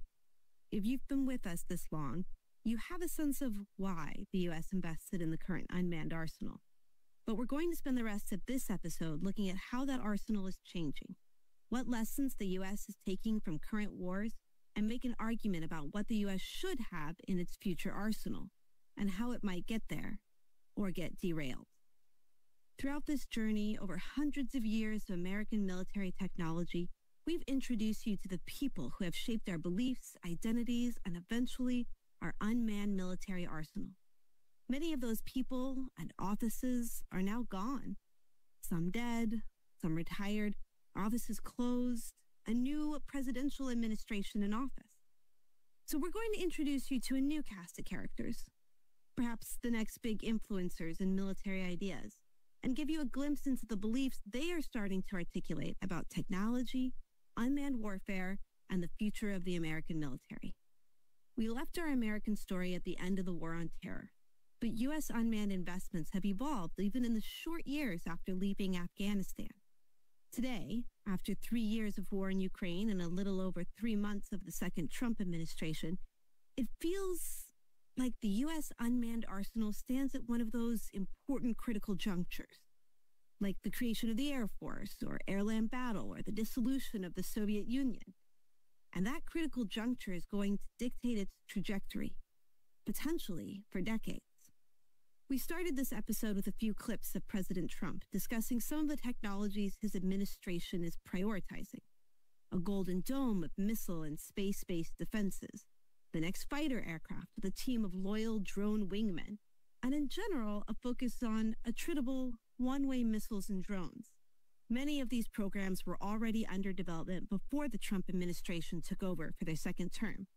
And certainly the cracks within the U.S. unmanned arsenal were already starting to show far before the transition between Biden and Trump. Ukraine highlighted weaknesses in the U.S. defense industrial base, shortages in air defense missiles and precision munitions, and how ill-equipped the rigid U.S. defense acquisition process was to adapt the arsenal to the rapidly changing battlefield environment in Ukraine. Meanwhile, the U.S. was dealing with an ongoing tit-for-tat missile and drone volleys with both Houthi rebels and Iran. Now to the Middle East and the dramatic new video from the Iran-backed Houthi militia who claim it shows them shooting down a U.S. drone in Yemen. Today, Iran launched nearly 200 ballistic missiles towards targets in Israel. The United States military coordinated closely with the Israeli Defense Forces to help defend Israel against this attack. U.S. naval destroyers joined Israeli air defense units in firing interceptors to shoot down inbound missiles. These attacks highlighted both the vulnerability of U.S. remotely controlled unmanned aerial systems and the overwhelming cost burden of shooting down cheap but prolific Iranian drones and missiles with expensive, exquisite, and scarce American missile defense systems. So how is the U.S. responding to these cracks in the arsenal? Well, interestingly enough, the changes are happening from the outside in and the top down. Even before Trump's election victory, venture capital investment in defense technology began flooding into the market, as conflicts in Ukraine, Israel, the Red Sea, and an increasingly dangerous relationship between the U.S. and China all signaled an appetite for defense technology. These investment incentives were flamed by a burgeoning defense innovation ecosystem created over the last few presidential administrations. This included organizations like the Defense Innovation Unit, in addition to a slew of other innovation organizations owned by the Air Force, Navy, Army, Marines, and Space Force, as well as the new Office of Strategic Capital. These organizations attempted to fund technological innovation by playing bureaucratic dodgeball with the American military weapons acquisition process, dodging, ducking, dipping, diving, and dodging again, the cumbersome Pentagon bureaucracy with a series of contracting acronyms like OTA, SIBR, and SITR, and to some success. Replicator is meant to help us overcome the PRC's biggest advantage, which is mass. More ships, more missiles, more people. We've set a big goal for Replicator, to field attritable autonomous systems at scale of multiple thousands in multiple domains within the next 18 to 24 months. But none of these outside-in and top-down attempts to respond to U.S. weapons vulnerabilities will be successful without the support of the armed services. So how are they adapting to these technological and political shifts? Perhaps not surprisingly, the Air Force is moving away from the MQ-9s of the past and focusing instead on new drones and missiles that enable manned fighters and core strategic air power missions like long-range strike. The centerpiece of this acquisition strategy is the Collaborative Combat Aircraft, or CCA, a program which envisions a team of drones controlled by a manned aircraft that essentially create external, semi-autonomous or fully autonomous stores of munitions that can be dynamically tasked for both air-to-air and air-to-ground missions. At its pinnacle, the idea is a swarm of smaller, hopefully cheaper, systems that work in partnership with a manned mothership to launch strikes from afar. The transition from Predators and Reapers to collaborative combat aircraft, in conjunction with this new defense industrial base that includes both the traditional defense prime companies, like Lockheed or Boeing, as well as defense technology startups, like Anduril, or to some extent General Atomic, has created a new competition dynamic for the future of the unmanned arsenal. And this is a competition that is defined as much by armed service requirements and traditional defense bureaucratic politics as it is by YouTube shorts about cool new technology, charismatic founders giving TEDx-style talks about the future of the military, and defense technology companies leaning into the future of war even before official defense requirements. Here's Palmer Luckey, founder of new defense tech company Anduril. For years, there's been this science fiction trope of conflict in the future being defined by large numbers of swarming drones or autonomous systems. But it's not just a sci-fi trope. This is also what a lot of war planners and a lot of people looking at the future of the military believe is going to be the future. Anduril Industries is a defense product company that builds technology and then sells it to the United States government and our allies around the world. The thing that makes us special and the thing that makes us different from a lot of other contractors is that we use our own money to fund almost all of our research and development, and then we build products and then we sell them after they're done. So we're usually not going to the government and saying, here's an idea, here's a white paper, you're going to pay for it whether it works or not. We're saying, look, we are going to use our own money on this. We're going to make sure that it works. As Ben Jensen, director of the Futures Lab at the think tank CSIS, explains about the ensuing competition between companies like General Atomics, who created the Predator and Reaper, and new tech darlings like Anduril.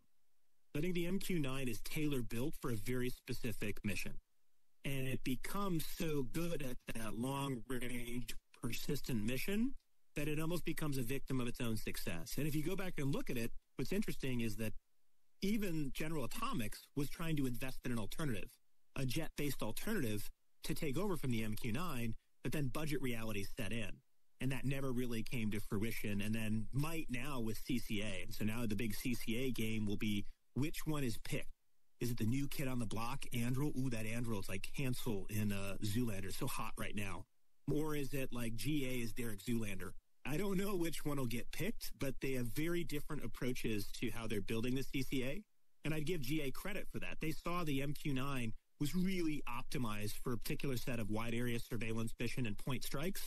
And you needed something else that was faster and more survivable, different payloads. And they engineered towards that. And the truth is, they were down-selected one of two companies out of five. The Air Force is prioritizing the Collaborative Combat Aircraft Program and galvanizing new defense technology companies as they compete for the premier unmanned weapons program of the Air Force. But at the same time, the Air Force struggles with other unmanned modernization efforts. The Sentinel intercontinental ballistic missiles, a program slated to modernize the Cold War-era nuclear ballistic missile inventory, is behind timelines and significantly over cost estimates. Similarly, the Air Force's hypersonic missile development program was eventually canceled. Meanwhile, the Air Force's intended replacement for an aging and expensive cruise missile inventory, the Extended Range Attack Munition, is going through a bit of an identity crisis that threatens to derail the entire program. The Navy, as always, is going its own way. While it partners with the Air Force in Australia on a loyal wingman drone, its main focus is on modernizing its shipborne missile inventory and experimenting with surface and subsurface vessels to account for an overworked, expensive, and increasingly vulnerable inventory of manned vessels. While most of these unmanned vessel programs are still in research and development or early experimentation and prototyping, the Navy has started to put some budgetary skin in the game to these programs. Over $300 million in the FY 2025 budget, with over $500 million already expected for procurement of large and small unmanned vessels by FY 2027. There is a growing sentiment from the operational Navy that unmanned systems will be a centerpiece of the Navy in the near future. Admiral Paparo, Indo-PACOM commander, speaks frequently of a hellscape concept, one that uses swarms of unmanned platforms across domains to create fog, friction, and inflict cost on a Chinese military threatening Taiwan or other interests in the Pacific. Here's Admiral Paparo from a February 2025 keynote at the Pacific Forum on autonomous technologies and competition with China.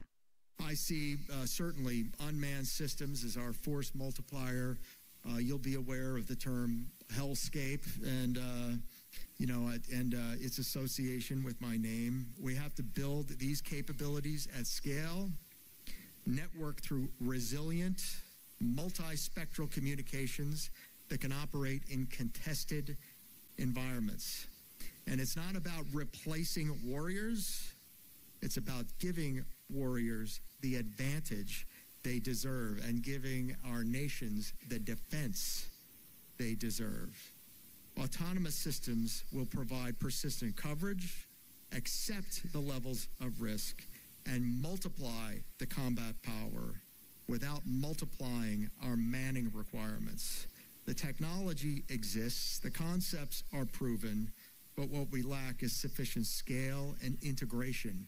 And we've got to move beyond boutique programs and limited deployments, the full-scale implementation across all domains. In the Pacific, the U.S. Navy is leaning hard into these experimental concepts and unmanned technology, perhaps with a fervor reminiscent of the interwar years, putting research technology in the field, standing up unmanned vessel units, clamoring for manned-unmanned teaming, and in general, desperately seeking to bring unmanned out of the acquisition valley of death that stands between idea and introduction onto the battlefield. But while the combatant Pacific Navy may be leaning into the employment of unmanned systems, that's not where the Navy makes procurement or buying decisions. Instead, it is Navy offices far afield from the Pacific Ocean, in offices in Arlington, Virginia, at the Pentagon, that's tasked with manning and equipping the naval force. And here, a continent away from Admiral Paparo's hellscape, it's still a struggle between the calls for unmanned mass from commanders at sea and the strain of budget requirements to field the 600-man ship Navy that has long been the desired but difficult to attain gold standard for naval force design. This is a delicate balancing act for the Navy, not just balancing budget priorities between manned and unmanned, but also trying to shape missions for these unmanned vessels and aircraft that enable but don't threaten the core missions of the surface and subsurface navies. Now, that can lead to unmanned systems that are built with unclear missions, or they're tasked to do too much. Both unclear missions and too many missions are a recipe for programs that spiral in both cost and timelines. For example, in a 2024 Congressional Research Service study, Ronald O'Rourke detailed the Navy's vision for the large unmanned surface vessels. But it looks like a kind of do-it-all list of tasks and a vessel design that would allow for adaptation as the Navy force evolves. As O'Rourke writes, the Navy wants LUSVs, that's large unmanned surface vessels, to be low-cost, high-endurance, reconfigurable ships with ample capacity for carrying various modular payloads, anti-surface warfare and strike payloads, as well as anti-ship and land attack missiles. Perhaps paradoxically, in the quest for these unmanned systems to fill multiple potential future roles, the programs can get caught in what I've called an identity crisis, which can lead to expensive and delayed fielding of the technology. These issues derailed the Navy's first unmanned aircraft program, the X-47, which was canceled in 2016 after the Navy spent $1.4 billion in the program. The Army is perhaps where you would expect the greatest unmanned adoption, and the biggest force adaptation to the lessons of Ukraine and Russia. And the Army is certainly experimenting with unmanned aerial and ground systems, from the 3D printed UAV low-altitude stalking units to the future tactical unmanned aircraft system. And they've tried to empower adaptation from the bottom up to bring these new systems in. Here's Senior Fellow and Director of the Defense Program at the Center for a New American Security, Stacey Pettyjohn. You've seen the U.S. Army. The Chief of Staff has started an initiative called Transformation in Contact, in which he's trying to help the Army incorporate off-the-shelf commercial drone technology by giving it to different units and letting them just sort of experiment with it in real time and see what they do, see what they can't do, instead of waiting and going through the multi-year acquisition process. They're given these drones, they're able to figure out what is sort of the art of the possible, what the limitations are, and the conditions under which they might be able to use them to help them to achieve different missions. The focus of the Army is always on how unmanned systems enable the American vision of all-armed ground maneuver warfare. The human, the soldier, is always the centerpiece. Here's General Rainey, head of Army Futures Command, in a keynote at the AUSA Global Force Symposium in March 2025. War remains a human endeavor. It's a contest of will between human beings. There's no indications looking at anything going on that is changing. It's good news for the U.S. military and especially the U.S. Army because our people are our number one asymmetric advantage. And for the Army, the lessons from Ukraine about unmanned systems that enabled an increasingly entrenched attrition war are not a simple copy and paste for the modern American Army, whose bread and butter is maneuver and deep first strike offensive campaigns. Instead, the Army is looking at how they can invest in unmanned systems across domains that can retake the initiative while moving the American soldier further away from those first volleys of conflict. General Rainey made the role of unmanned systems and their ability to protect the front line even more explicit, promising onlooking soldiers at the 2023 Army Warfighting Summit that we will never again trade blood for first contact. In many ways, what the Army is talking about today looks very similar to the airline battle deep strike vision of the 1980s Army. But this time, they don't have to beg the Air Force for help with combat air support, manned F-16s and A-10s. Instead, the Army can turn to today's unmanned systems. FPVs, small UASs, even ground-based missiles and robot vehicles embedded within Army units and controlled by Army commanders to strike the enemy first and prepare the battlefield for an overwhelmingly dominant U.S. Army maneuver campaign. Here's General Rainey again. And you talk to anybody who's ever fought it, they'd much rather be in the offense and have the initiative because once you stop, you know, a lot of advantage confers to the person who's moving. Human-machine integration, right?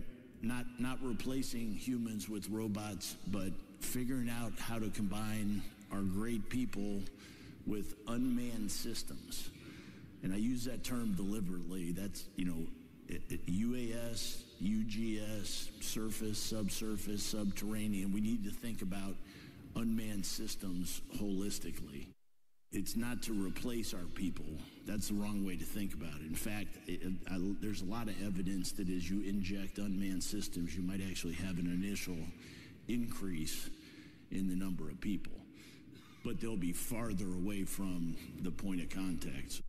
Perhaps where the Army can make the biggest change is in investments in long-range conventional missiles and new air defense missiles, two missions that the Air Force has almost completely abandoned. And yet, it is the most likely mission for the Army in a Pacific Ocean or Taiwan scenario in which the Navy's long-range strike is limited by its capacity and its own vulnerability, and the Air Force by weapons stores and base vulnerabilities. Accordingly, the Army invested in a few modernization programs for long-range strike, including the ATACMS successor, the Precision Strike Missile, and the Army's long-range hypersonic weapons program. Both these programs are relatively expensive and exquisite, and the cost of these missiles only goes up as you make them more precise, longer range, and faster. Further, while none of these programs directly threaten core Army missions or specialties, they also don't have vociferous advocates from within the Army. And that's a problem, because when the Army first announced its intentions to refocus on long-range strike, the Air Force went on the offensive. The Mitchell Air Power Institute, a think tank devoted to strategic air power, published reports and a podcast that criticized the Army programs and advocated instead for long-range strike via Air Force bombers. Here's former commander of Air Force Global Strike Command, Tim Ray, in an interview from that 2021 Mitchell Institute podcast.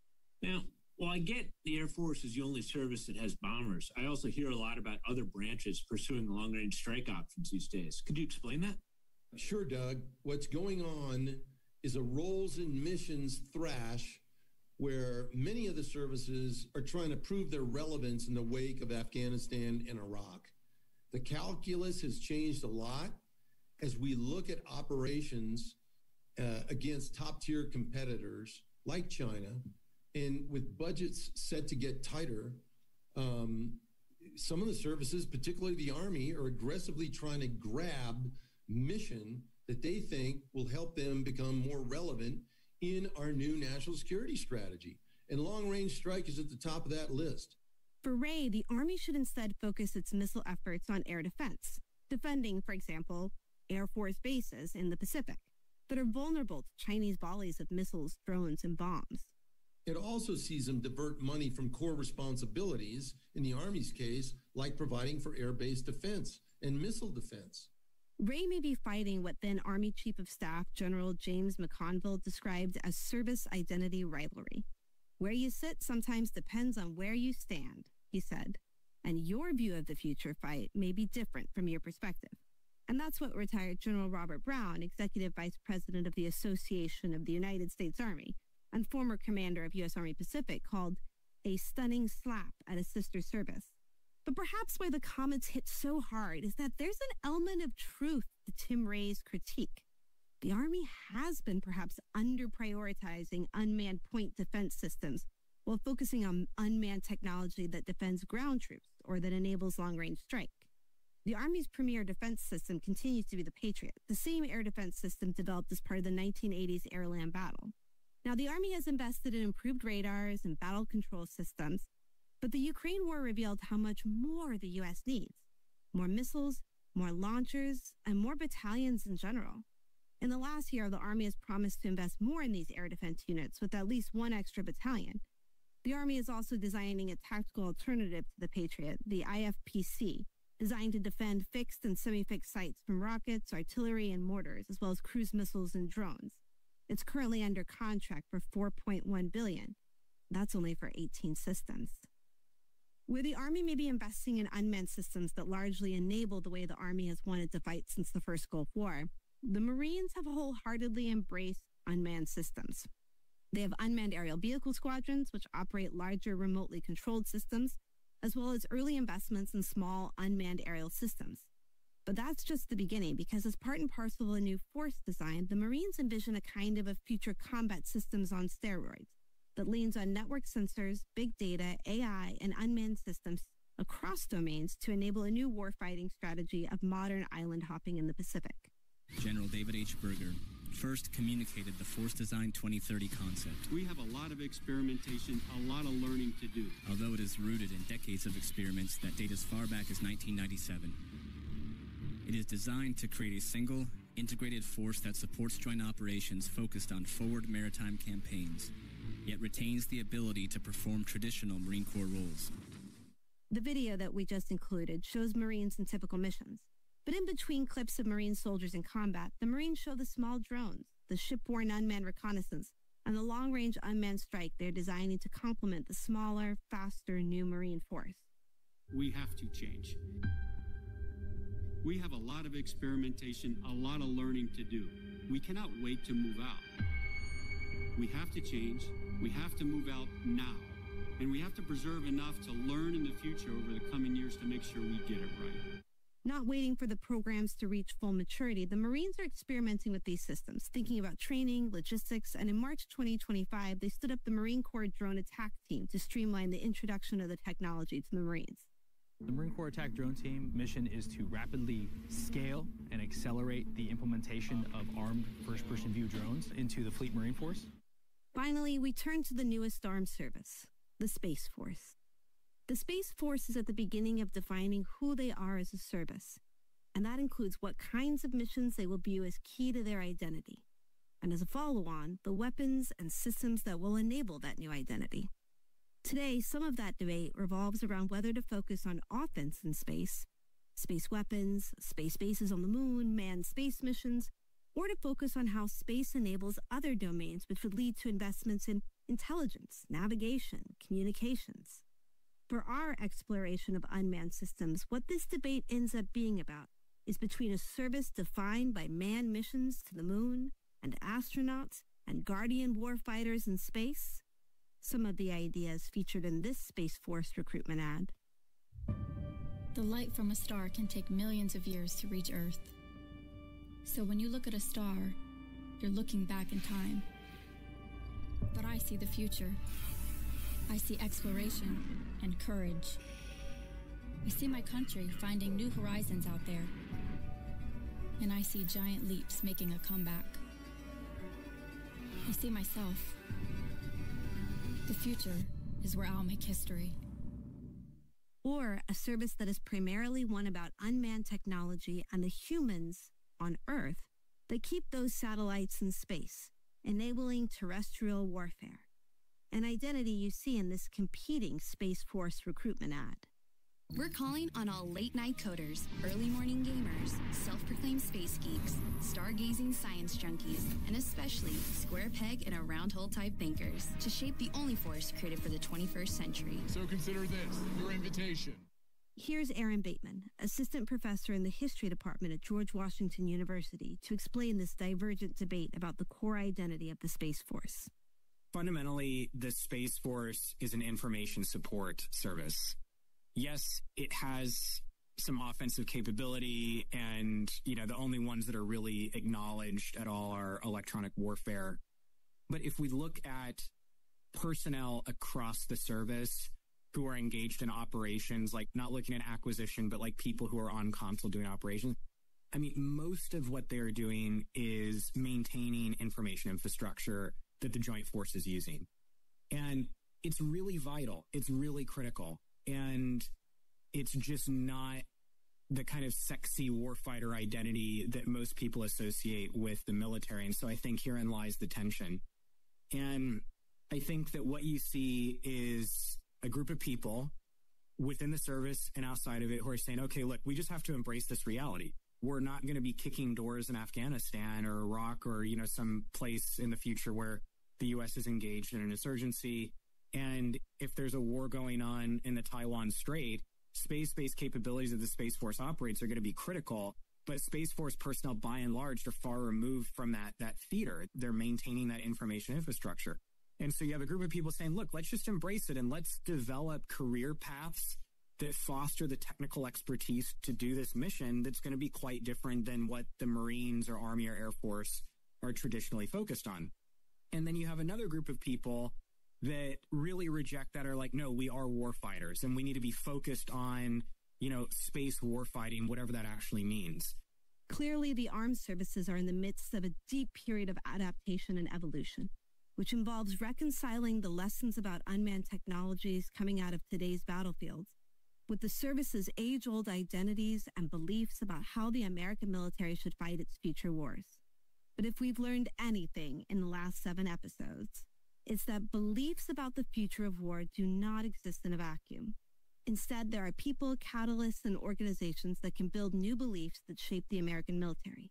In our story of the past few decades, 2 core beliefs, one about technology and military revolutions, and the other about a casualty-averse public, often challenge service identities.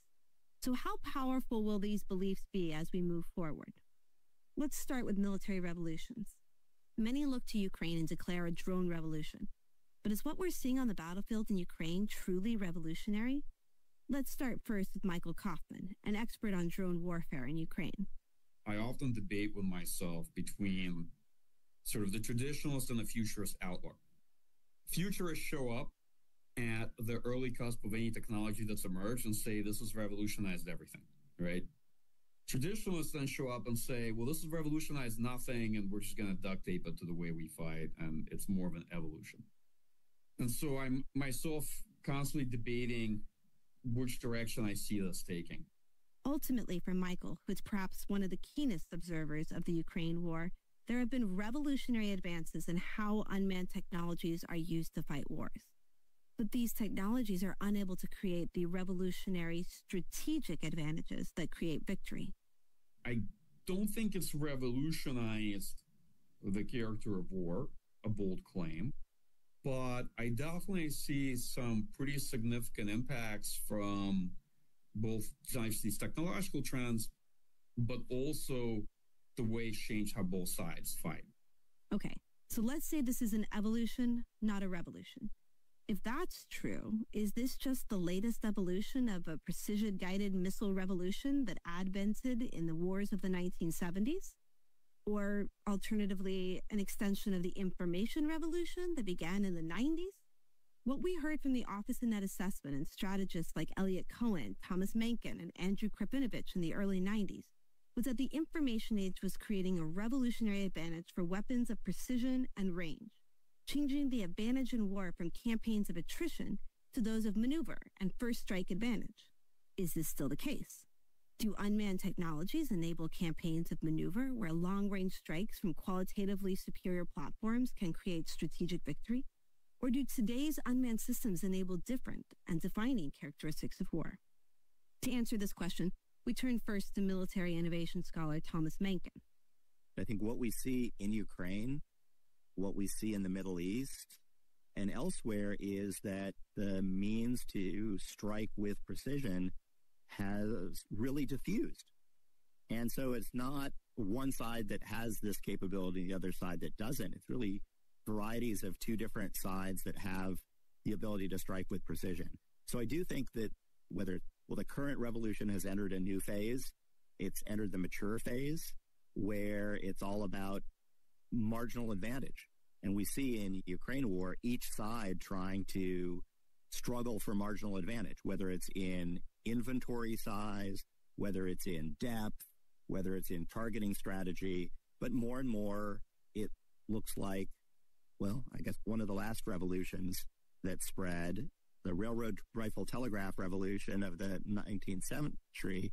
And when it eventually spread, well, World War I resulted. I mean, World War I didn't strictly result from the spread of the revolution, but attritional trench warfare resulted when both sides had machine guns, both sides had rapid firing artillery, and neither side really had the ability to maneuver in the face of those threats.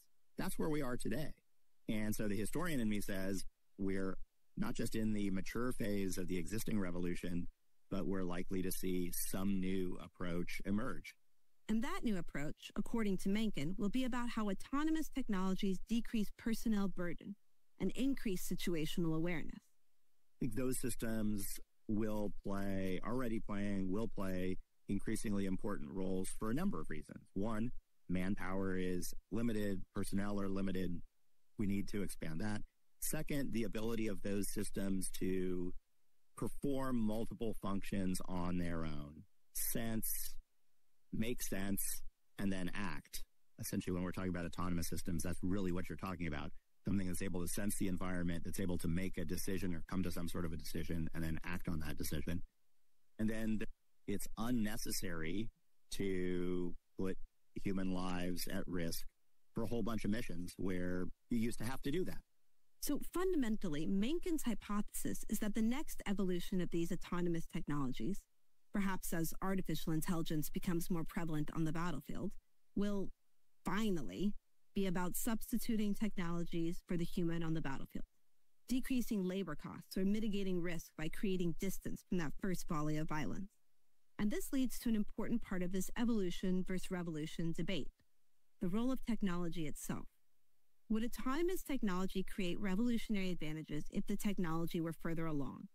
Did the U.S.'s previous attempts at military revolutions and autonomous technologies, like the Army's Future Combat System of the early 90s, fail solely because the technology wasn't ready? Will generative AI and ChatGPT create a new historical moment for military technology? To answer this question, I turn to retired General Jack Shanahan, whose last job in the Air Force was running what was then called the Joint Artificial Intelligence Center. We're looking now at temporal advantages, no long-term enduring advantages. I'm not going to say those days are behind us, but I think we're going to be hard-pressed to get a long-term competitive advantage because all of these stuff is available very commercially, very open source. You'll have a much more advanced, much more intelligent system writ large, but it's not going to happen just in whole. It will happen in little bits and pieces. What I would say is what I can attest to that from Maven and Jake. Maven started with putting AI into the ground processing stations called the Distributed Common Ground Systems of the Army and Air Force. And then in Jake, we were taking similar technologies in computer vision and beginning to insert them into the platforms in the sensors themselves. So we'll see that incremental improvements over time. How do you get better edge processing? Well, you need AI to do AI at the edge. How do you do better communications? Well, you probably need AI to do better spectrum management and so on. And so all of this will continue to build over time. But what I don't ever expect to see, at least I don't think so, is some massively dramatic improvement that suddenly offers a war-winning capability in the space of, months as opposed to a decade. So what advancement could win wars? Let's come back to one of the fundamental debates about warfare and technology. What matters more, quantity or quality, precision or mass? Are these two characteristics direct trade-offs with one another?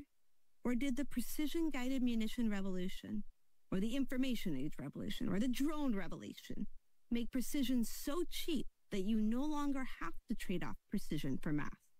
That's certainly what Mike Horowitz, professor at University of Pennsylvania and former Deputy Assistant Secretary of Defense, is arguing. I think we've entered the era of precise mass in warfare. And traditionally, it was mass that set the odds for who wins and loses wars. Smaller armies can defeat bigger armies, but generally, bigger is better, whether it's more spears, more bow and arrow, more guns, more tanks, more planes. But with the advent of precision strike, which really took off in the context of the second offset and then was publicly revealed in the first Gulf War in 1990, 1991, it really transformed how the United States thought about using force. And there are also advantages to, precision weapons in reducing collateral damage. But the intersection of that and military effectiveness meant that you have a strong incentive then to pursue precision. That precision gets increasingly expensive to the point where the average precision-guided cruise missiles in the U.S. arsenal cost $1 to $3 million each. And the platforms associated with launching them, whether you're talking about F-35s or whether you're talking about submarines or whether you're talking about, other naval surface craft, et cetera, et cetera, et cetera, cost orders of magnitude more than that. So the U.S. has been organized essentially since the end of the Cold War on the notion of a small, qualitatively superior, precise arsenal and, even more important, concept of operation for fighting. Now things have changed, or I would say things should change in the context of the United States, in that in a world where precision strike technology, like precision guidance is 50 years old, essentially. This is not like a new secret thing that the U.S. has access to that other countries have access to. And in a world where the Houthis and Iran and Russia and Ukraine have access to really low-cost precision strike that's proven to work on the battlefield. And Mike Horowitz isn't the only one that thinks we no longer have to trade off precision and mass. Here's General Rainey, head of Army Futures Command, from that March 2025 keynote.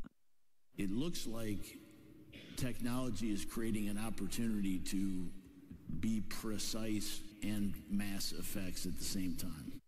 But can we really get precision and mass and still afford to fight a war against China or North Korea or Houthi rebels in Iran? Here's where I think the belief in technology and military revolutions and the belief in technology and the substitution of technology for human lives can sometimes be at odds with each other, especially with how they create incentives to increase the economic cost of warfare in order to prioritize the political cost of warfare. The last 2 decades weren't just about precision versus mass. It was about how autonomous technologies could move the human from the very real human cost of warfare. And that meant building unmanned systems that privilege not just precision, but control, loiter, range, and survivability. And all of that is expensive. So even if we decrease the price of guidance or precision, if we want humans in the loop and options for both manned and unmanned on the same platform, and survivability, and speed, if we need optionally unmanned platforms, complicated guidance and control, prepared to do a myriad of different missions or munitions that are survivable with great guidance and maneuverability, then even cheaper precision doesn't get us affordable mass. Here's Stacey Pettyjohn again on how the cost of these systems can sometimes unintentionally spiral out of control. Missiles are another area where the United States has moved towards wanting more very high-end systems, and they need systems with a lot of range. The U.S. likes to, or has been driven to, fighting from standoff ranges, where the platform that is launching the missile stays outside of the area where there are the most enemy forces that could potentially attack it. And the need for standoff ranges inevitably drives up cost in missiles. So things like Tomahawk, which aren't even that long range, JASSM, another land attack cruise missile that's air-launched, they're just expensive. And you have even some of the missiles that are including pretty exquisite sensors so that they can track moving targets like ships. And some of them have incorporated elements to reduce the signature of the missile. So it's not really stealthy, but it's pseudo-stealthy. It's harder to detect on radar, and it's more likely to be able to penetrate integrated air and missile defenses and to actually reach its target. These are all really highly desirable attributes, but they end up, especially when they're stacked on top of each other, resulting in something that has a really high price tag. And it's not just missiles that have a problem with this gold plating. It's also those little first-person view drones that are dominating the front lines of the Ukraine war and being shot down, destroyed, and replaced at the rate of thousands upon thousands at a time. The U.S. has struggled to buy pretty much any technology in mass and at low cost. Remember, for example, the experience of Mike Brown and the Defense Innovation Unit that we introduced you to in Episode 5, when the Army's attempt to buy a commercial off-the-shelf short-range reconnaissance program led to spiraling costs and ultimately a failed program. Often, what we want unmanned to do requires satisfying contradictory needs. For example, we want it to be low cost, but we also want it to be survivable. Or we want range, but we also want control. There is no unmanned silver bullet. Instead, perhaps what we need is an arsenal of many manned and unmanned things, a kind of high-low mix of manned platforms or exquisite unmanned munitions, but paired with or complemented by cheap unmanned things. Getting this high-low mix right might be the secret sauce. Paul Shari, Executive Vice President at the Center for a New American Security, agrees. Some of those munitions are going to be expensive because it might be worth it to have really capable sensors on those munitions to go in and hit difficult targets. We're going to need expensive platforms. It's almost always better to be investing in the Archer rather than the Arrow, right? So what I mean, like, if you can invest in, say, a bomber that is more capable and stealthier to get in closer, that allows you to use cheaper munitions, you get to reuse the bomber. Versus, and then you have to have more expensive munitions that are expendable. But there's a role for low-cost systems as well, and in particular, because we're in a situation where a lot of the platforms that we have are not going to be produced in very large quantities. That's just the reality. Then having low-cost unmanned or uncrewed systems as adjuncts to that, like some of these low-cost aircraft that might be a loyal wingman to an F-35 or to a bomber, that's going to help make those crewed platforms much more effective, actually. And so I think that we need a more balanced force, and we don't have one today. We are massively overinvested in large platforms. We've already demonstrated that U.S. desire to create both overwhelming military advantage and remove the human from the battlefield can lead to pressures to increase the cost of technology. So what can the U.S. do to try and decrease the economic cost of unmanned warfare? Well, first and foremost, the U.S. Department of Defense needs to trim its processes to enable new ideas about technology to reach the battlefield at a quicker pace. Here's Mike Brown on how the DoD might be able to bring down costs from the inside out. So in that race to be ahead in technology, we have to be conscious of the fact that the winner of a great power competition is not just who invents something, but how quickly that is deployed. We have to look at what are the underlying causes of why does it take so long to bring new capability to warfighters. The shocking fact that I learned was it takes on average 17 years to bring new capability to warfighters. The best case is 7 years, and the worst case, 27 years. Understandably, you're talking about more complex technologies here. That would be the case for a new generation fighter, a 5th generation fighter going to 6th generation fighter. It should be a lot faster if you're talking about these smaller autonomous systems, and it would be, but they're still going through the same acquisition and budgeting process you'd use for large defense platforms. That's the part that needs to change. So as we think about adoption, we do need a parallel system to specify what we need, to acquire it, and budget for it. And to build that parallel system, we'll need some of those charismatic, long-term idea entrepreneurs, defense influencers that can weather multiple administrations and congressional budget cycles to make those dramatic changes to defense acquisition. Here's Andrew Krapinovich with some of the historical lessons about what you need to make those big changes. You need a leader with extended tenure. Anybody who's trying to make a big change in an organization, I know typically there's a lot of resistance to doing things in new ways.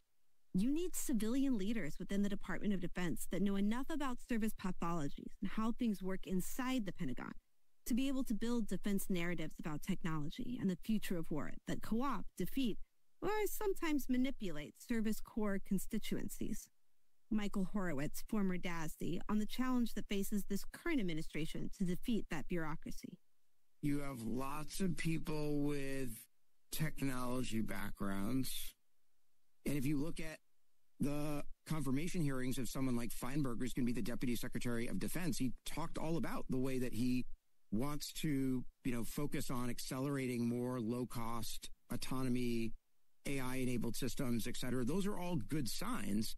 The thing that we don't know is how successful they will be at navigating the military services and the defense bureaucracy to produce that actual change. One of the challenges that we ran into with the Replicator Initiative was that to reallocate 0.05% of the U.S. defense budget, the U.S. defense budget is enormous, but to reallocate 0.05% of the defense budget to be able to field those all-domain attritable autonomous systems by August 2025 required over 40 different briefings with congressional appropriators and Armed Service Committee members, because it was just moving at the rate of technological change and moving at the speed of relevance, not the speed of the DoD budget process, which is glacially slow on purpose.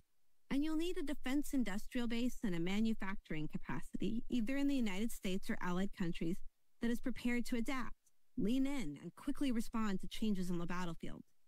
That will require government infusion of cold, hard cash, but likely partnered with private sector investment. I asked Mike Brown, who transitioned from leading the Defense Innovation Unit to leading a venture capital company, Shield Capital, that specializes in defense technology, about what the private sector will need in order to meet these demands. What the private sector is waiting for is more signal, demand signal, we would call it, from the Defense Department to say, this is going to be important. We're actually going to start buying in quantity. Replicator is one of the first signs of that. I will say the Army has been ahead on ground autonomy and has gotten going with the remote combat vehicle as an example. So there are starting to be some programs here. We need more of those that will stimulate not only more companies that are interested in providing autonomous systems, but also more investment. Are we moving fast enough, far enough, fast enough? That's the question, is the speed at which this is happening. So I do think there's going to be a lot of pressure to move faster. I think this administration, the Trump administration, second Trump administration, is going to be applying that pressure, certainly from what we're hearing. And I think that will be good. The challenge will be, is the Congress willing to either increase the amount of money that is going for defense? That's what Senator Wicker has called for. Let's go back to spending 5% of GDP on defense. Your listeners might know that we haven't spent 5% of GDP on defense since the Reagan buildup in the 1980s, when he was really trying to spend the Soviets into seeing that they couldn't compete with the U.S. So that means it's been a very long time. So we either need to be spending more money so that there is the discretion in the budget to go buy some of these new technologies, or Congress has to say, yeah, maybe we don't need quite as many aircraft carriers, or we don't need that extra F-35. Now, the good news is these are low-cost technologies, so foregoing one of those large platforms buys you thousands, or in the case of an aircraft carrier, millions of aerial drones. So you don't have to give up too much there, but you have to give up something if you're not willing to spend more. So that's the concern I have, is Congress has to participate in this one way or another. What is clear is that building the right unmanned arsenal for the future is not as easy as quality versus quantity, mass versus precision, or even on creating just low-cost systems. Fundamentally, we as Americans struggle to think about equipping ourselves for the types of wars that we really don't want to fight. Types of wars that look more like Vietnam or World War II than the Gulf War, or even the long but far less casualty-prone wars in Iraq and Afghanistan over the 2000s. Wars that aren't won in the first few salvos, but instead require a long-term strategy to sustain conflict. Here's Michael Kaufman again. The challenge we have is that most of our thinking is around the initial phase of a war, which is a high-intensity maneuver battle. And we've thought that through to some extent. If the war lasts beyond 3 months, then actually we might very much end up in a similar cycle of warfare that's characterized by high levels of attrition because it's positional in nature or it's destruction-oriented. And that's very typical for a prolonged conventional war. And a lot of folks don't want to think about the fact that wars between major powers are pretty rarely resolved in the initial combat phase, because win, lose, or draw, it's very hard to knock your opponent out of the fight. And this leads us to where we want to end this podcast, with China, which would certainly not be a war won or lost in 3 months. Again, Stacey Pettyjohn. In terms of what the U.S. needs, because American forces had spent so long fighting terrorists in really pretty permissive environments where we would actually fly in really close. We'd have aircraft hovering above the skies, whether they were uncrewed or crewed, and then they would drop these very precise short-range weapons on a target and try to minimize the damage. Those are not the attributes that we would need for a war with China. We need missiles with longer range, which will be more expensive. We also sometimes would need area effects weapons that aren't very discriminate, that can cause either more damage or a wider area of damage to take out or suppress things like airfields that are big. You actually want a really big boom there and to spread out the effects instead of to make it as minimal as possible. We also did not buy anti-ship weapons. The U.S. military across the board basically got out of the anti-ship mission because the U.S. Navy was so dominant in the 1990s and 2000s that they stopped buying heavyweight torpedoes. They stopped buying anti-ship cruise missiles. The Air Force just completely walked away from the mission, which they had adopted at the end of the Cold War.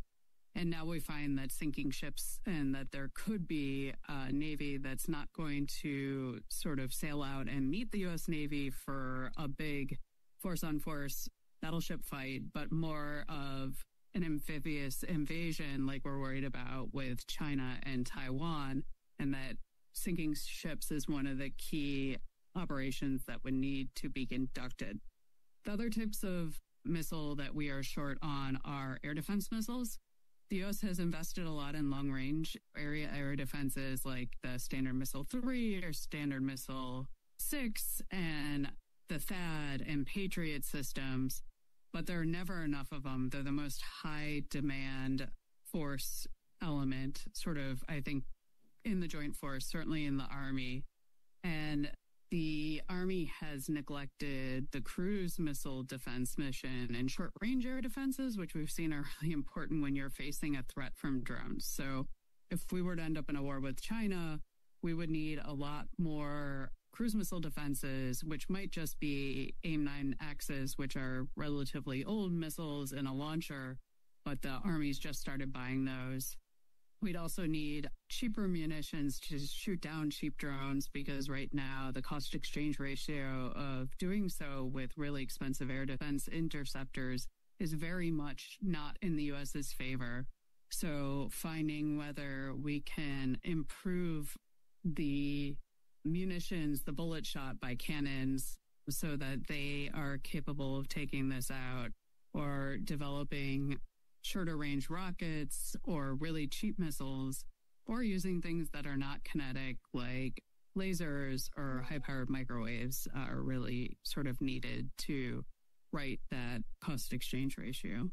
It's not clear that the vision of future warfare that comes from beliefs in military revolutions or casualty aversion aligns with the challenges that Stacy outlines. What is clear is that future conflict is not just about range or maneuver or even precision. It's about how these technologies enable a state to fight a conflict all the way up until the point of strategic victory. And that is about how a country sustains cost, whether it be economic or political. And so in the end, after taking this journey through the halls of the Pentagon, doctrinal revisions, professional military education syllabi, congressional hearings, think tank panels, and ultimately budget lines within the National Defense Authorization, we have become convinced that the rise of unmanned technology should be about how we think about cost. But calculating both economic and political costs of winning a war is not an objective process of balancing Excel sheets. Instead, we make these calculations with assumptions we build from beliefs and identities about technology and the future of war. And this is perhaps the resounding lesson of this series that is ostensibly about technology. We told you at the beginning that if you came to this podcast for technology, that we hope you stay for the people. But let me go one step forward and say I hope what you learned as you stayed for the people is that in order to understand technology, you have to first understand the ideas that made those technologies a reality. Absent strong ideas and influencers that can help shepherd those ideas through the budget process, the American military can become lost in uncertainty, fielding arsenals that fit parochial service interests but don't fit together to arm a coherent joint theory of war. Our aspiration in this podcast and in the book was to solve a puzzle about why the U.S. military has invested in the kinds of unmanned systems that now make up its inventory. In the place of this puzzle, we hope that listening to this podcast, or in reading the book, there's a newfound power that comes with the self-awareness to optimize investments in unmanned systems. Not free of ideas, beliefs, or identities, but recognizing, correcting, and embracing these hugely influential forces to hone the American unmanned inventory. The rise of unmanned systems is not inevitable. Instead, it is a reflection of human choices, organizational biases, and political shocks. The very human hand behind unmanned. I'm Julia. And I'm Jackie.